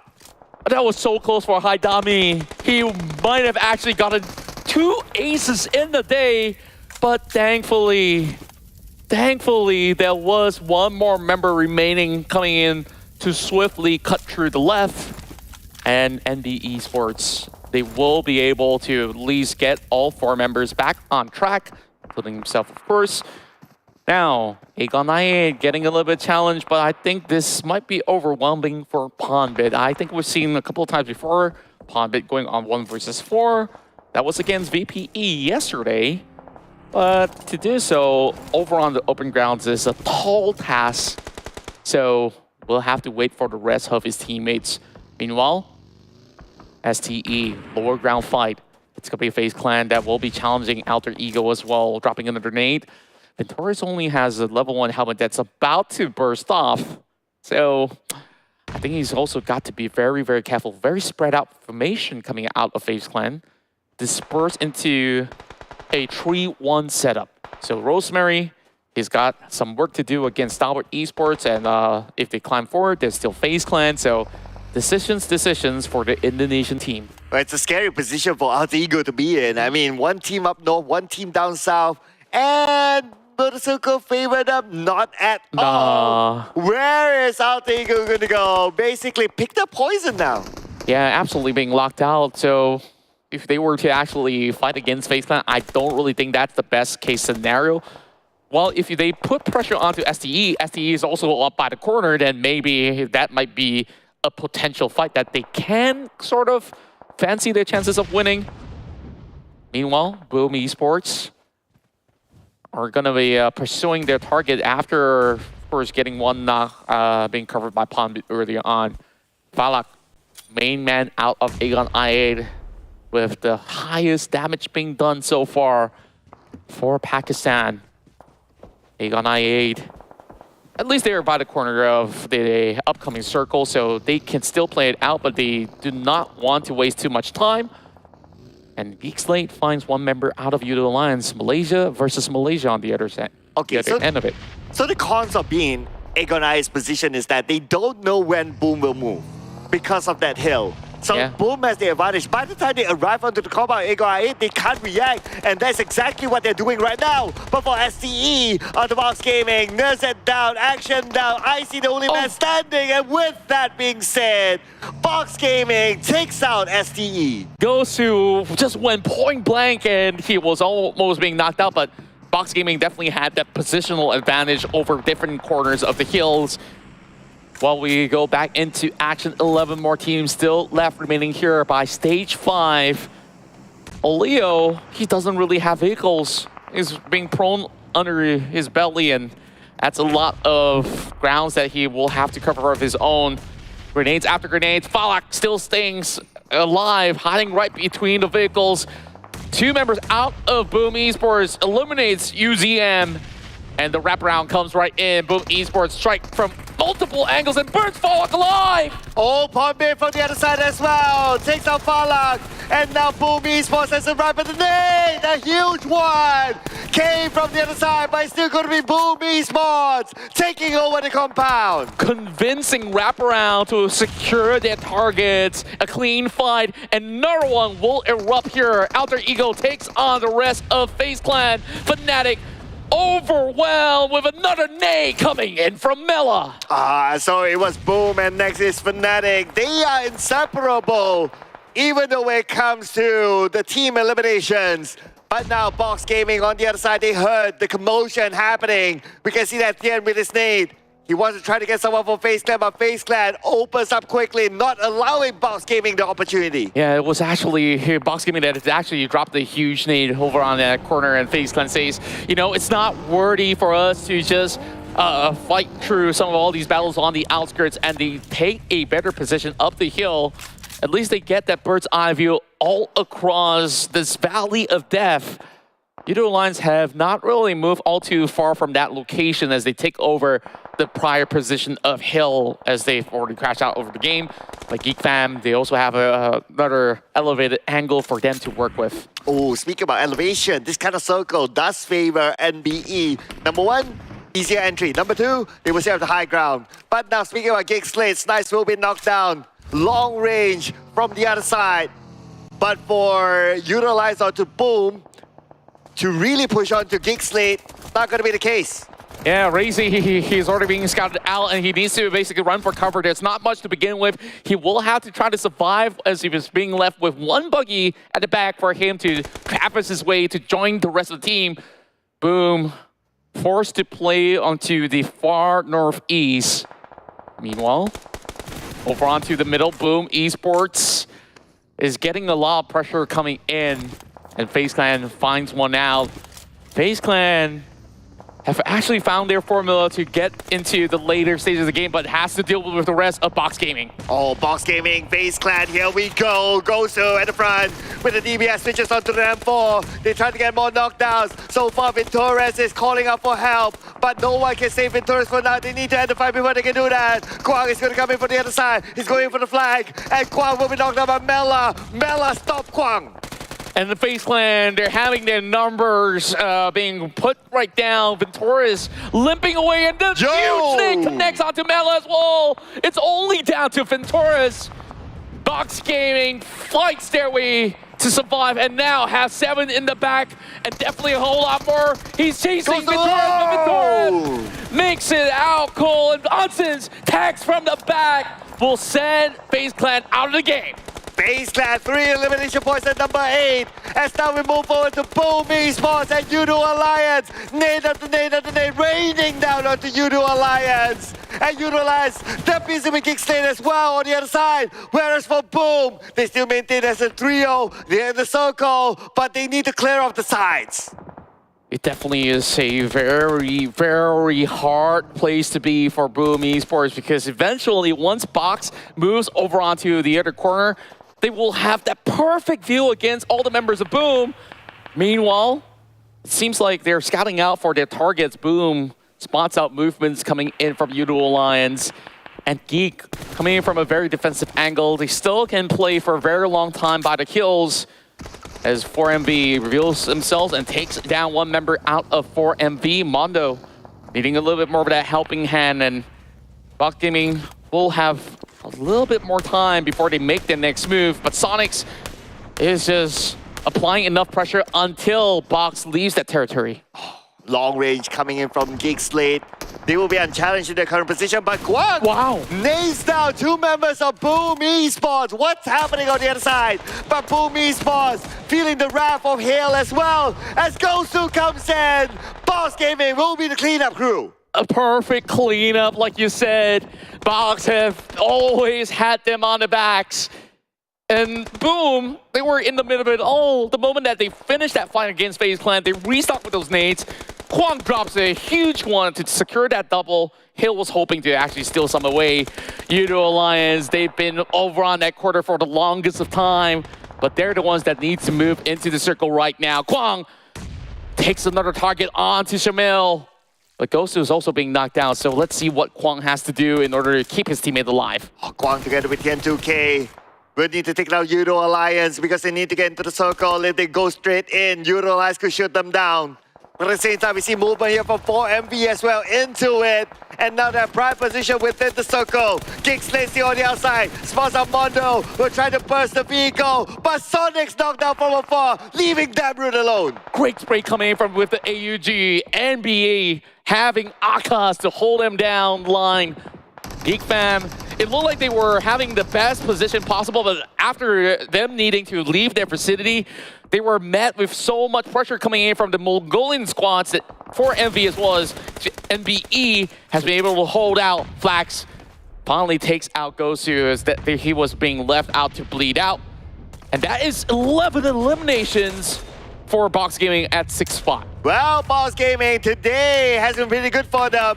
But can they close off this round? But unfortunately, no, they've been eliminated. Now we're down to the top 5 teams with NBE Sec knocked down by the zone.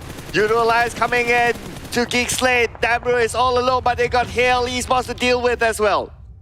And just judging from this corner of the valleys that's being left, there's still a lot of all these defensive placements that they could basically play for to defend themselves, but Damroot left alone to fend out against the rest of YOODO Alliance, and there will be a little bit more of a help coming in from C-Sky only. Hill quickly taps Adik Luke from the back. Oh, too bad Damroot is out of throwables. He can't put extra pressure on the YOODO Alliance. Adik Luke will be revived by Flax, while Shamil will be the bodyguard. Damroot is just across YOODO Alliance. I don't think they know he's there. Yeah, for the moment, I guess they could just huck into this corner of the position for the time being. Though Damroot, he's just hoping to hide out for now. NBE also spots some movements coming in from YOODO Alliance, and that is not helping GEEK SLATE at all. And then now, a lot of all that pressure is starting to be relieved away from Hill, so that might be a good chance for the PMPL Thai squad to be able to actually seek out for opportunities to close the game later on, as they still have 3 members. Same goes to YOODO Alliance as well as for MV.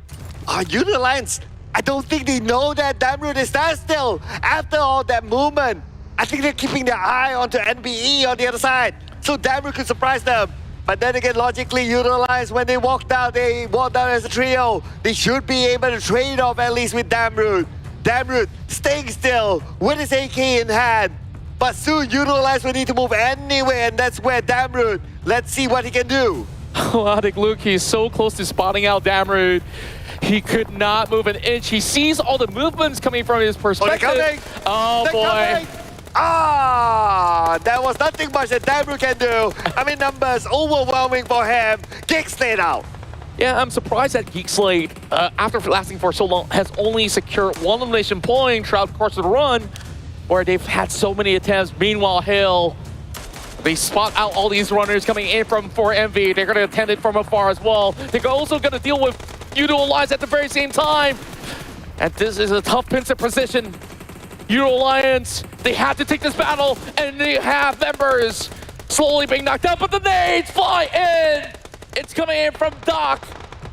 And 4MV is the one that challenges the Mongolian team, and it could be anyone's game from here on. And now stage number 9, whereby the zone will close entirely. 4MV still in the prime position. YOODO Alliance Shamil moving on down Rondo for 4. But 4MV, nade from Apex, eliminates the compatriot from Mongolia. 2 teams battling it all out from the lower end and could not even find their way into the final 3. But here we have Hill, 1 member spot out. The Doc, with so little health, he will prevail. 7 eliminations in the hands of 4MV. And now they hope to get a little bit more of a room into the center of it all, but will have to challenge C-Sky only. Hill holding out on the lower position. They know what's at stake right now. Hill will have to claw their way through 3 versus 2 versus 3. And Flash, he's got to do it all alone. The Molotov just slightly misses, and Refuse, he's just going to pop one more over in the corner. 1v1 action, and Refuse tries to defend himself. C-Sky only does not reveal himself, but it's going to be Apex coming in to wipe off the rest of YOODO Alliance. Only left with Sky only. So 4MV should be able to do the job unless Sky only can pull off the unthinkable. But 4MV needs to reset as well. Okay, so 1v1 right now. Dog versus Sky only. Here we go. Sky only on the other side with a nade in hand. Dog is coming closer and closer with the UMP. A little bit of chip damage over onto Doc. C-Sky only may not have known his location, but now he does. With Doc running right through, the sprays did not connect fully, and C-Sky only, he wants to go up close and personal. Couple more shots, and just with all of it for Miracle Vibes. They reclaim it for Mongolia and the rest of South Asia. Put it in a situation of 1v1, and it's always Mongolian team still able to seal the deal. At some point, it was almost Hail Esports finally getting the chicken dinner, but it is denied by the one and only Docs. Another decisive strike. For Miracle Vibes have two decisions to make. One, to make it a 2 versus 1. And they say, you know what? Let's put all our trust on our final member. And with that tenacity, with that pure confidence, they close out the game, but we had so many spectacles, especially from Jane, that almost wiped out the entirety of APE, but thankfully with the heroics of Tony K, we'll still be able to at least bring some points back. Yeah, okay. What will happen with the Tony K thing? He still wins. Yeah. So let's forget about how it happened. Let's just focus on the end result for Tony K, right? Yeah. Fair enough to him. Still improvements, 5 points in for them. Yeah, you know what? For all you know, if you ask Tony K, did you deliberately do that? He might probably say, yeah, it was planned. Yeah, and then like he turns around like, oh, please don't, let's not talk about it again, right? But overall, like you saw how difficult these terrains were because there's so many creases for all these teams to really play, even though despite they were positioned in low ground. I'm just really impressed by how YOODO Alliance played it really consistently throughout the course of the day, making it to top 4, and then we also see a lot of all these other teams to be having a great run here inside Miramar, especially for GEEK SLATE, just like how they did yesterday, just that they didn't really have added numbers on eliminations. Yeah, and 4MV still on top with the chicken dinner, no doubt. But you know who else is on top? It's going to be our analyst. That's Let's right. take it away, Choo Choo, and also Tash, who has been to Bangkok. Thank you very much, Sir Cloud and Contra. And what a game once again. Another 1 versus 1 between the two regions. Thailand this time against a team from Mongolia. Again, it was as though 4MV had listened to Choo Choo's prediction and decided to answer with the rallying cry. I mean, it's all about time here. We had 11 eliminations nonetheless, but you also have to watch out for Box. Now, Box today, they have played their heart out. It was so good. It's definitely one of the best day peak performance when it comes to comparing to all 3 days in a row here. Today has been the best for Box. I wish they can push even further. But for 4MV, there was a strong IGL call. They realized nobody coming up from northwest of Chumasera when it comes to those high grounds. They actually take the rotation into it. And that was quite surprising for me because nobody actually wants to go over that place, which have the most advantage. But coming out from the side of Doc, 888 is the very good number coming out from this player. I mean, like, from 4MV, Doc definitely one of the best players we saw. Yeah. And 4MV, I wish we can see them more in the future as well because this team is just incredible. I think what's really good is that they decided to end the day very, very strong here with not only a chicken dinner but also a very dominating play. They survived toward the end with 3 players still left intact. They know the right time to play aggressive, and they were very good at making sure in terms of positioning, they held the most control of the area. Now, top 4 eliminators for today, because Doc, Apex, Fala, and East. Honestly, are you surprised? I'm not. Yesterday has been the same. The only one's not up here coming up from 4MV is going to be Refuse, who's playing the support part for the entire team. Yeah. The only one's changing is going to be the third place. Fala, yesterday was a different player. Or is it the same? I think it was Blade, possibly it was yesterday. Yeah. But for Eganai, Falak, he's been popping off a lot for today. Yeah, I think Fala has been very phenomenal in terms of his individual play. He has a lot of firepower, very bold in terms of how he plays, pushing forward even without his teammates. So I think this is a lot of confidence coming through by Egg8, and I really would love to see more. But for MV, I think regardless of what tournament we've seen, these players, regardless of what role and how they play, they all seem to be not only individually skilled, but also able to play very cleanly as a team. And again, look at the amount of gap here between the first and second place. We're seeing a lot of movement between the second and third place, between Boom and FaZe. I think Boom, because they have a huge pop-off moment, put a big gap between the rest of the team. And then they have like maybe very quiet rounds, 2 to 3 rounds, and then the same thing goes. But FaZe, toward the end of the day today, I think they had a pretty good round, honestly. They've been very consistent toward the end. I'm really hoping that this continues on to tomorrow.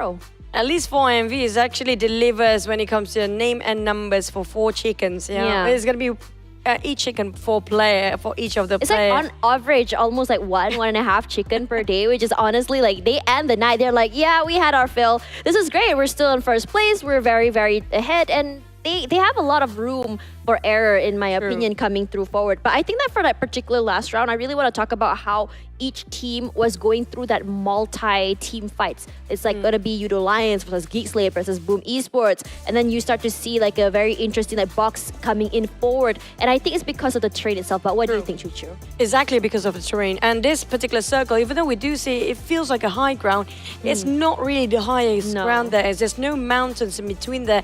Even if you are on those elevated grounds, it's going to be uneven terrain, very wavy. So it's so hard for you to visualize who's on the other side. Yeah. And because of this, most of the teams resort to playing around the low grounds. And it's been very scrappy because of the open street as well. Yeah, but you know who we should be talking about? We should be asking STE what they thought about today. And I think it's the coach coming into the call. Hello there, STE. Hi, how are you guys doing today? Today was, I think, a pretty good day for you guys. So, what do you think of the vibe and your team and mentality for your team today? Our team, like, it's not that well for us. We played like two games good, and the rest game is not that good. So it's even not the average.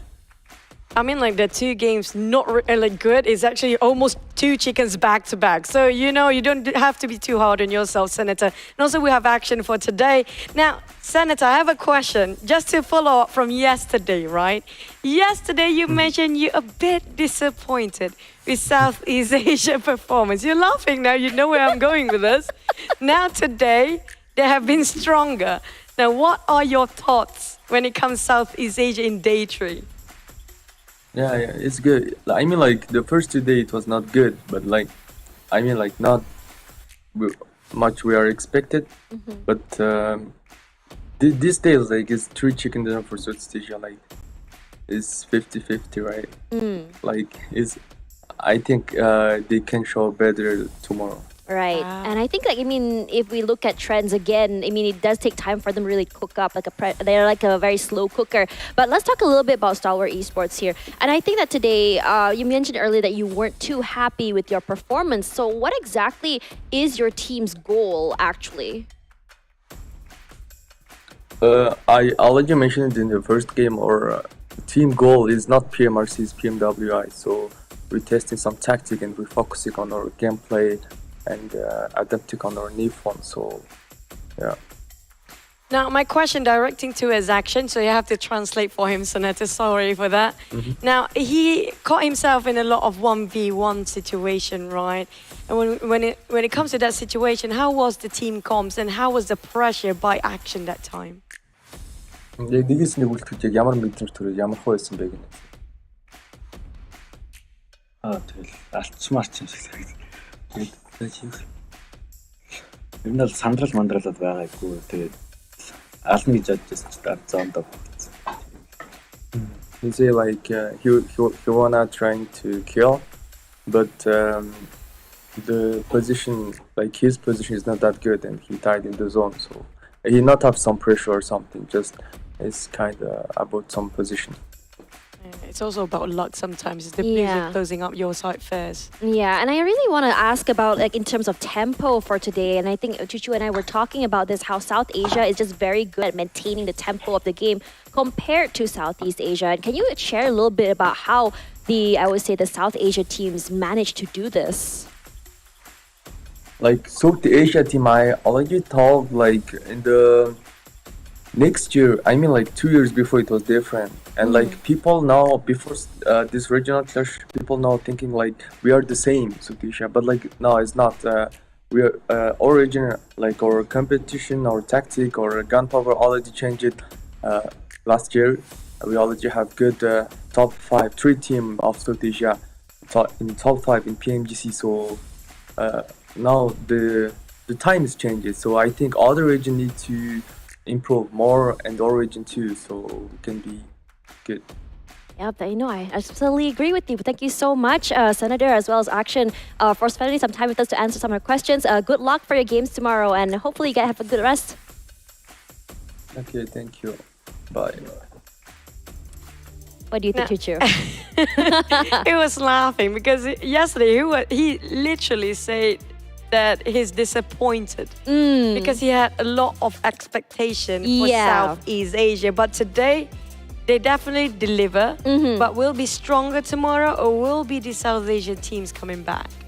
Yeah, I think we've been seeing a lot of like sparkles and glimmers of hope, especially from Boom Esports. Box has been really surprising us, as well as Hale. And I would love to see more tomorrow. But for MV, again, looks like an unmovable force. The question now is which team will be able to move them moving forward. Regardless, thank you so much for spending the time with us to watch the PUBG Mobile Regional Clash here between Southeast Asia and South Asia. Reminding you guys once again that we do have another one coming very, very soon. And it's going to be PEL versus Southeast Asia coming forward here. It'll be October 20th till the 22nd. So there's also the PMRC, Southeast Asia versus SA 1 versus 1 popularity contest. You can find out more about that on Instagram. So for now, we're going to wrap things up. We'll see you guys tomorrow for the final day of PMRC. We'll see you guys soon. Bye-bye.